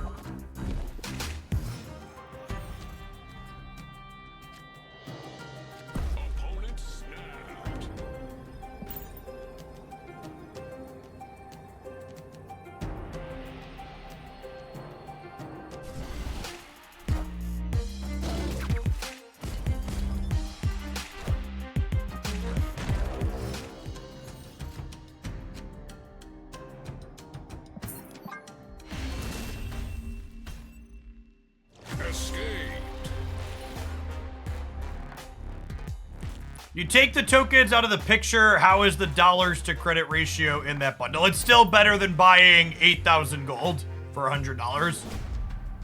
8,000 gold is 10,000 credits.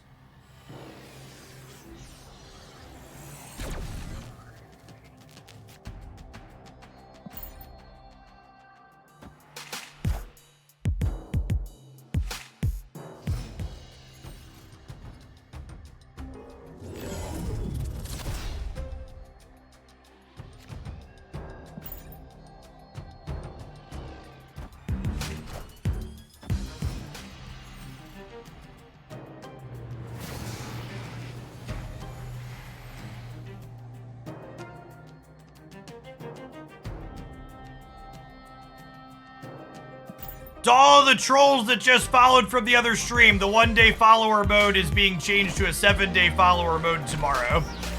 Just as an FYI.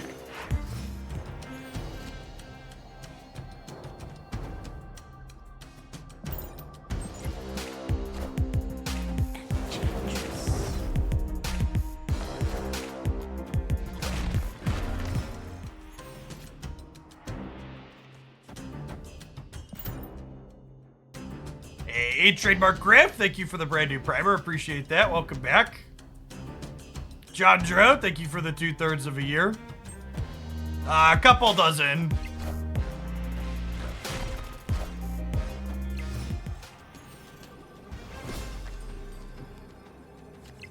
Our Hawk's a good bit smaller than theirs, unfortunately.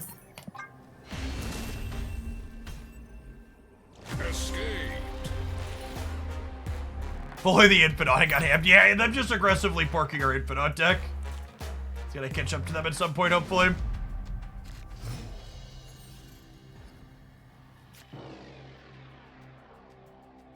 They're a Killmonger deck, so Sunspot's not gonna be super useful here.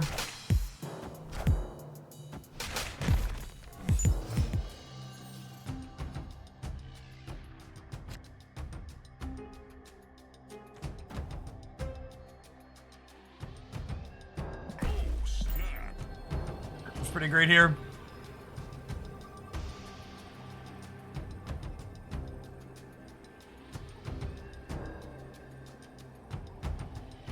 No, I don't want you to ghost when I'm playing against another streamer. Please don't do that. I don't need 2 Zabus. I need more spots. I want more spots on Sinister London to be able to copy more cards here, ideally.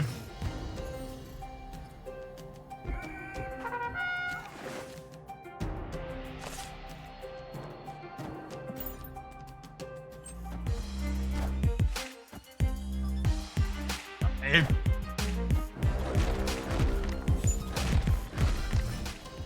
Hey, nice, Gradish. Congrats. Oh, you know, I should play the rock out, right?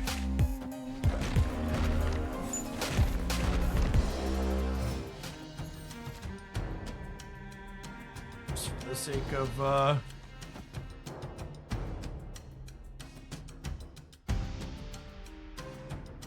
I want to avoid having priority so I can't get Shang-Chi'd or Enchantress here.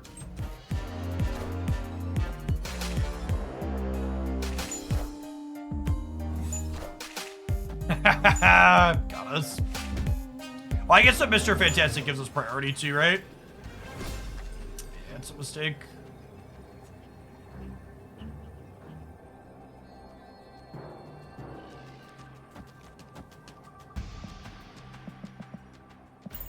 Yeah, it's gonna let it end.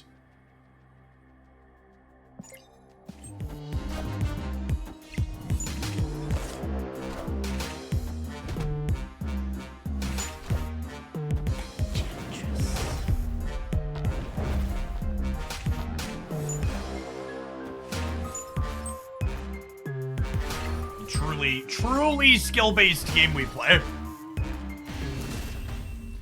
In my opinion, a Darkhawk costing 4 and Devil Knight costing 5, they both seem to have a comparable power on average. Yeah, I think we've hit a point where Devil Dino probably needs to be revisited via an OTA at some point.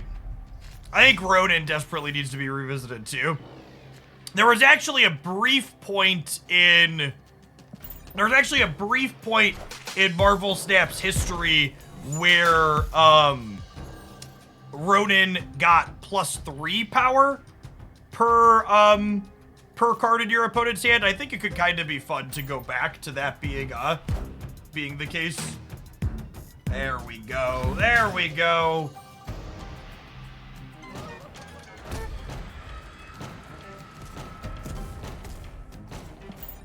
Our hand's still kind of awkward here.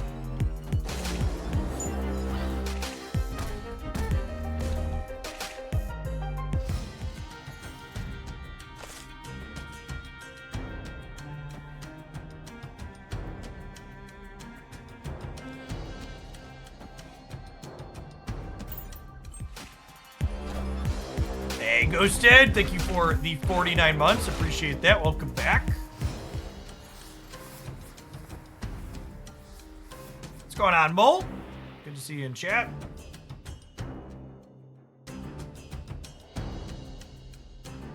Yeah, I just haven't put any rocks in their deck, so this Hawk's only going to be a 6.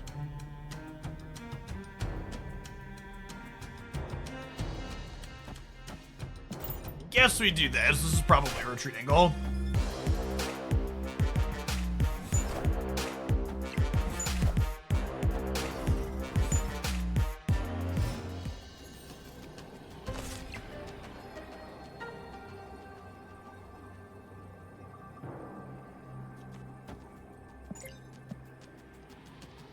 Skang plus Lizard gets us. I guess we'll stay for a cube.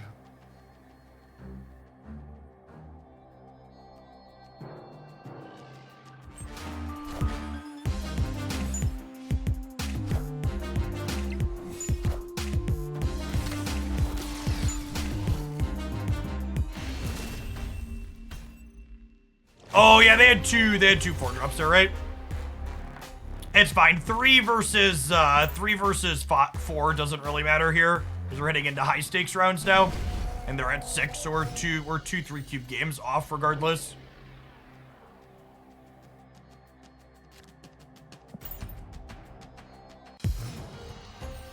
I think the current metagame is relatively solid. I think if they could make some kind of adjustment to make the lockout decks less good, that would be nice, but I think other than that, things are in a pretty solid spot overall.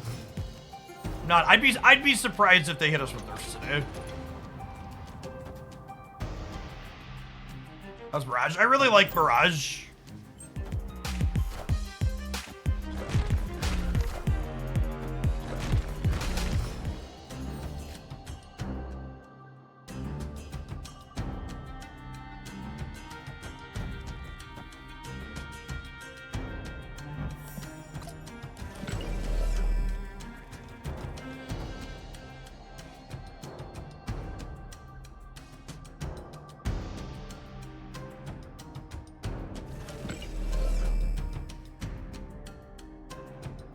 I just like do this into Soak into She-Hulk Darkhawk on the last turn.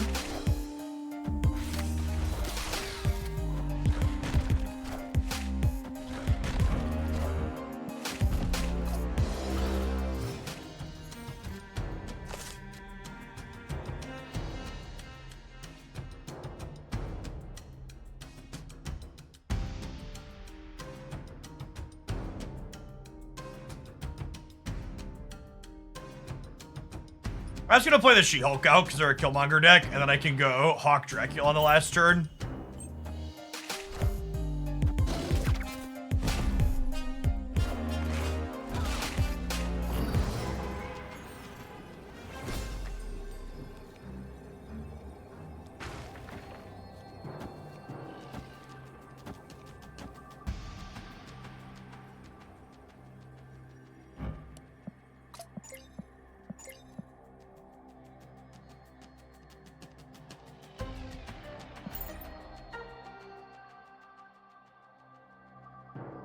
Dark's a bit of a shit show here, but it is what it is.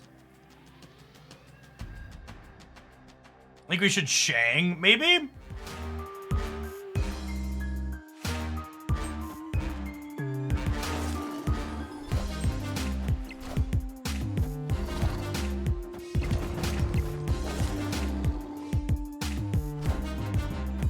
Lost the New York Shuffle. Shang would have gotten him there, but they could have also just played Darkhawk somewhere else too, right? Location's a pretty big shit show at the end.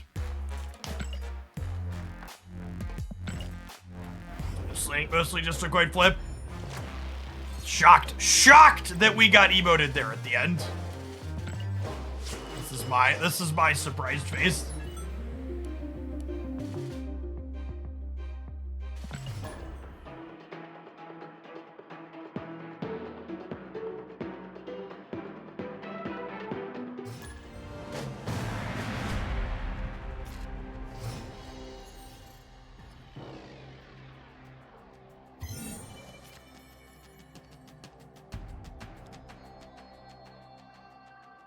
To be fair, it's probably a pretty big accomplishment when the stock tier 1 deck beats the bad brew.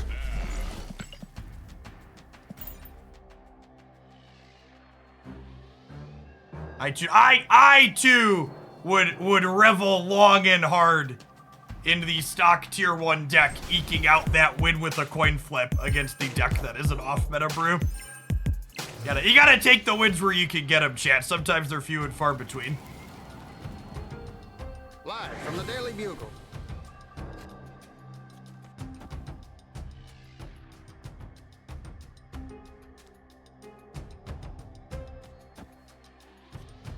We quit jetting? Probably.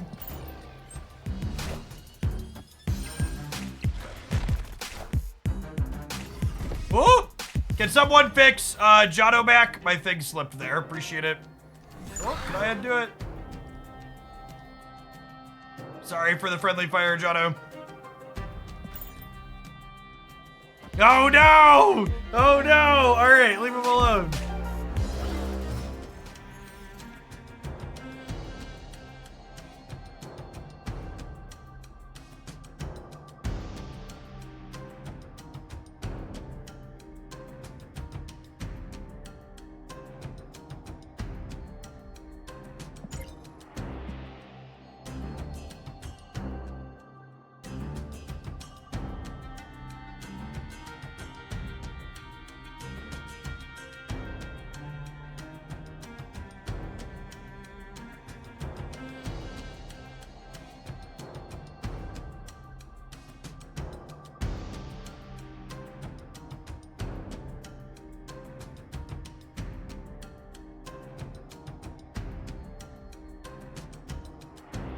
Is it playing Hawk somewhere? I guess we're probably just playing She-Hulk out.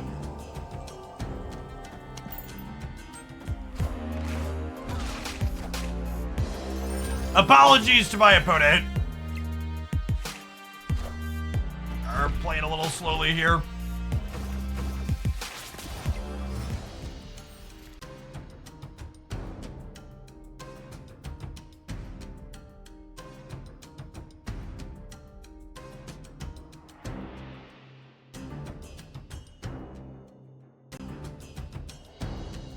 I've only put one extra card in their deck.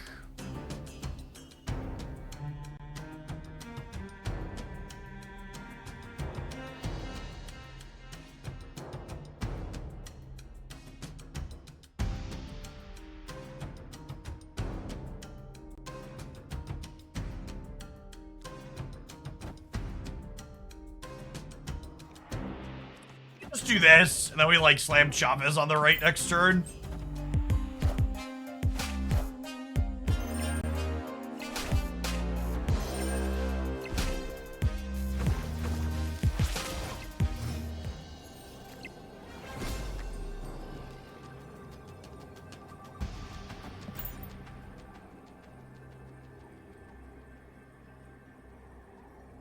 Like a Shang-Chi middle plus an extra card here could get us, I suppose. Yeah, GG opponent. Hey, thanks for dropping by, Kingdom. Appreciate the biddies. It's very generous of you. The opponent's deck is one that we played from Proving Grounds up to an infinite ticket earlier. I think this build of High Evolutionary is very good. We weren't playing armor, but the rest of this core with the Abomination is super solid. Oh, we clicked the wrong button. Sorry, opponent. I'm not sweating. I'm just clicking the wrong thing.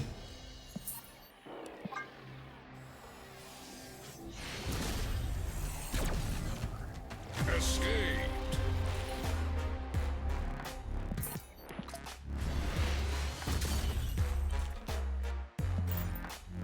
Yes, I think Dara's been doing extra runs off stream. And he apparently clocked a time that was faster than Binks's 32 minutes and some seconds. He got 12 seconds faster. I don't even want to know how much gold he's incinerated doing that. But more power to him. Hope he's having fun.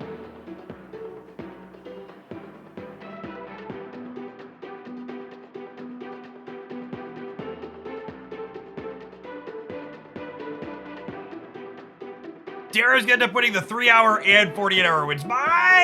There might be a change coming about the 3-hour win. Update soon.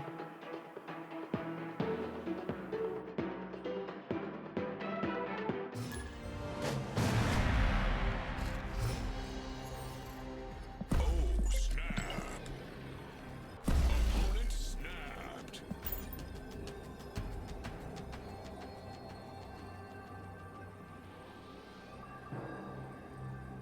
Yeah, listen, Rock, as long as he's having fun while he's doing what he's doing, more power to him.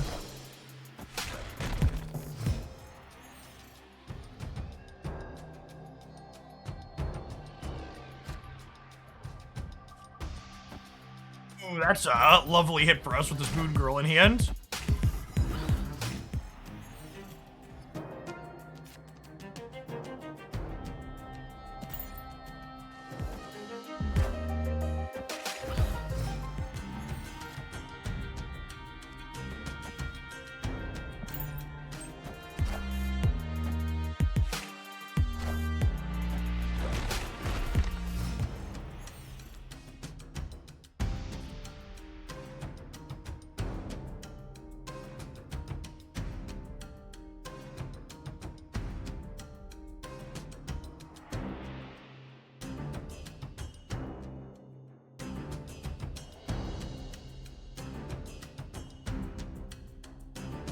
I put one rock into their deck.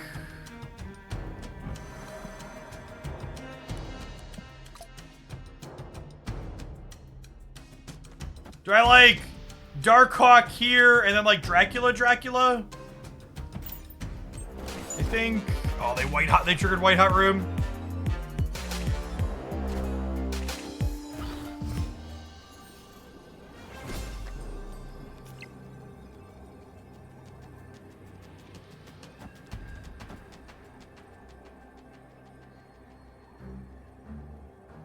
the people whose lives are so pathetic, the best thing you have to do on a Thursday evening is to brigade my chat.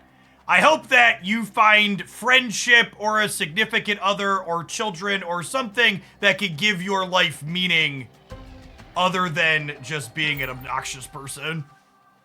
Life's short. Go find some joy. Touch some grass.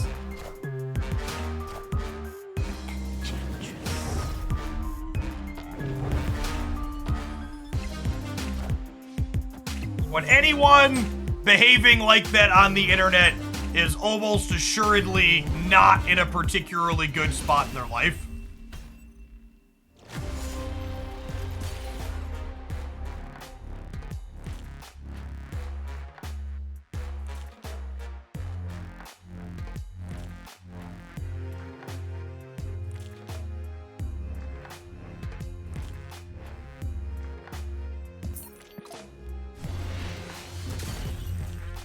Is it Chantress of Pokemon just leads their day? That's true.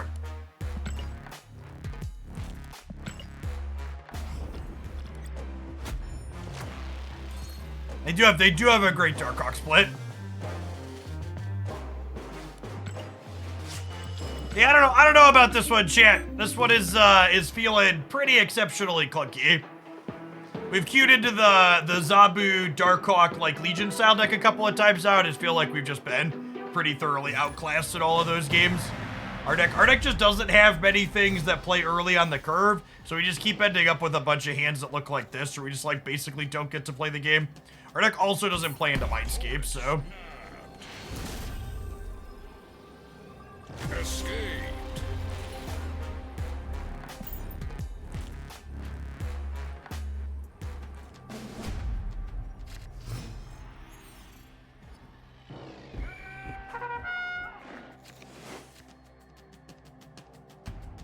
Snap. Opponent snapped. I adhere to the proving grounds, Andy. I just don't want to play a Mindscape game. Apologies.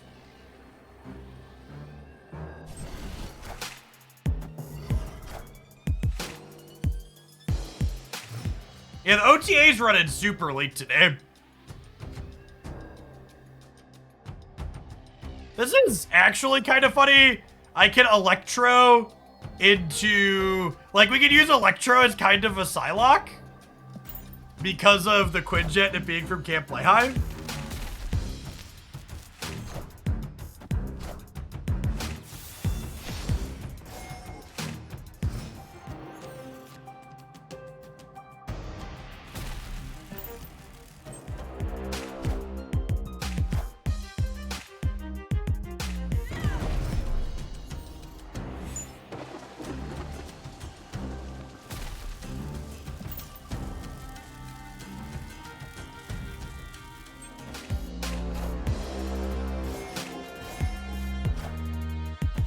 Hey, Shadow Marvel, thanks for the half a year. Welcome back.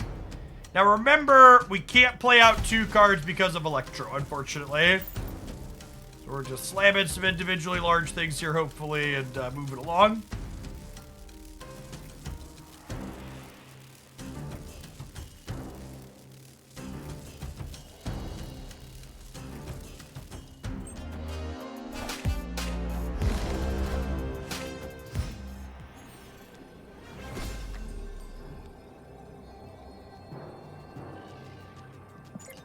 I would say that I hope they see the irony in showing up to my Twitch chat and telling me to get a life, but we all know that there's no way they see the irony in that comment.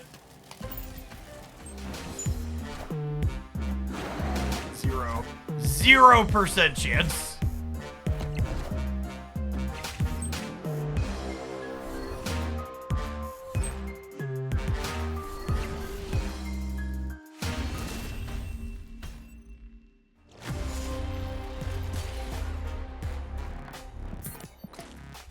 I think we're gonna move on from this one. This one feels... We had like, our first game was like textbook perfect, but the rest of these, it felt clunky and bad. Yeah, this has been kinda mediocre. There's an OTA happening today. Theoretically, there is an OTA happening today. Think of my list of decks I haven't played yet. Oh, I pulled this off of Untapped at one point. I don't think we ever loaded it up. It's like a beast extra crap. Yeah, I mean, the hate views boost our average concurrent viewer count for the day, so like more power to them, I suppose.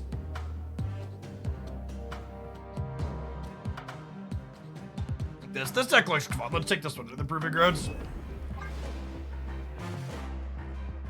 I don't want to start our infinite run because I don't want the OTA to happen and then be locked in the middle. Twitch has subtitles now. It does. Yeah, it's a accessibility thing you can enable. And I have toggled on my channel.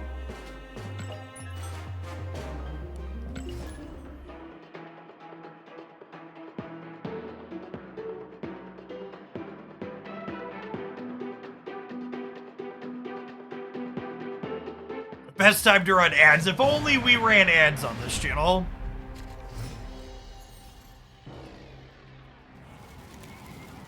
This just in.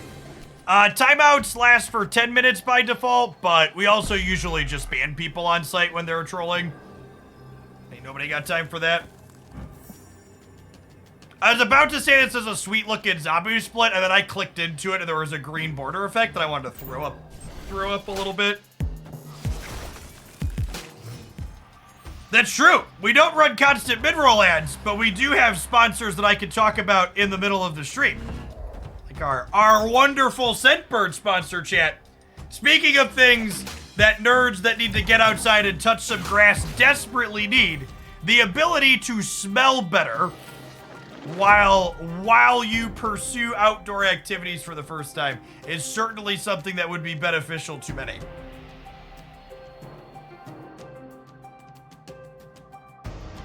These locations suck, and our opponent didn't snap us back at the bounce. Escaped.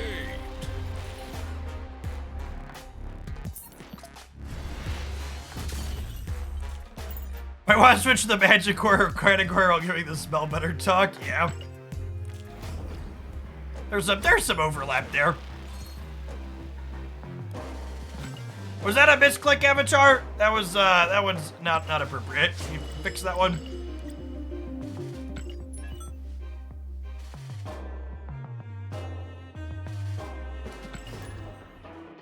Yeah, the very first month on Scentbird's a good deal. If you use the Jeff Hoagland code, click the link, it's like $8 for your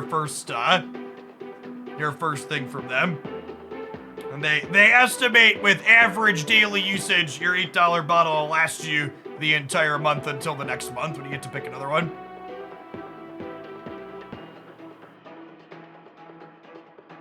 What is this crap deck? It is kind of crappy.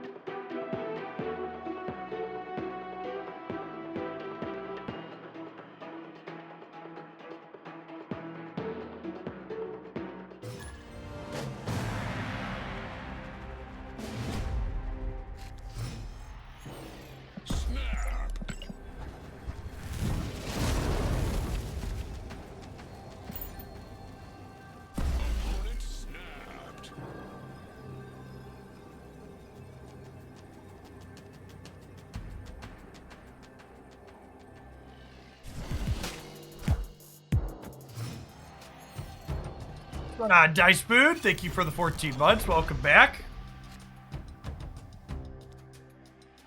Human Torch on the left, so Ghost Spider in our future.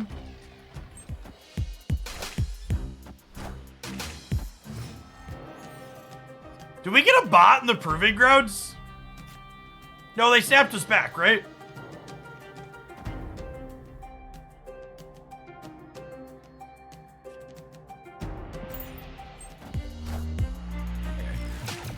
They got a cloak coming? They must have cloak coming, right? No, yeah, there's no way this is a bot because honestly, all their splits look really clean with the rainbow and the green border. Looks kind of great, honestly. Ever been to Europe? I was in London last fall for the Pokemon Unite World Championships.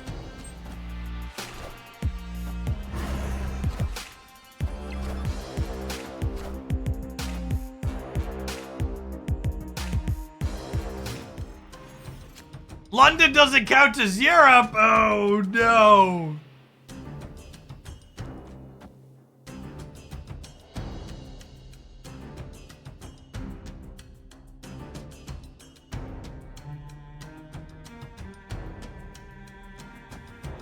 Clutter their board up here. London left Europe. So you're saying I was late. So you're saying it could have been Europe, but I missed it.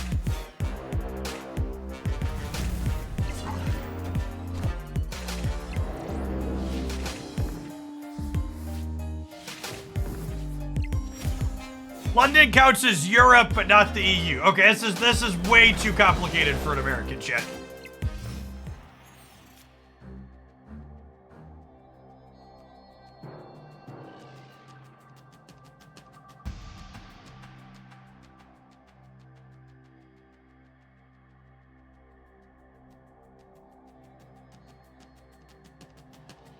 I think we've lost the right. Oh, I guess I have Shang-Chi.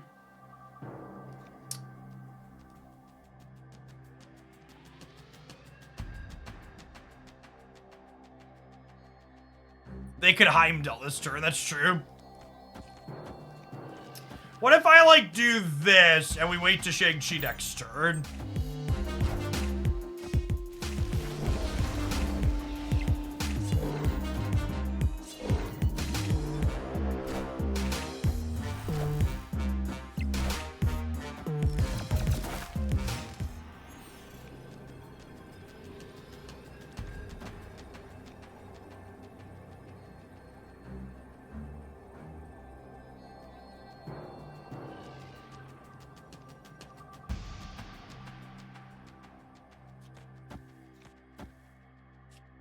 This is a winner, right?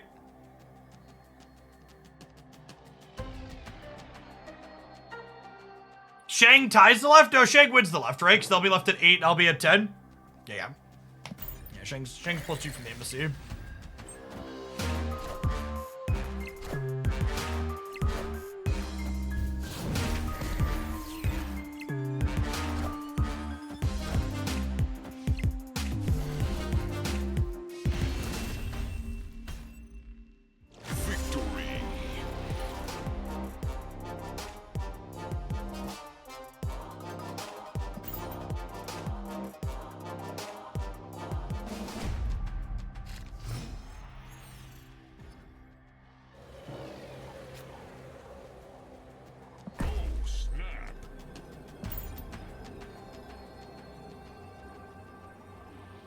They misclick or are they sweating, chat?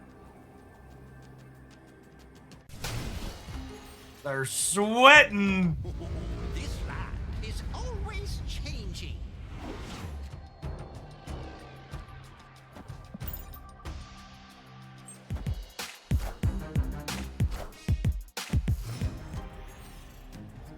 I don't really want to play a Weird World game. Escape. Our clutter deck's probably solid into their movement deck, so we'll finish them off here and get our ticket, but you can just choose to not play a Weird World game. Oh, snap. Lovely. Getting to clutter up the left side makes their Heimdalls worse.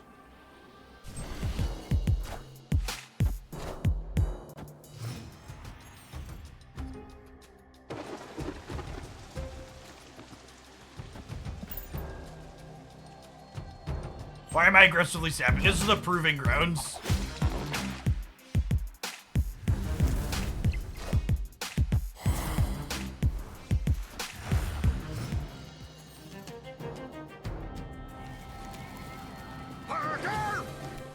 free? Okay. They increased the metal cost for things, or is that me playing less than previous seasons? No, they raised the metal costs. Because remember, last season, there was only 3 weeks of Conquest. This season, there's 5 weeks of Conquest.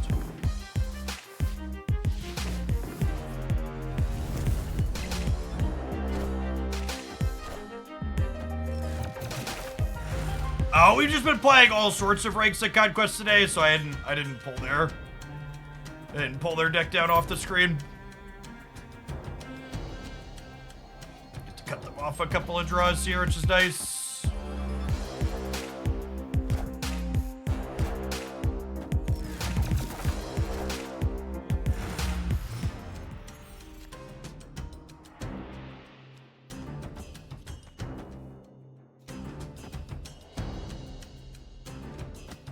I'll leave myself the ability to play another card bid.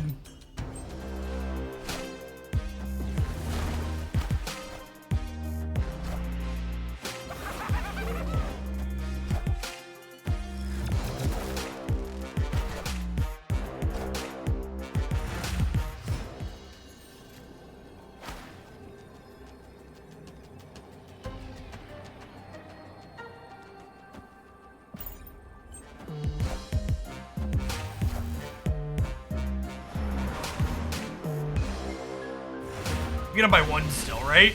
Okay. Victory.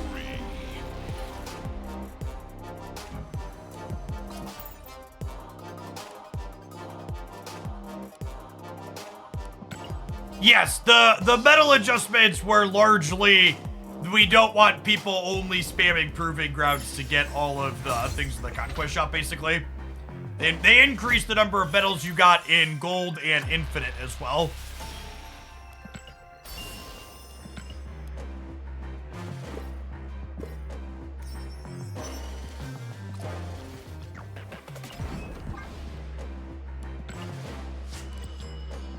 God damn it.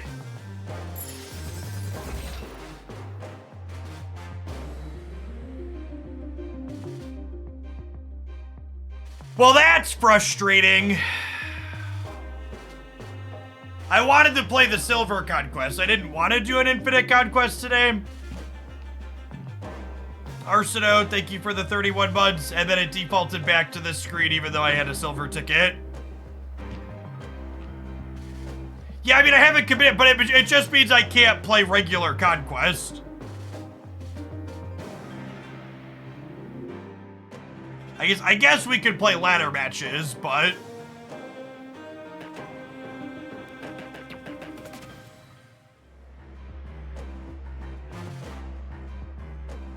Yeah, hopefully the flow of how this works is updated in the teased whatever.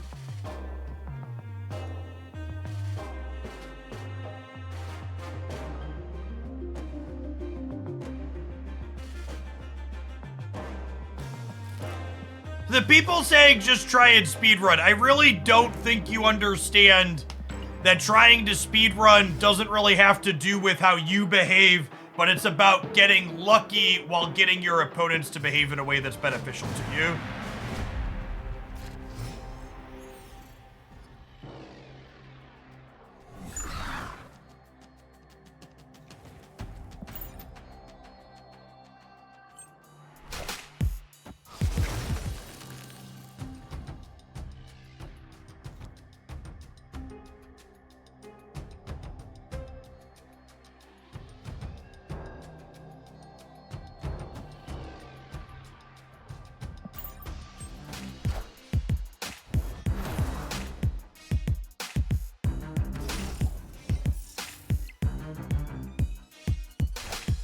The key to a faster run is to BM emote so your opponent gets mad and plays faster. There might unironically be something to that.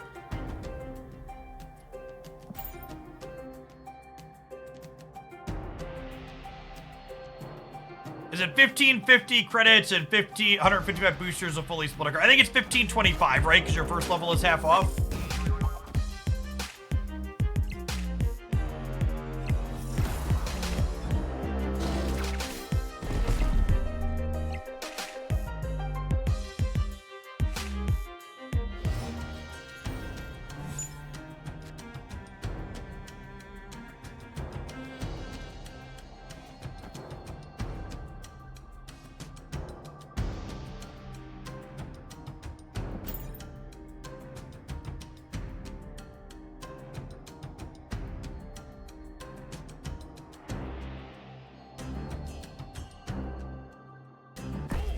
All the cards in their hand are -2. I'm gonna zap them.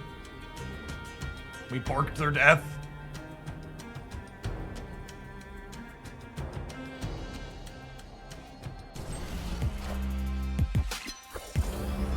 Because all the cards in their hand are -2, I'm supposed to magic the tunnel.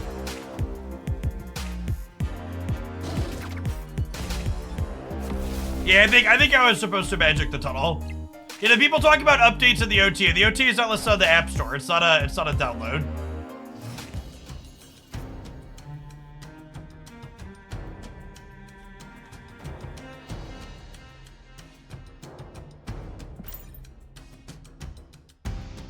I think we're gonna be rug pull gamers, chat.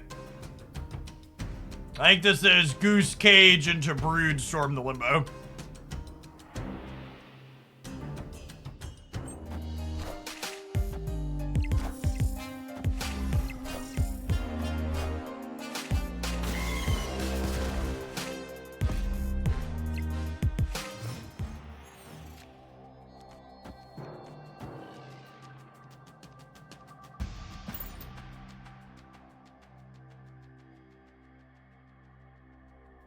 It was communicated by Second Dinner that there would be an OTA update today. Previously.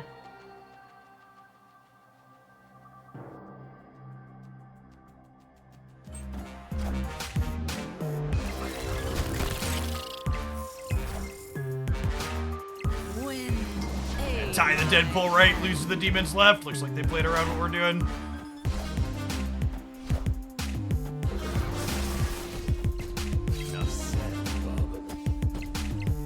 They didn't. We're good. Got him.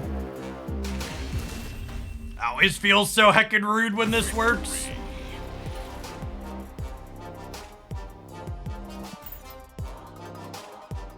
Eco Show, thank you for the quarter of a year. Welcome back.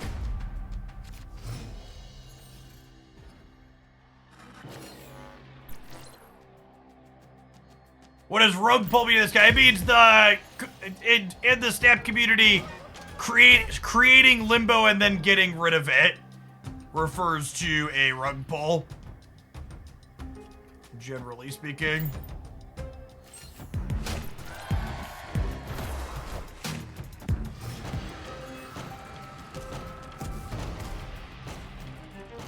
Yeah, and they'll now need to play around the possibility of that happening in the future, which is good for us.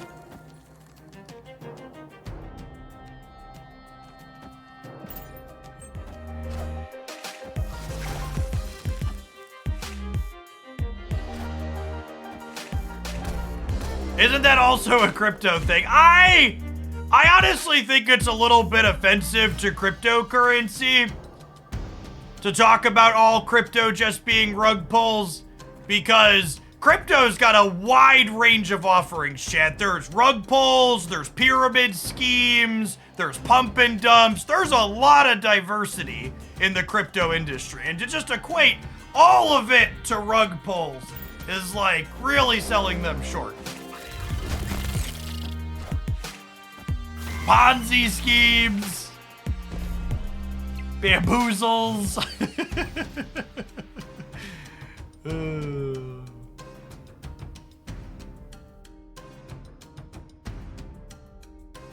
I think I want to goose the middle, so that way they can't play a single big thing here, because we need to play a lot of little things here as is.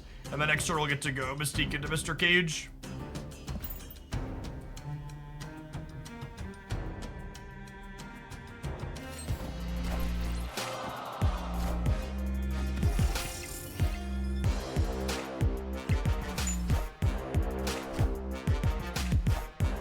Oh, it's risky to put Iceman into Mojo. That's a good thought, actually. I didn't think about that, but you're super right.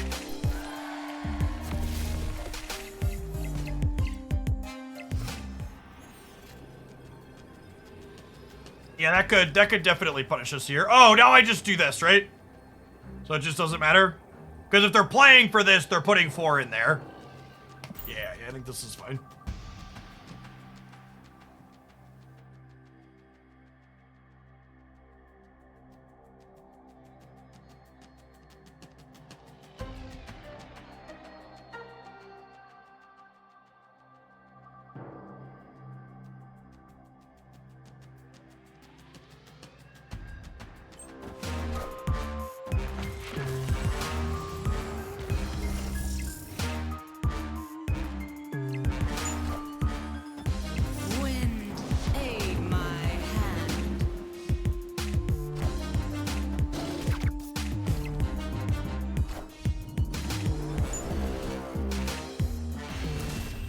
I'm really surprised they stayed in there. Victory.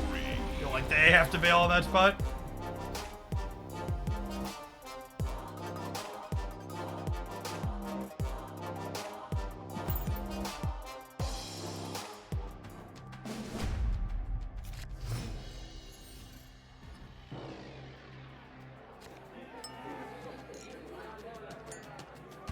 They forget Ham was a 2. Oh, maybe they forgot Ham was a 2. Yeah. That's a good thought.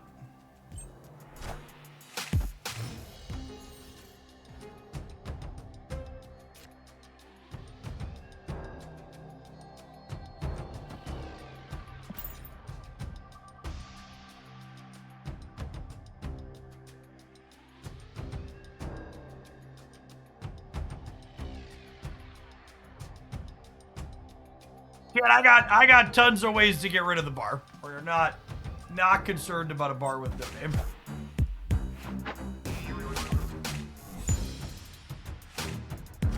I honestly wasn't sure if double pork was correct there, but then they just didn't have anything expensive, and it was wonderful. Oh, snap.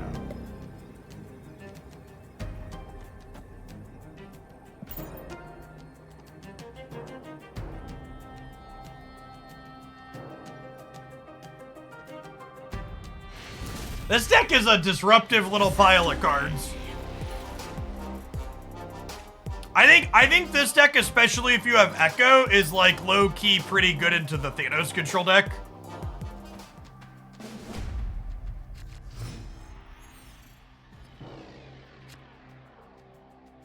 A stale of Snowguard to Zabu. How strong do you think X23 will be? Probably somewhere in the middle, if I had to guess.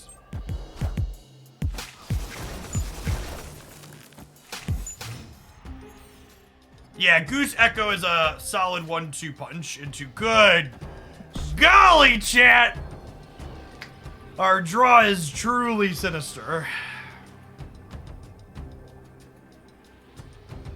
I think Iceman is underutilized right now. Iceman's a solid card for sure. I mean, Iceman, Scorpion, Spider Ham. This deck messes up their hand. You just hit 3 cards there. If they have a Killmonger, these Deadpools are very scary.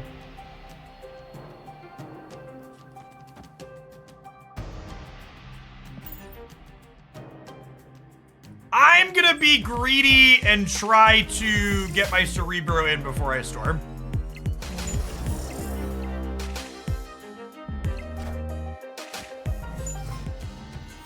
They were also greedy.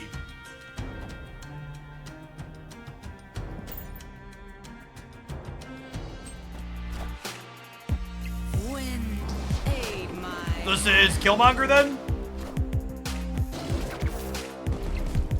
That's fine. That gives me a window to play Spider Ham, or Echo now, I should say.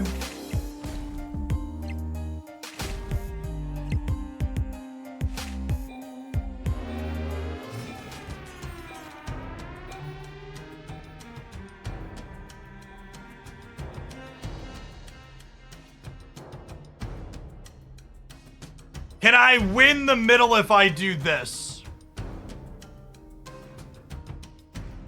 I don't think so.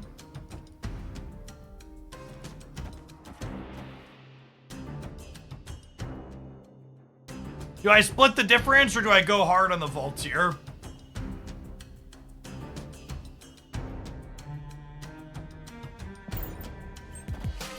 Whoa, they didn't go for the vault at all. Okay.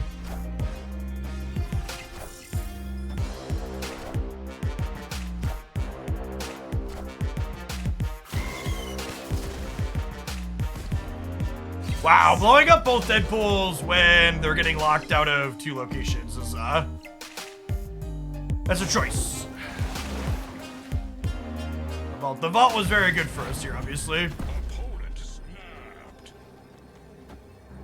They're just ending it, chat.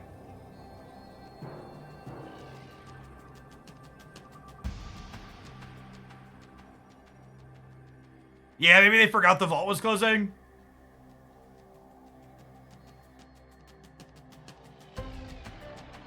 Zola doesn't really accomplish anything, right? They don't have any extra energy. They can't Zola and Deadpool this turn, right? Yeah. Yeah, I think they're just like about to be 10-1, and they're bouncing out.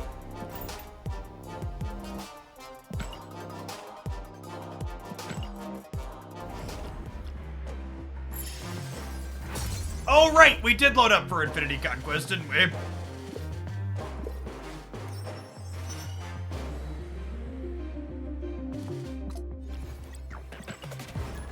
Oh, that's a ladder match.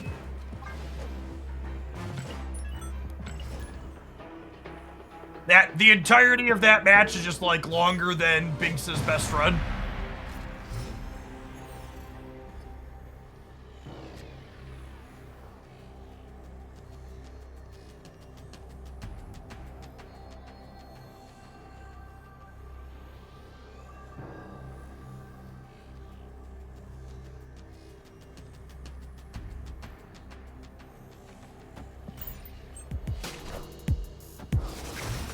Hey, Tarlatar, thank you for the brand new friend. There's a ton of great people.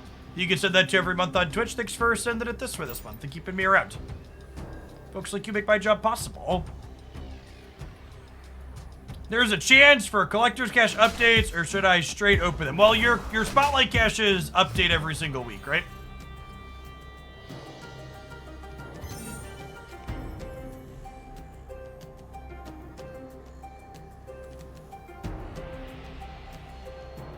A replacement for Echo. You can replace Echo with any 1 or 2 energy 2 power card.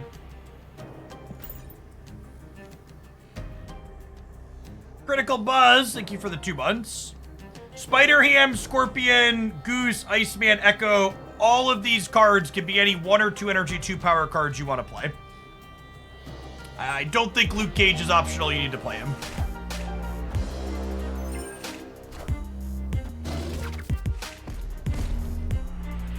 That's pretty unfortunate. That does tell us they're not playing the... It does tell us they're not playing the what's it called variation, though.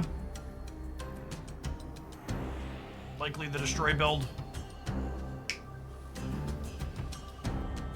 None of the cards in the bottom row are optional, chat. Thank you. I think all 6 of the cards in the bottom row of this deck are cards you need to have.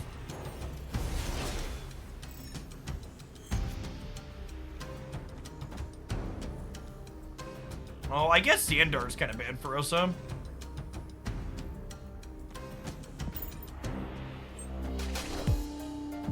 You prefer Scorpion over Hazmat? I don't know that I have a super strong opinion on that.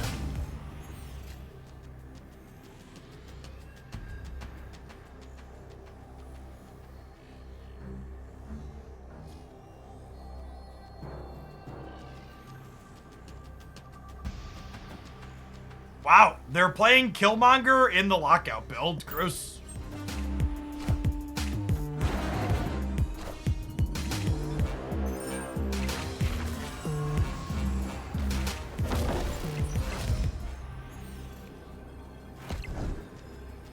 It's over? No, I could have drawn Storm. I should have limboed the Xandar, though. Escape.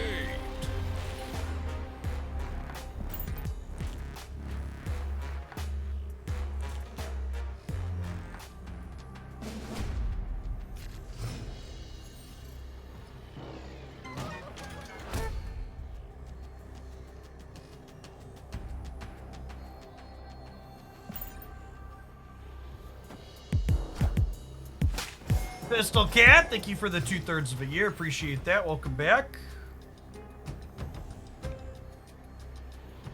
Alright, let's hit him with some pork here.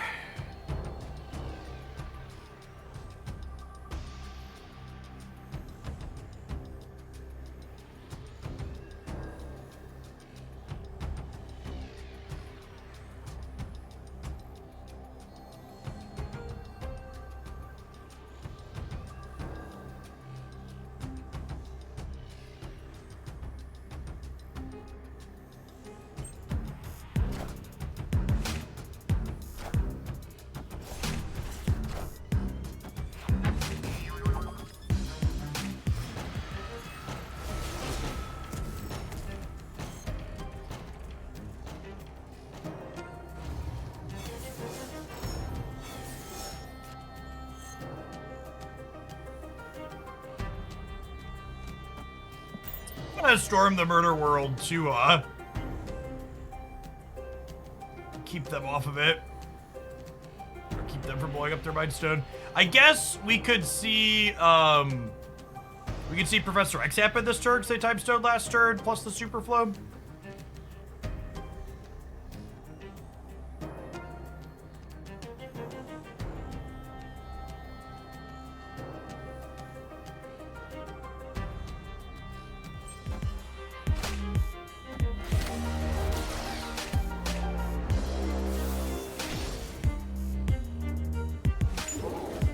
Them burning Reality Stone is all right for us. Says local Cerebro player about to get Monster Island. Blue Marble! Blue Marble!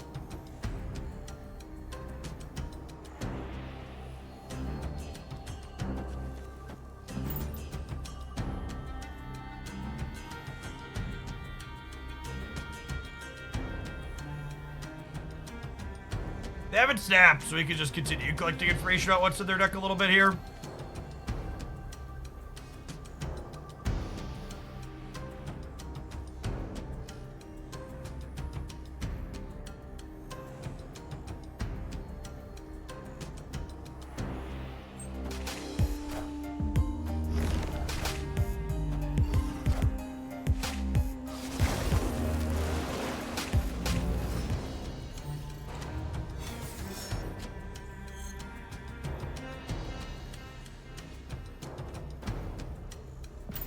I would like an extra chance to draw Blue Marble, thanks.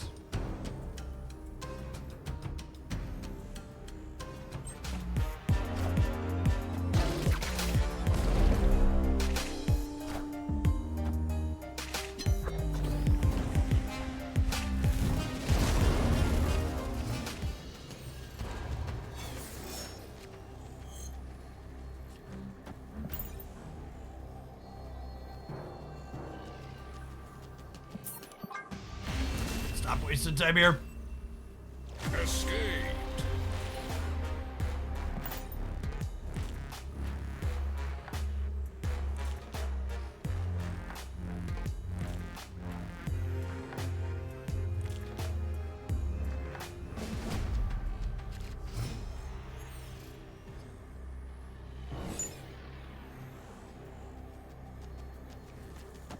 Oof. It actually makes our Iceman worse, right?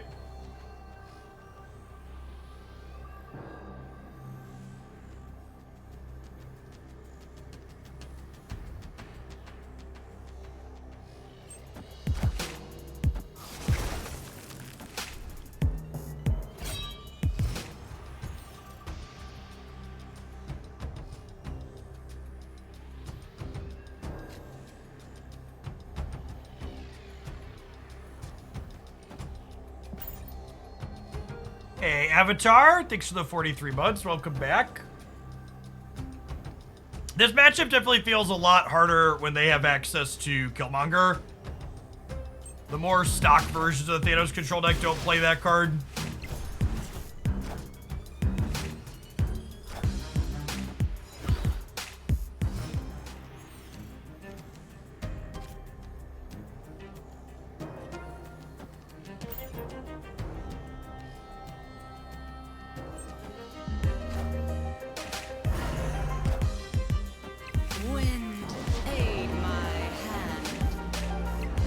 Based on them filling left, feels like there's probably a Killmonger in our future.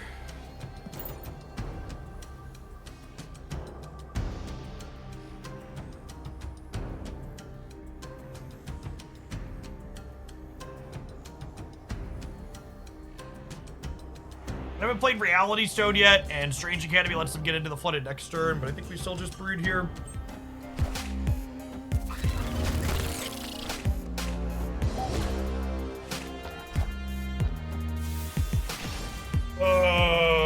Okay.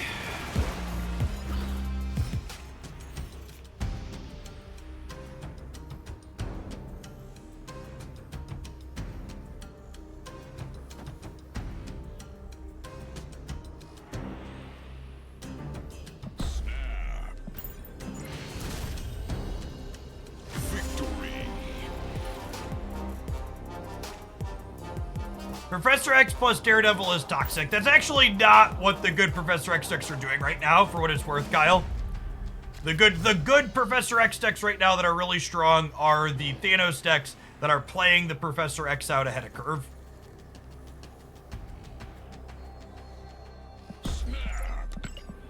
The Psylocke and Time Stone letting people slam Professor X on turn 4. Oh yeah, for me, a lot of Echo's not super common. Echo's not symmetrical is a common mistake people think about it. So she's pretty solid, this deck. So something that's actually interesting here is us not having priority is a good thing, because it means that they're gonna, well, I was gonna say they're gonna draw with their stones before we Scorpion them, but now their whole hand just gets Scorpioned, which sounds lovely.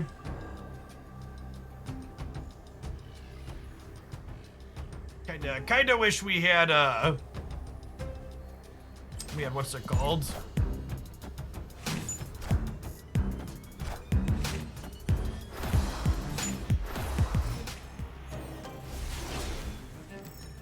Brood, yeah, I wish we had Brood.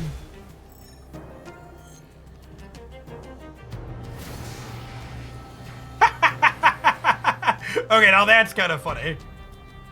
We could get Professor X tier, but it's like super small, and I have double Cerebros, so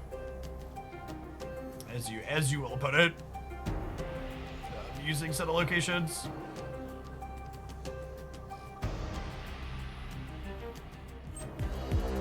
Friendly neighborhood Spider-Man here.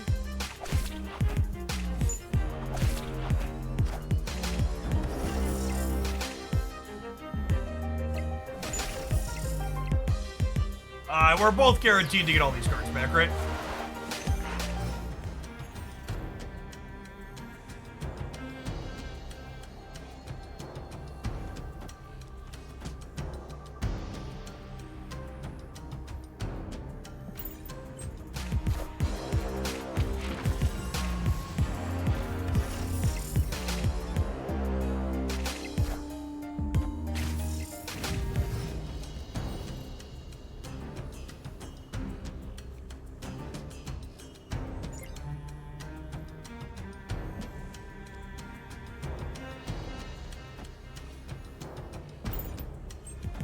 I think we just magic left to count them out of being able to copy stuff.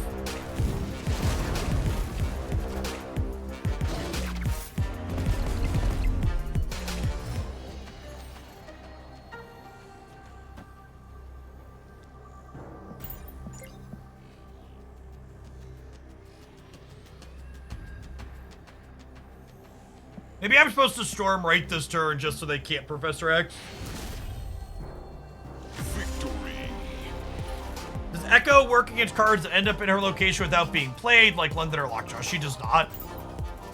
Oh, I should rug pull the Limbo. Nah, I think rug pull the Limbo is bad. So I could lose the center. Yeah, maybe it's worth holding the Echo for later, because we know they have Killmonger.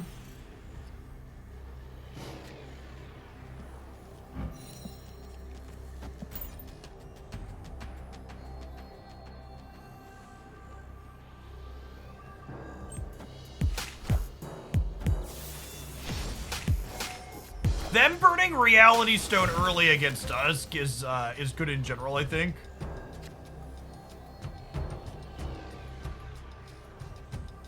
You want to be able to copy Ham or Brood? Probably Ham, right?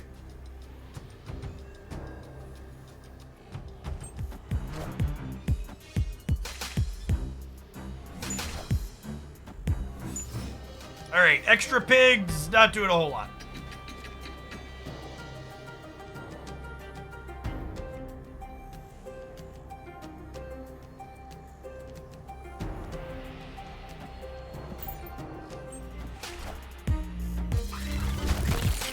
I think I want to goose in 2 lanes. I don't know about that. I think I want to be able to blue marble, right?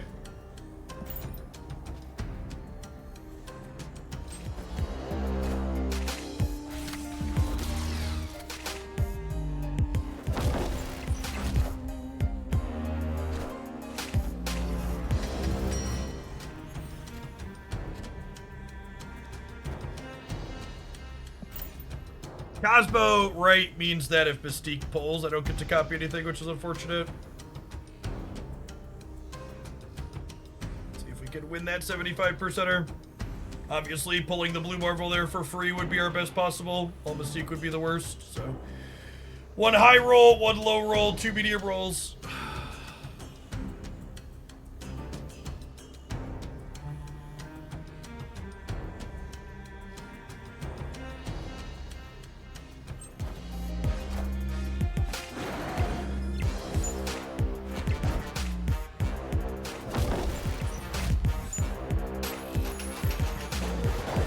Nice, nice. Finest Cerebros, please, deck.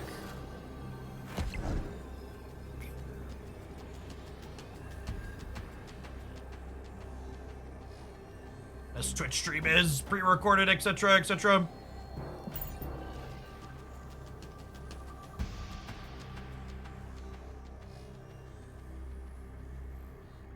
And 16 to the left of me, 12 to the right. Here I am, Cerebro 2.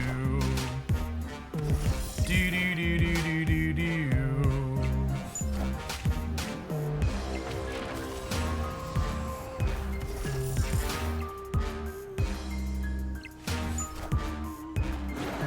Making the casserole, chat.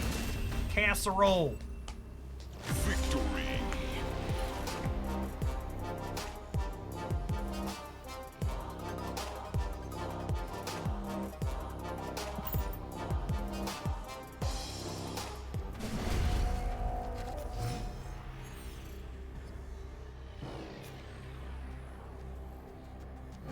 Location's a little bit of a yikes for us, chat. Open to draw one of our two location ladies. This deck has pretty solid cube equity into people that don't like retreating, just because you add so many stats to locations that you look locked out of. Yeah, if you have 4 2-power things in a location on turn 4, and then suddenly you're like Blue Marvel into Cerebro plus Mystique, you just have way more stats than they were anticipating.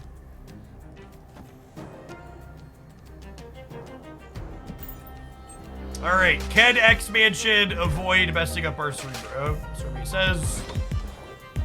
Location ladies are my favorite 80s band. And it cuts them off of a draw! Oh, shit. We are the Cerebro God. The god of the Cerebro. Rigged. Listen, chat, I'm not saying my money I send to Benjamin Broad every month is well spent, but it ain't exactly hurting me.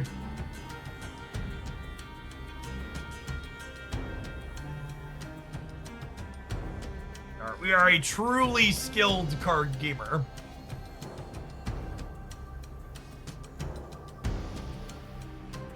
Oh, shoot, does this merge? Oh, I forgot. Oh, chat, I forgot, you're right. They're leaving because I snapped them! Got him. Got him. Once upon a time, Clintar didn't used to incorporate ongoing bonuses. Now it does. Master Mold should be a 2-3 to match the Sentinels. I agree with that. I think Master Mold is an excellent candidate to get an OTA update. Cosine. Cosine.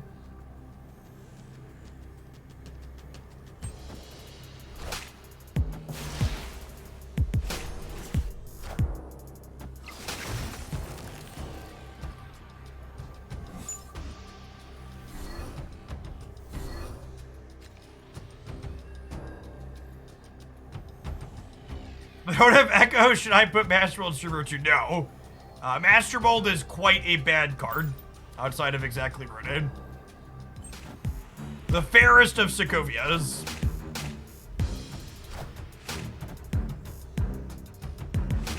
Dr. Doom. It's a name I haven't heard in a long time.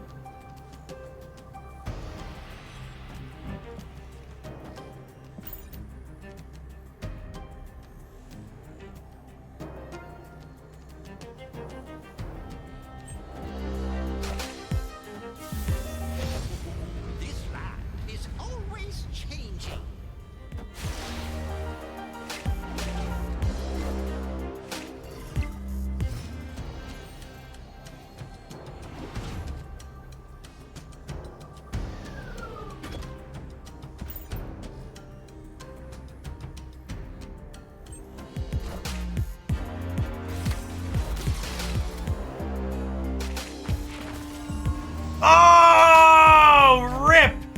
might have played these in the other order, we'd have gotten another soul stone. Never a lucky rubber ducky.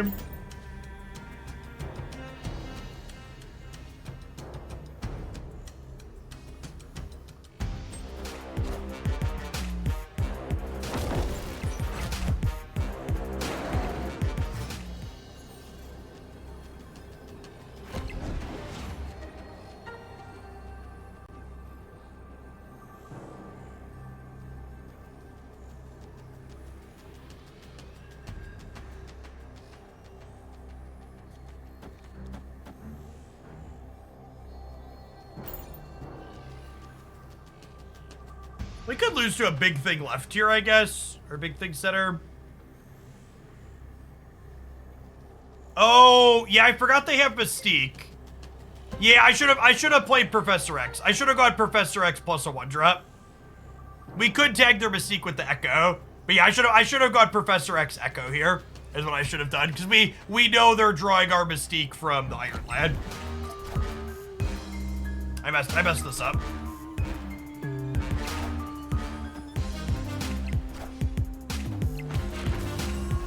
Yeah, GG. We should have won this. If I would have played Professor X here, we would have been 14. Or we would have been 14. That's fine. We got what, 3 chances here to close this out. I deserve to lose that one.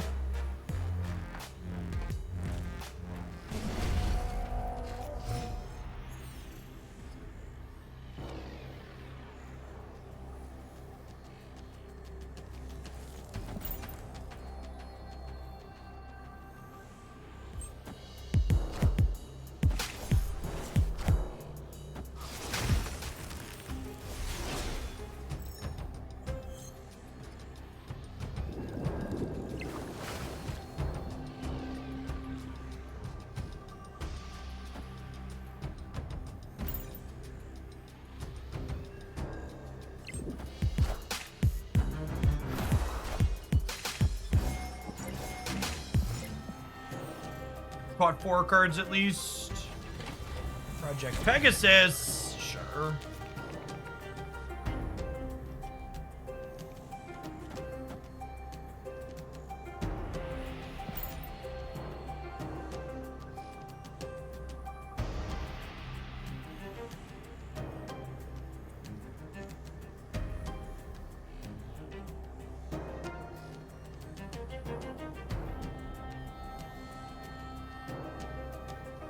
I'm pretty sure this 8-round match has been like longer than the fastest runs in the speed run.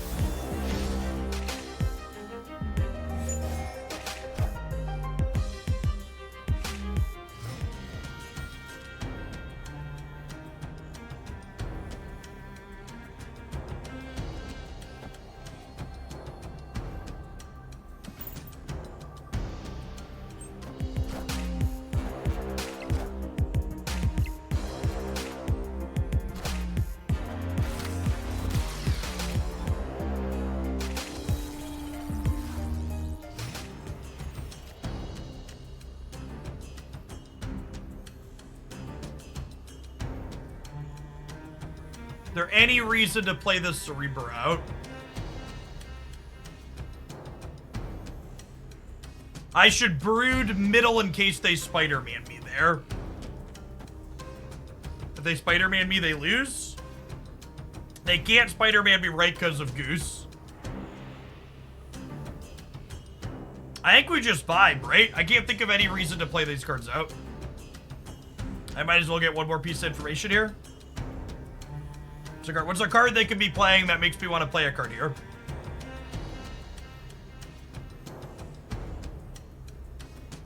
We want more power. I don't currently know where I want the Cerebro.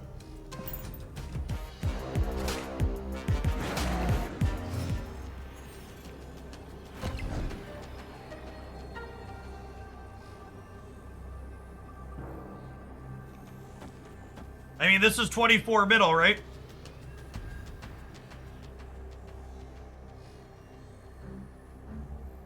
This is plus 6 on the right, so we go to 15 here.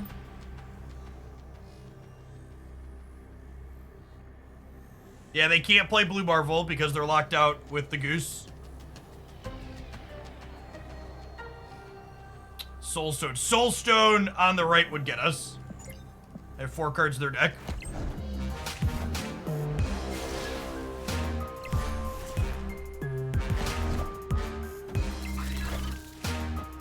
Wait, we tie, right? Oh my god, we lose the breaker by a little bit. God, the stones are so dumb with Devil Dinosaur. People were talking earlier about, but does Devil Dinosaur need adjustment? But Devil Dinosaur is a big part of why this Thanos deck is so fucked. It's such a huge part about what makes their deck so strong. Super unfortunate that Luke Cage was in our bottom 3. And we couldn't cage Cerebro here.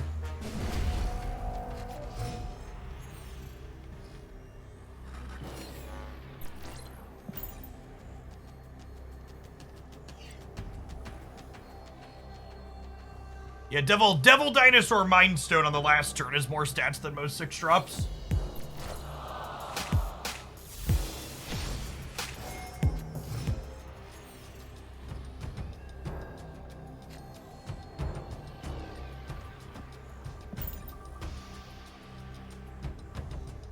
And they have priorities, so any cards they draw here get Scorpioned.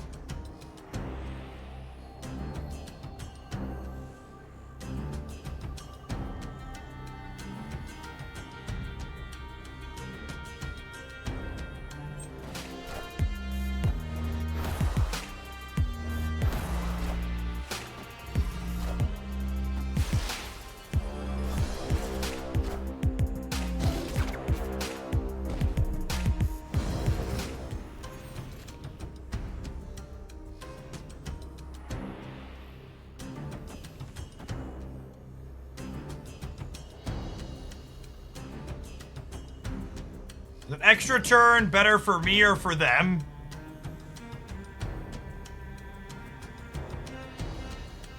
That's probably better for them, right?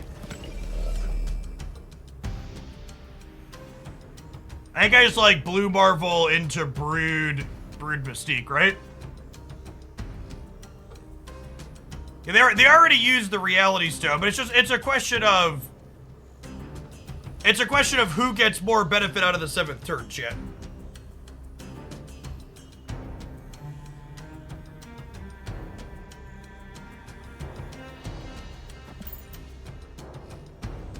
I think they stand to benefit more from the 7th turn than we do, especially considering we Scorpion their hand so many times. Friendly neighborhood Spider-Man.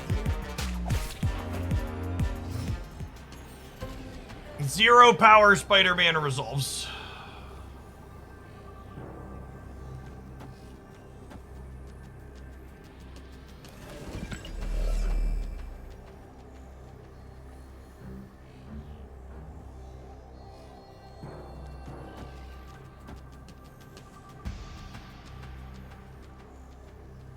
Doombot. We're beating Doombot's middle, right?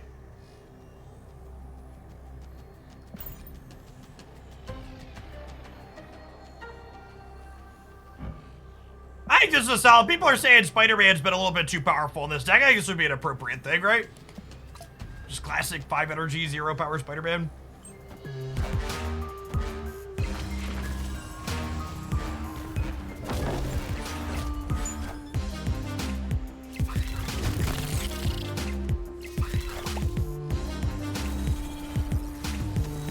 tough match. The opponent having Killmonger in their build made things significantly harder for us. I think this deck, especially with Echo, tends to have a pretty solid matchup into this Thanos control deck, but Negative added a dynamic that made it significantly harder.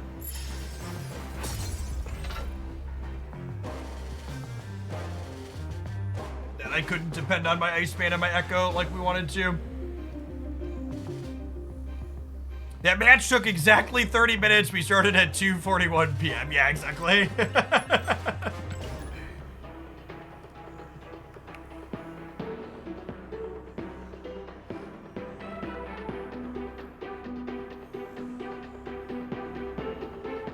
Any replacement for Echo? Echo can be any 1 or 2 energy, 2 power cards you like.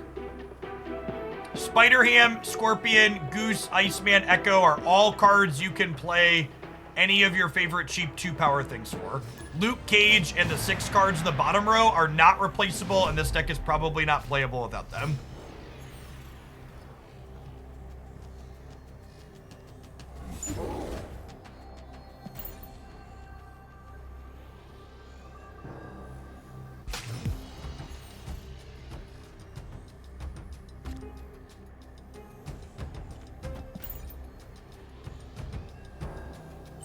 I think the deck feels about Mr. Sinister. I think I am pro not playing Mr. Sinister after playing this deck for a bunch.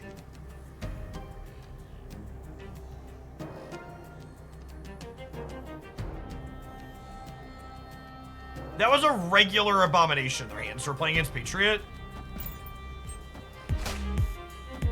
Wind, aid my hand.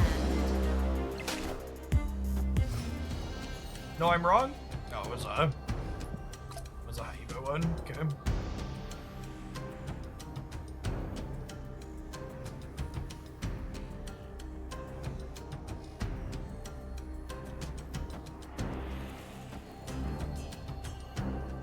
This flooding's about to move. Let's see if they know that.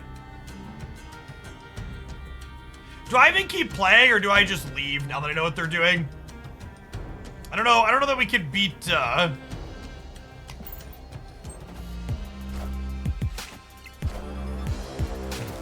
They did not realize it's moving.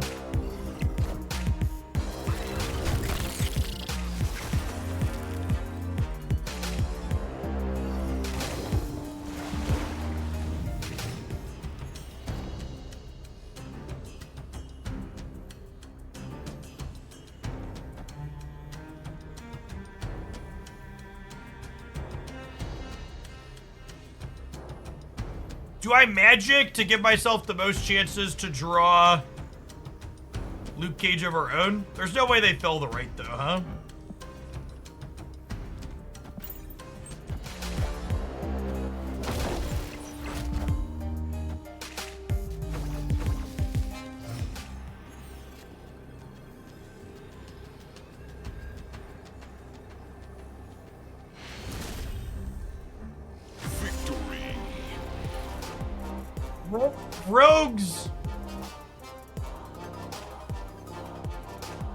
Rogues,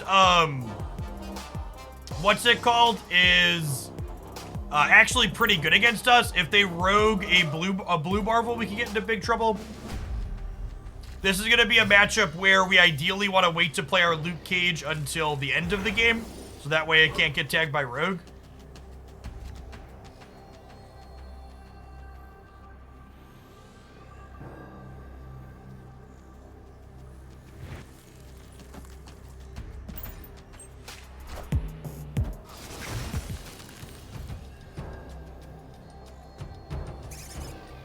Yeah, we got some good information in addition to getting a cube out of them. Feel solid. Echo stops Rogue. Rogue will take your ability away, but then Echo strips it from her.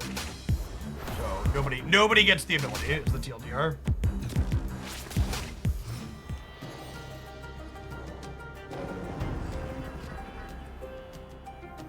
Playing early screws with their Abomination, that is true.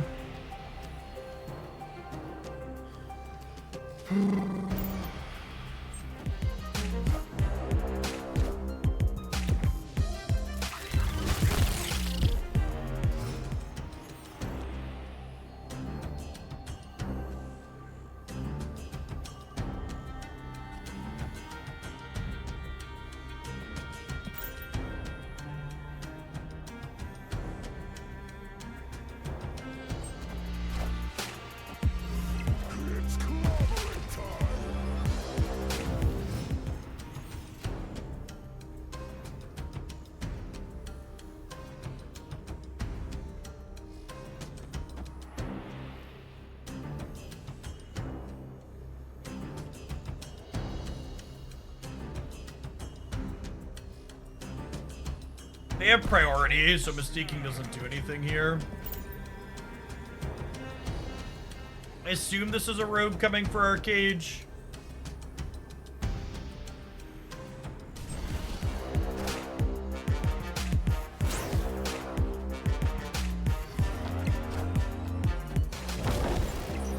Wow, that's so unlucky. Their thing, their copy of thing hit each of our broods one time.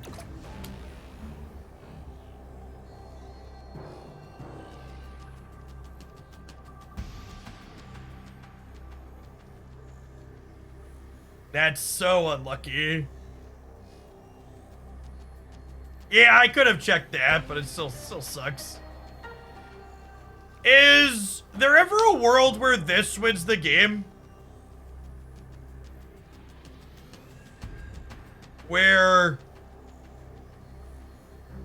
we like lose Baxter building and win? And I think I mystique the blue Marvel because it's not that much power here, and it means we're winning here if they don't commit more stats. We're going up to 12.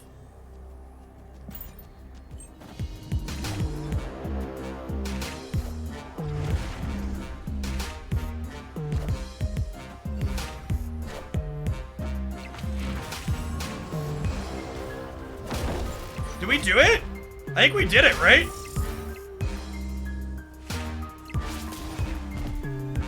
Wow, what a close game. Victory.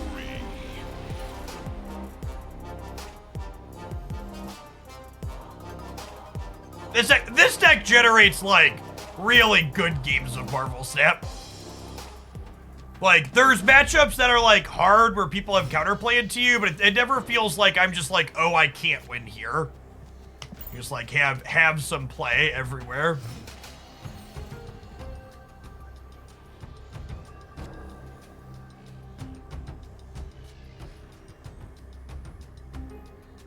Do I want to lock Avengers Compound out of 5-drops? Do I want to lock myself out of the ability to play Blue Marvel? Probably not, right? Because Blue Marvel is one of our better tools for beating what they have going on, I think.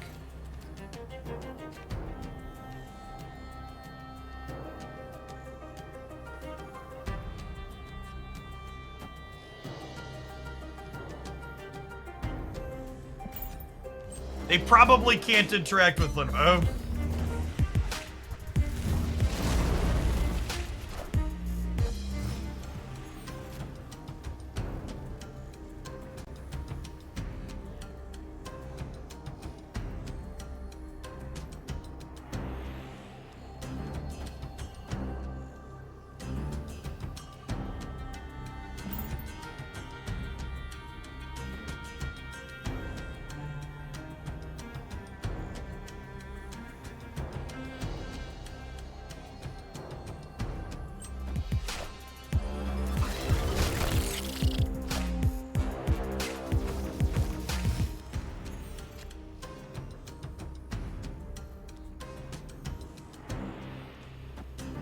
Luke Cage, Mystique my Luke Cage, rug pull the Limbo with Cerebro next turn.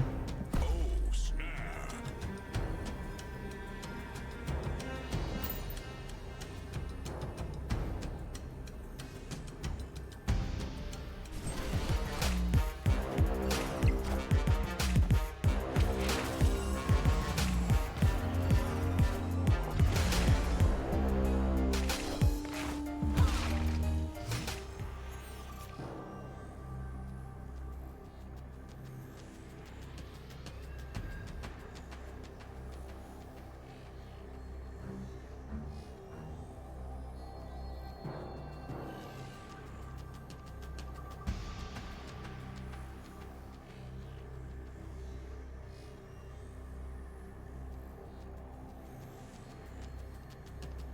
Should've played the cage earlier. Their sequencing was so good into us.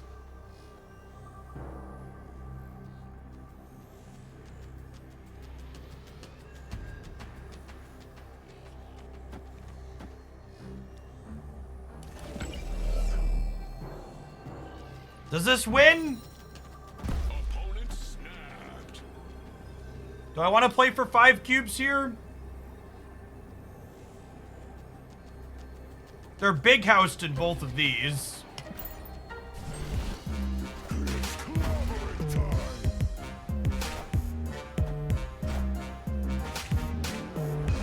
Get fucking scammed.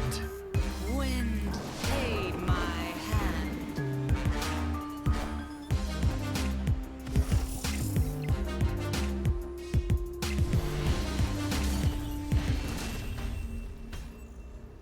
Victory. Call the ambulance, but not for us.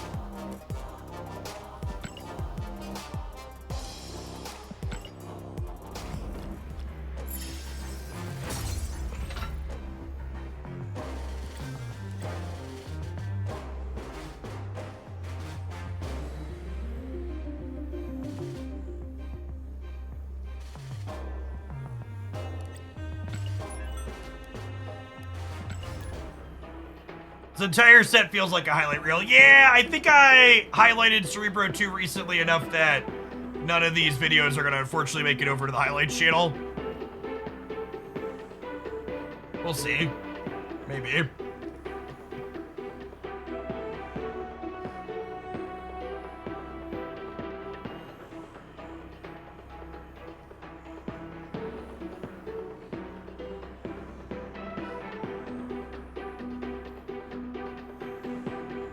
I usually try. All right, the OTA is live, chat. We're gonna sit down and have some Jeff double vision here. I have a video prepared. I'm gonna publish it on YouTube. Let's watch together, shall we?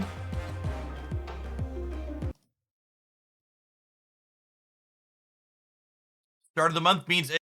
Oh wait, hold on. Oh, I deleted my local copy. Whoops. I guess we'll just watch it on YouTube together. Hold on. I'm gonna publish it on the YouTube side. It's a good OTA. It's a good OTA with all buffs. Big buffs all around.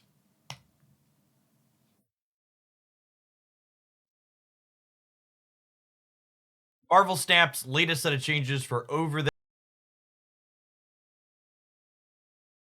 air update card text changes are in, and this week we have 5 different buffs. Let's go ahead and run through what they are and talk about what I think they could mean for the metagame moving forward. Our first buff this week comes to the Absorbing Man getting increased on his stat line from 3 points of power all the way up to 5.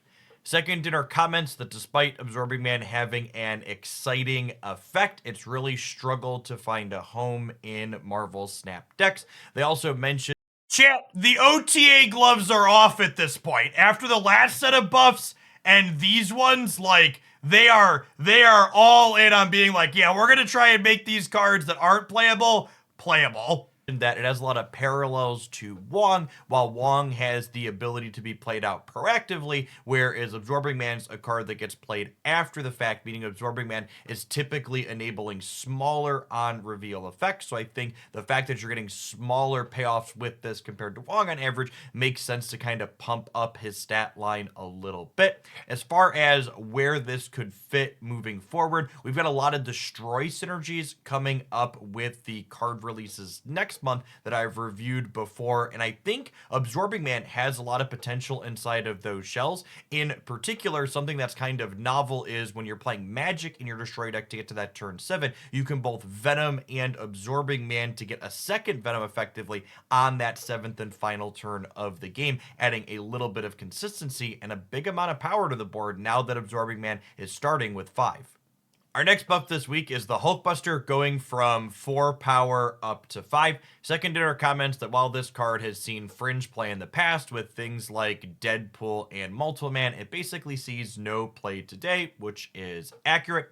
They also observed that in addition to potentially working with Deadpool and Multiple Man again, this card also has potential with Dakin, the season pass card that's going to be coming up for August, who doubles his power. Anytime you're getting multiple uses of the stats on Hulkbuster, this 1 point buff ends up being a multiple point buff, whether it's on a man or a Deadpool or Dakin that's doubling up. I'll be interested to see if this makes this card see play. I think at the baseline, 5 points of power for 3 energy is pretty reasonable. Polaris, I think, is arguably one of the best 3 energy cards in Marvel Snap because of the rate of points of power that she provides.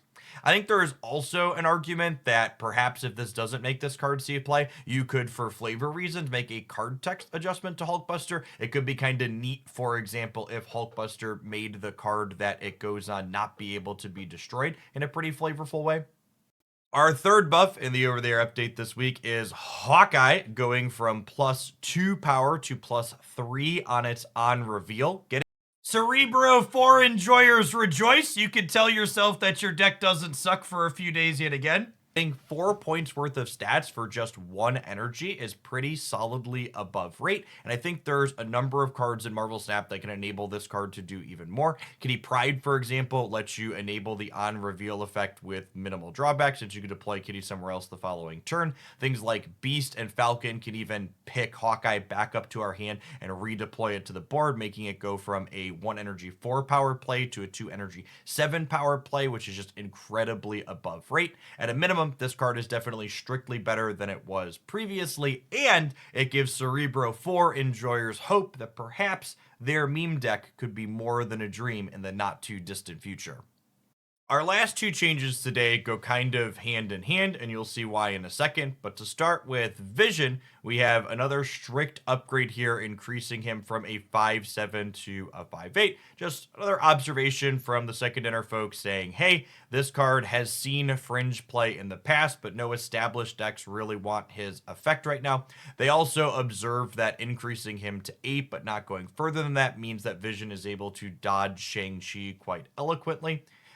It's also worth noting that the one deck in the metagame right now that kind of plays Vision is the Shuri deck. So a 1 point boost on Vision is a 2 point boost with Shuri, and it's a 2 point increase with Taskmaster. So having the flexibility to deploy a 16 power thing on turn 5 and slide it around the board, as well as deploying a 16 power Taskmaster, is going to give you a lot of flexibility to win games where your opponent's going to have a hard time estimating where exactly your stats are going to be on the final turn. Our final over-the-air update buff today has Captain Marvel going from a 5/6. I would say she's back, but she was never there to begin with, chat. Captain Marvel is live. 6 down to a 4/5. Obvious synergy with things like Zabu aside. I really like the fact that Captain Marvel and Vision feel like different cards now. A question that often came up previously when Marvel was a 5/6 and Vision was a 5/7 is like, Jeff, when am I supposed to play Vision versus when am I supposed to play Marvel? And the cards by and large felt very similar, only with Vision letting you kind of mind game and juke people, while Captain Marvel simultaneously covered all of your paths. The fact that these cards have different energy costs means that, one, you could play them both in the same deck to have a ton of different things moving around the board, but two, they're just different styles of effects since they fit into different parts of your curve. One thing that jumps out in my mind with Captain Marvel here is including her in decks with Rescue. For example, I've liked her in the past as a card to enable Rescue's bonus, or even something like Hawkeye without fully committing to that location on the board. And at 4 energy, Captain Marvel does that even better. Okay, so you could watch Jeff finish rambling for the last couple of minutes if you want to check out the YouTube side of the OTA. But like, one of the things that's really sweet about this set of changes is the fact that they are attempting to adjust the Spider-Man lockout decks without actually adjusting any of the lockout cards, right? Which is an interesting approach. So like, Vision and Captain Marvel both getting buffs are changes that they don't address Professor X. Professor X is still very good. However, they both make Spider-Man worse, which is the 2 on the 1-2 punch in those decks. It's also worth noting, and this is probably something we could try here, is that Captain Marvel and Vision at different energy costs, you can play them both in the same deck super reasonably now, right? I'd like to give a shout out to Paper here on Twitch. They're another content creator that does graphics design stuff. They slotted Zabu here in the background for us for Captain Marvel. You should give them a follow if you want someone who's a good Marvel stat player to watch in the evening sometimes. That was a request that was too good to pass up in the card image, because yeah, obviously, yeah, someone else commented on that too. Like, Zabu's like the big winner from this OT update, right? Like they made Captain Marvel a 4-drop, and they buffed Absorbing Man a significant amount as a 4-drop too. Ben B, thank you for the 10 months. I appreciate that. Welcome back. So many 5s do we have Cerebro 5? I don't know that Absorbing Man is good in Cerebro 5. I guess Hulkbuster's kind of okay in Cerebro 5, because you probably have an empty path you could play it into. Are we supposed to build Cerebro 5 to start, or are we supposed to build Vision plus Captain Marvel? Vision Captain Marvel's probably more competitive. Mr. Toasty Snap, thank you for the quarter of a year. I appreciate that. Welcome back. All right, I need to restart my client here real quick before we get going here, so we can have ourselves an OTA update.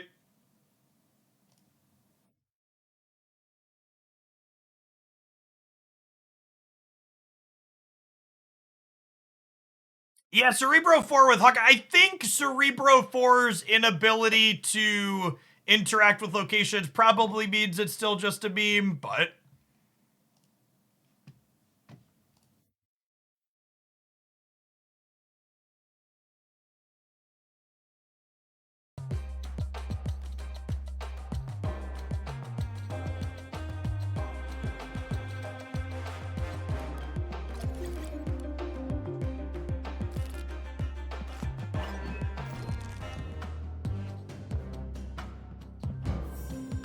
I already have my Vision split ready to go. I'm really excited to farm some Carol boosters. So I always wanted to split this one. I wanted to split this one a little further, but I just didn't have decks to play her in. I bet this variant looks great with a gold background. Do Vision Captain Marvel top end the little moves package well?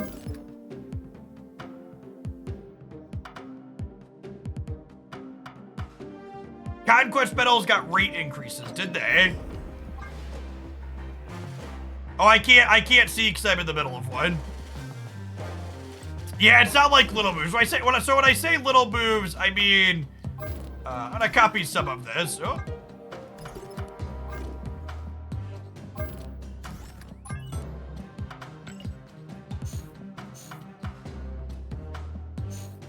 Although I guess Jean Grey's actually still... I guess Jean Grey, Kitty Pride's the one that's just kind of not good if we're curving out more, so we cut Kitty. But Jean's actually low-key still kind of good in here, huh?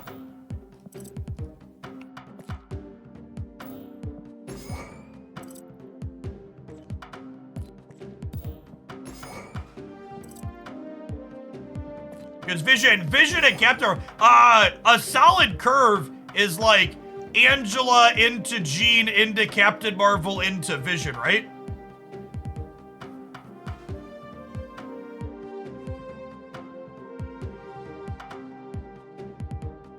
That's like pretty reasonable, all things considered.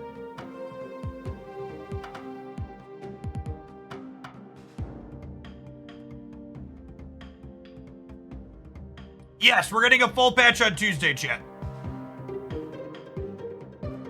Oh, there's a pop-up that tells you the OTA changes on mobile. That's great. Yeah, Miles is probably still good here, like Miles plus tech cards at the top end.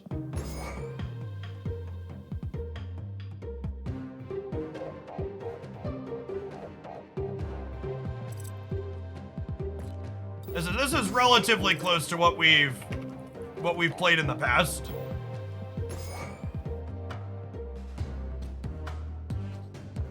$20.99 is not a playable Marvel stamp card. I am sorry to people I am disappointing with this reality. Yeah, we can run out with Polaris. Polaris still plays on curve well. I don't think Zabu is good enough here, chat. I'm not really interested in playing Shang-Chi or Enchantress ahead of curve. And I don't think I need to play both of them on the last turn. I think Kitty is worse in a world where we're looking to play Captain Marvel and Vision on 4-5. It could just be Chavez. Although, we're probably looking to play Miles on the last turn a lot of the time. We could play Mirage to fill the curve. I don't hate that. I don't hate Mirage to fill the curve. We could also play Rescue. If we play Rescue, then Zabu gets better.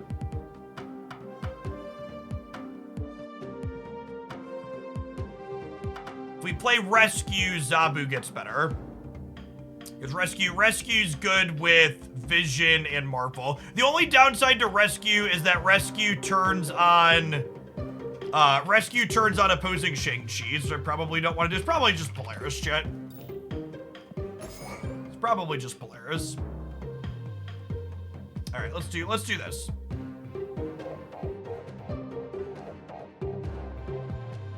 I don't think I want another big expensive card. Do I? Legion plays with Miles on the last turn. I can see Legion Miles playing on the last turn. This is not a Hawkeye deck. Not a Hawkeye deck. I don't hate this for curve purposes. I could buy Legion being good stuff. I did get a banger Legion variant last night, which could tip in favor of such things. Do you want Shuri? I only have like one good target for Shuri, which I think is not enough. Polaris is inked, that's true. So I'm gonna start with Legion. Let's start there.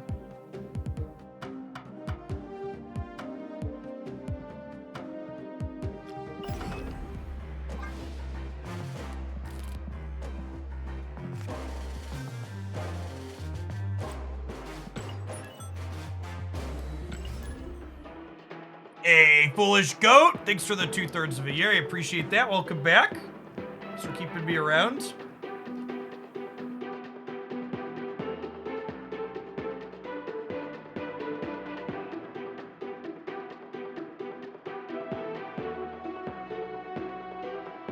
I saw some people talking about the increase to metals. That's good. More stuff is good.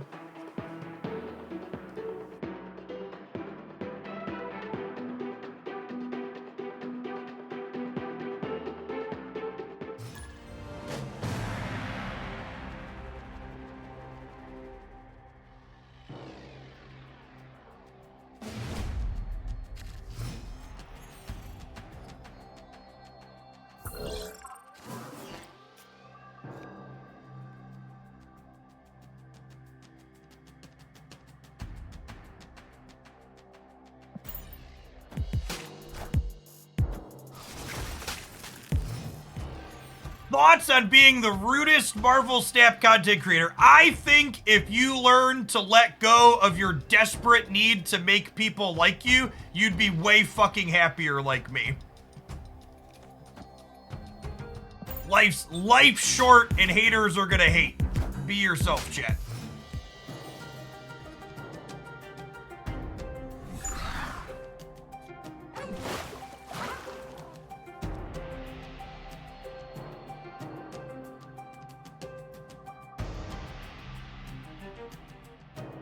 think it's just Jeff into Marvel. Kind of want to peel Vision here.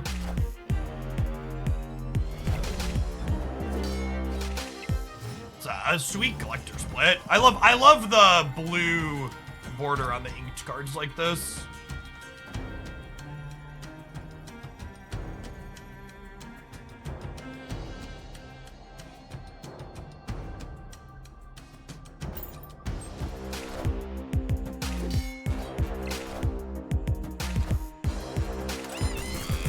They are bounced with an awkward draw.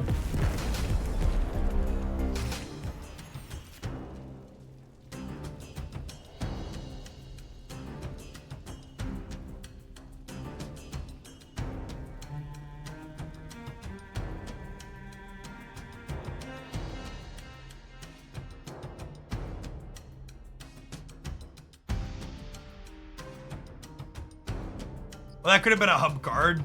No.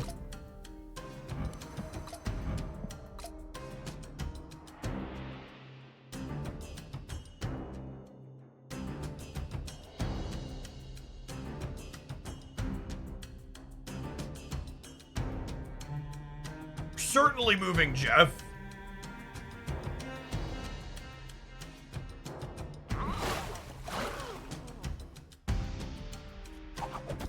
We just do this and let Silk bounce around too. I think so.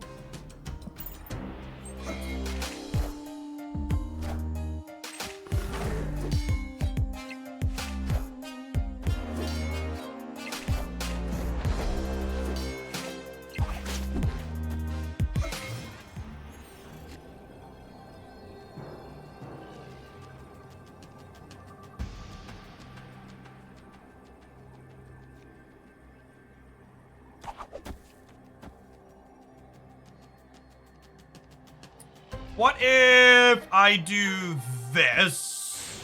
Yeah, they're just leaving. This would put 2 raptors here in the middle and then force Silk to jump left. I'm curious to see if this feels like a matchup we could win. Previously, this type of matchup would have been unwinnable, but that was before they nerfed the bounce deck.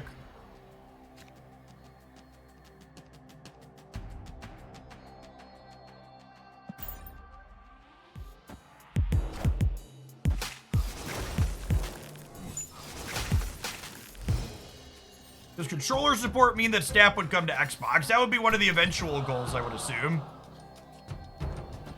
Controller support on PC is the first step towards getting that working. The overlay is covering the health bars. The health bars are located above the avatar's heads. You can see them very clearly.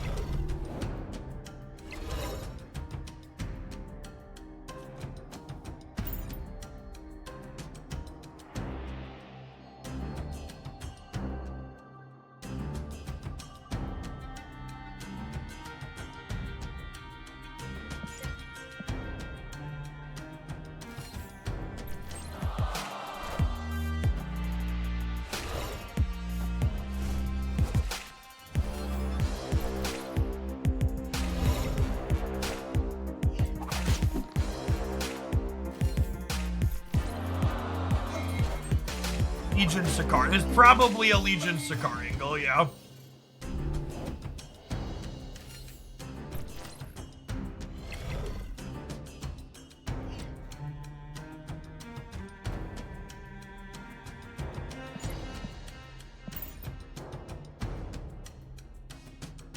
Summoner confirmed there's no series drops coming this month. They have confirmed that they will tell us what series drops are coming at least 2 weeks in advance. So because they haven't confirmed any series drops before the patch next week, I'm assuming that there are none coming. Or else we would know about them by now per their previous communication.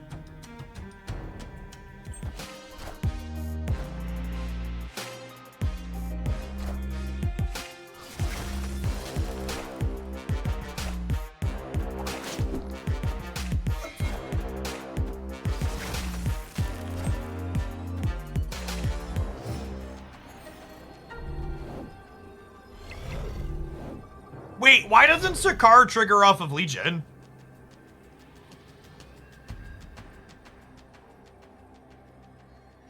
I'm missing that interaction. I copied a Sakar that had already triggered. Weird. It feels wrong. I don't know if it is wrong, but it feels wrong. I think we're dead.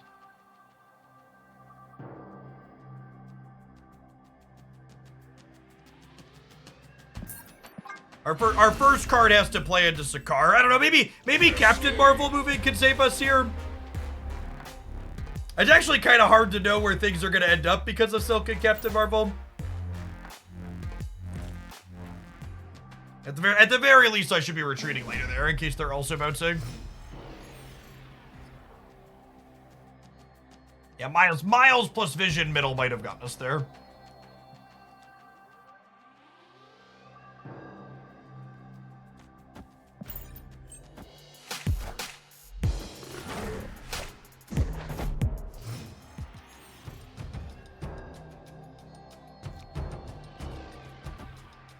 Alrighty then.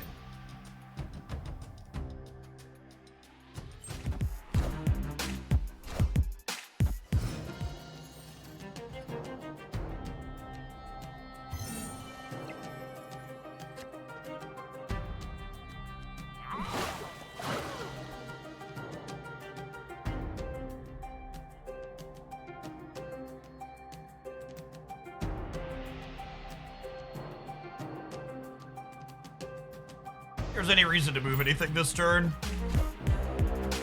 Next turn's probably just like Tempo Enchantress.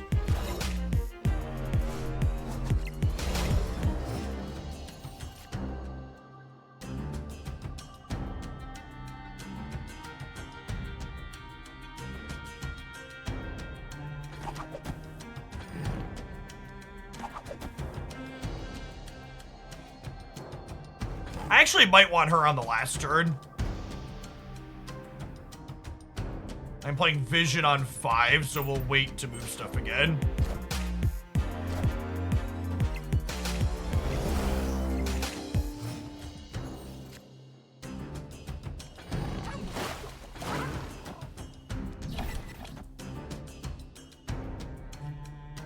I guess there's a world where I take this and I move all of these to New York.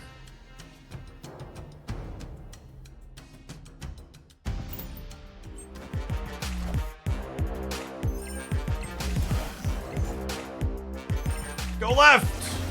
Damn it.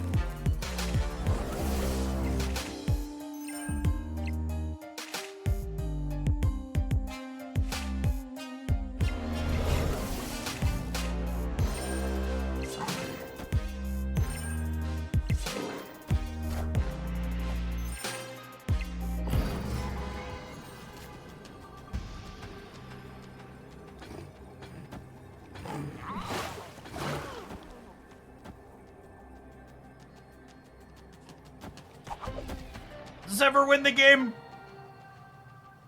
It's 18 in the middle.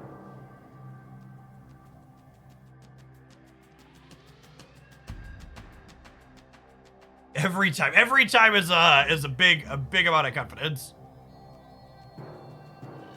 Opponent snapped.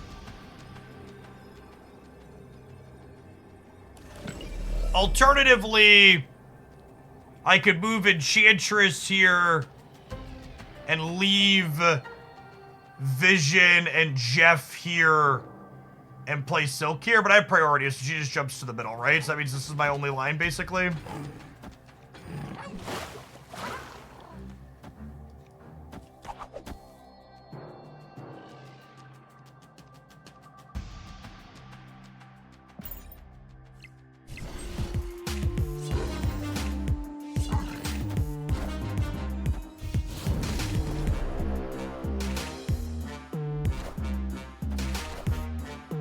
I am Iron Man.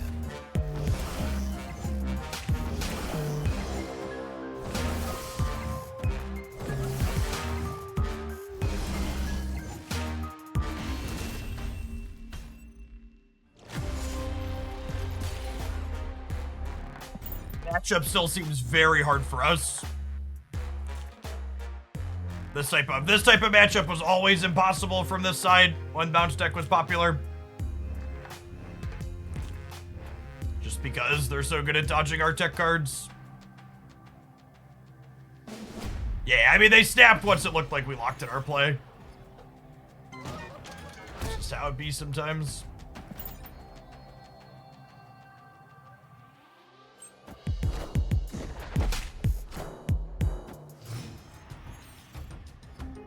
They had one place to play Iron Man. That's not true. They could have played for the right. It's not remotely true that that was the only place they could play it.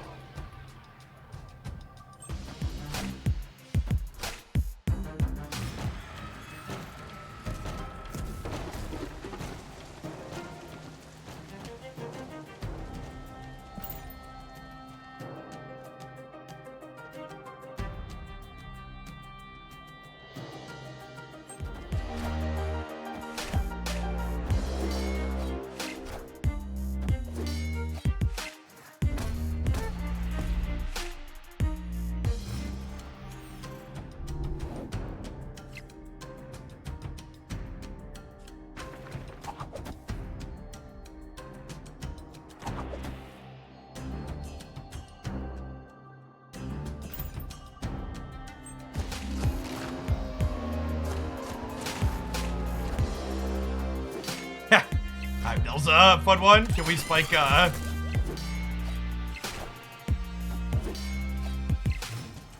you spike a Craven?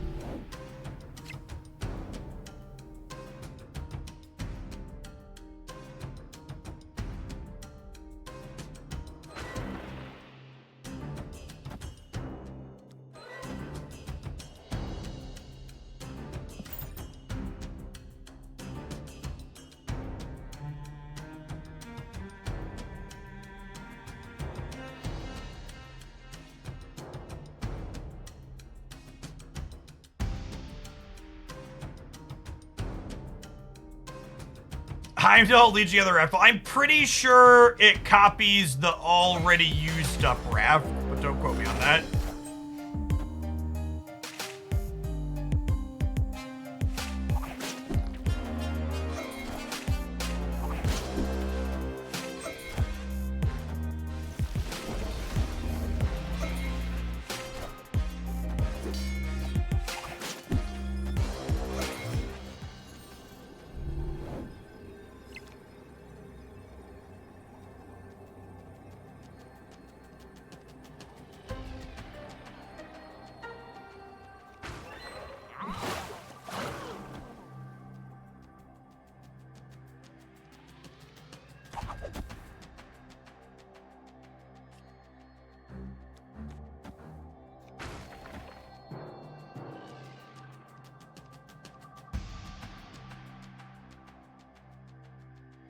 Opponent snapped.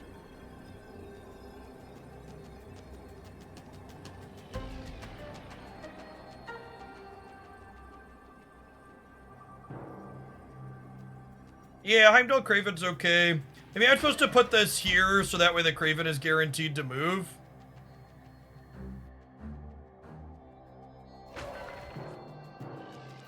Or maybe it's this to make sure that happens.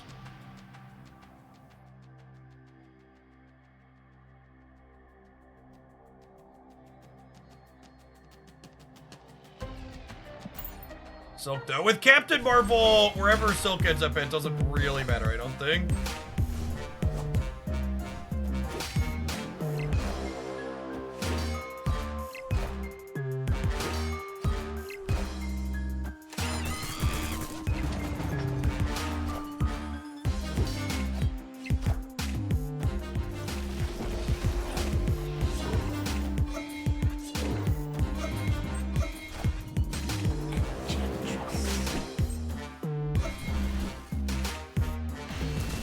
Miles Morales is very excited about what has happened. He has one energy again and again and again.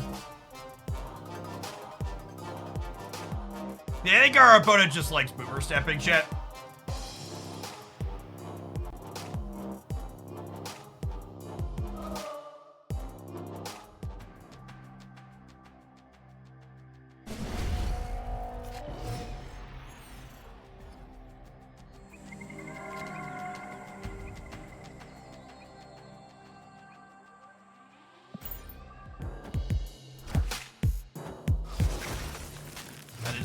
best possible case scenario for an Iceman for us. Once something moves, we'll go back down to 1. Nightcrawler's our best draw next turn, obviously.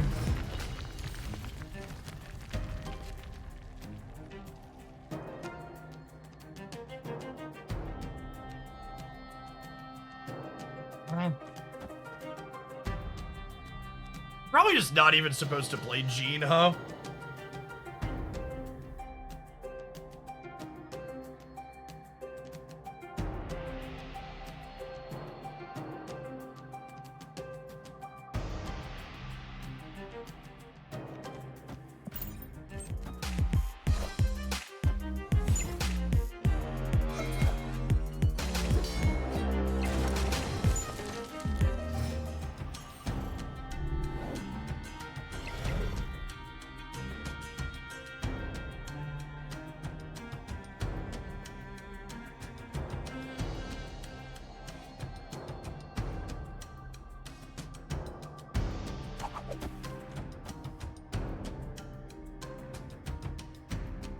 Do this.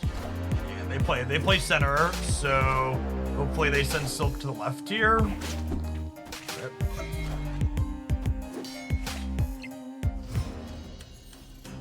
This did kind of force all of their power into one location, which is nice for us though. We do this. Jean gets huge. Carol gets huge.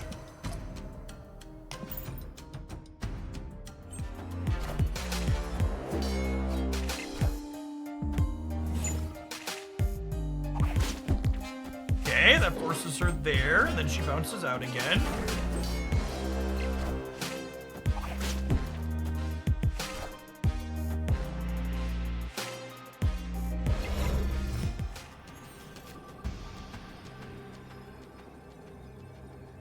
Then we have priority going into the last turn, so we can go Jeff the baby land shark here, kick Silk over this way, Enchantress here, kick Silk back over this way, and then if they play here, they kick Silk back into Craven's path again.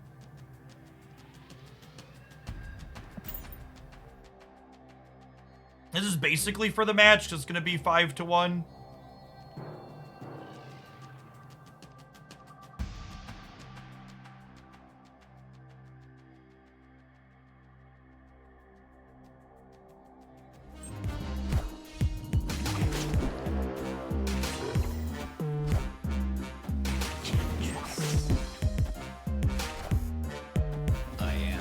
And them committing this to the center when Captain Marvel can just, like, nope to somewhere else is also good for us, right? How many times did Silk move here? This is so great. Higher, further, faster, baby. Thank you, Carol. Appreciate it. That was slick. Victory. Looked good.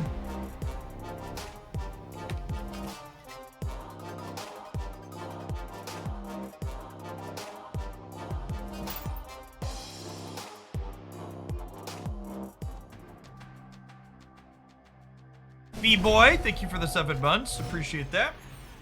After you ran a little bit late today on our stream since the OT update ran a little bit late.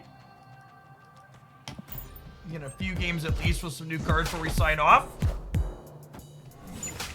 My wife has a meeting at some point tonight. What time is that at? Not till 6:30. Okay, so we can stream for another hour or so, potentially. We'll see what the viewer count looks like. Usually start to drop off in a little bit here.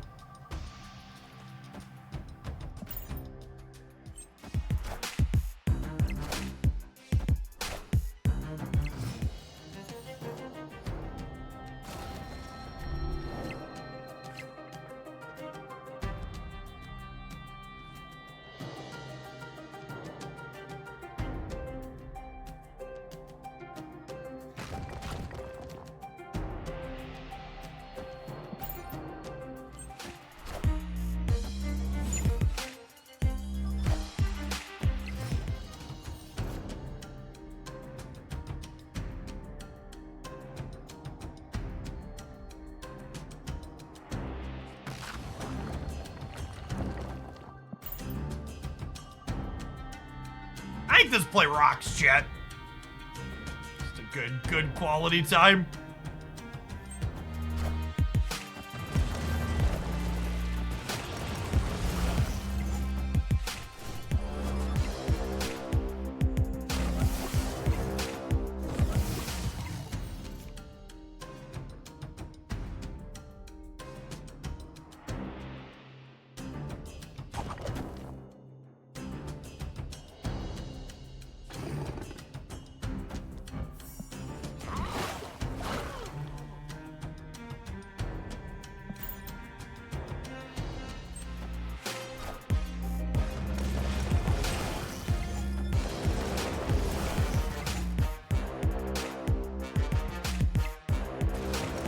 I need Silk to end left here so we don't have priority.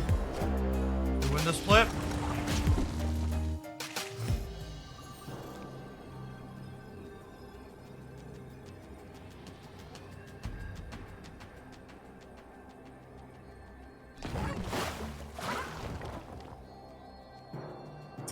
They're all in. This is the play to win line. And honestly, who knows what amounts of power we have where. With Silk and Captain Marvel, this is anybody's board, chat.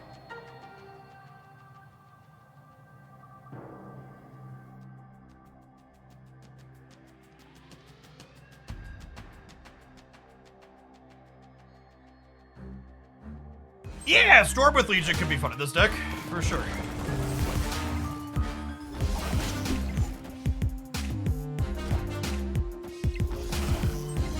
Go middle, Silk! Oh, she can still end up middle.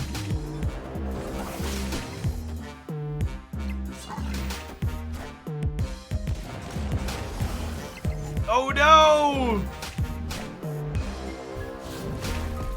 Oh wait, we got Kitty. We're good? Oh wait, where's the real Mysterio? No! Slim Shady! I thought we had him. I thought we had him. Missed it by this much.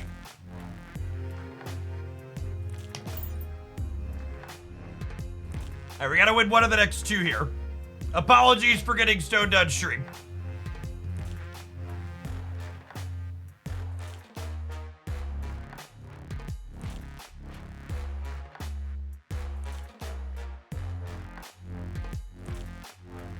We need one more Silk trigger, yeah.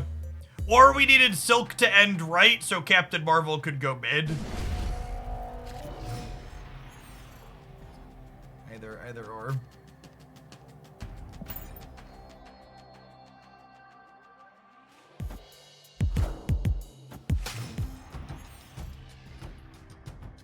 We're playing Hawkeye. This is probably the only new deck we're gonna play this afternoon since the patch came out so late, or the OTA came out so late, unfortunately. We play with new stuff all day tomorrow. I promise we'll try out Hawkeye then.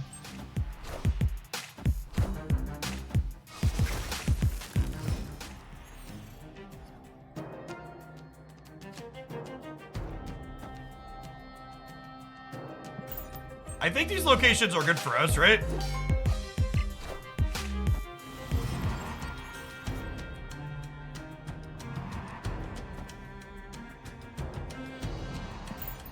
Sun Gotti, thank you for the brand new Prime. There's a ton of great people. You can send that to every month on Twitch. Thanks for sending it this way and keeping me around. I wouldn't be able to be here without folks like you.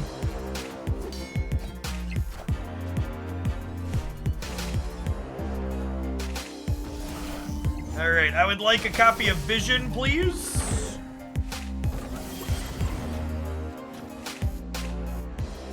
Yikes. Yikes.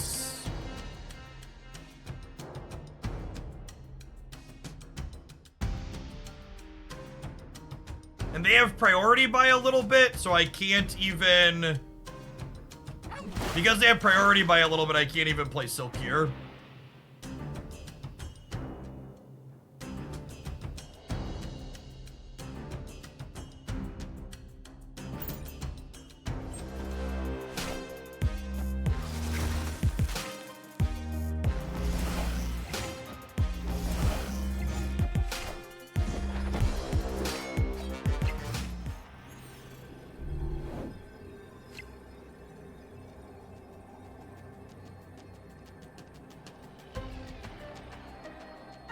Oh, you know what? I should have played Jeff Wright to have a coin flip at not having priority here.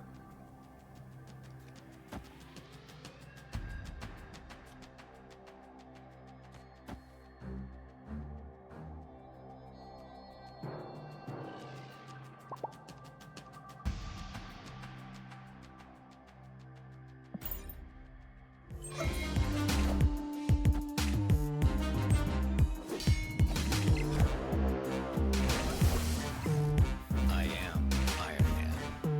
Higher, further, faster, baby. Gamers chat. Emote me 3 times and then win the game. If I would have played Jeff Wright, we would have been able to be a coin flip there to get them with Enchantress. Alright, comes down to the last one. We'll mute them here so we cannot experience that. Thanks.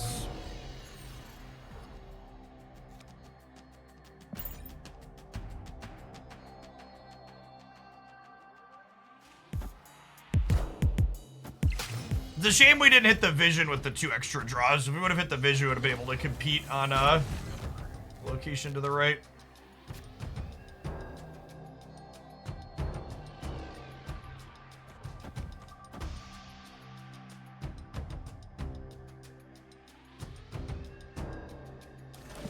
What happens when you Legion the unrevealed location?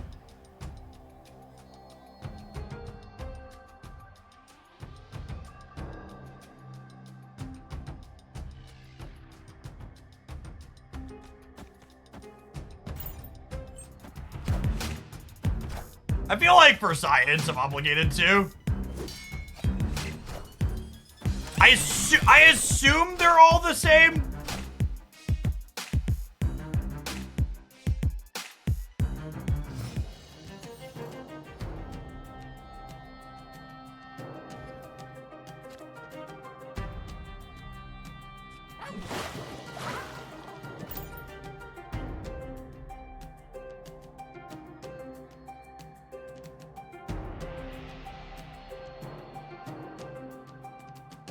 I'm pretty sure we're dead now. Yeah, I think that's probably accurate.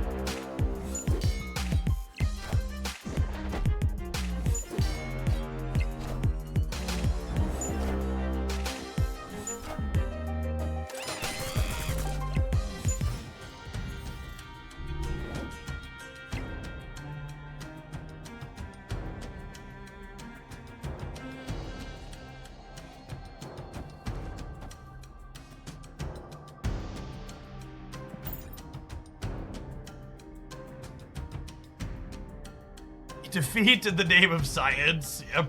We'll see. The Shang-Chi draw means we maybe have a shot.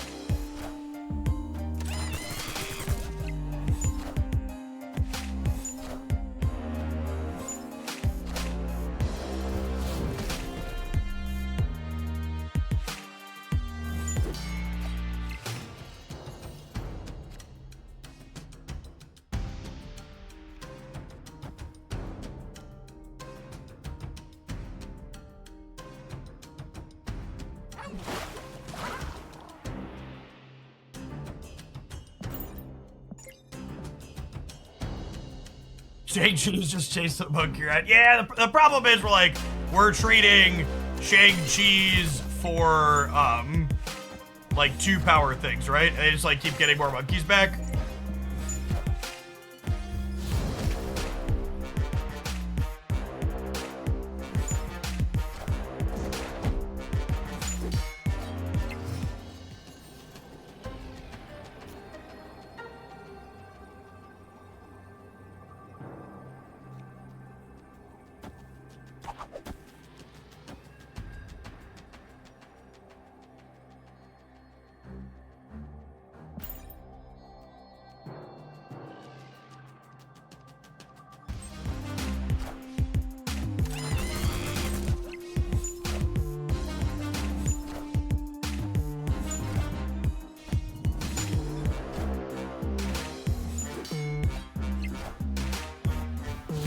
It on a breaker.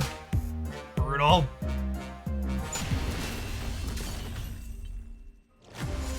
This is why I didn't want to take, I didn't want to start an Infinite Conquest, and I accidentally misclicked and started it. Taking an untested deck into here and then hitting an uncommon unwinnable matchup feels so bad. I should have just finished this run out with one of our other decks that was established. We should have just played this on the ladder. All right, I'm popping off for the day. It's 4:15. I'll be back tomorrow morning. We'll try out new things from the OTA. If you missed my full review of that, it's up over on the YouTube side now. I'll be back later. Peace, folks.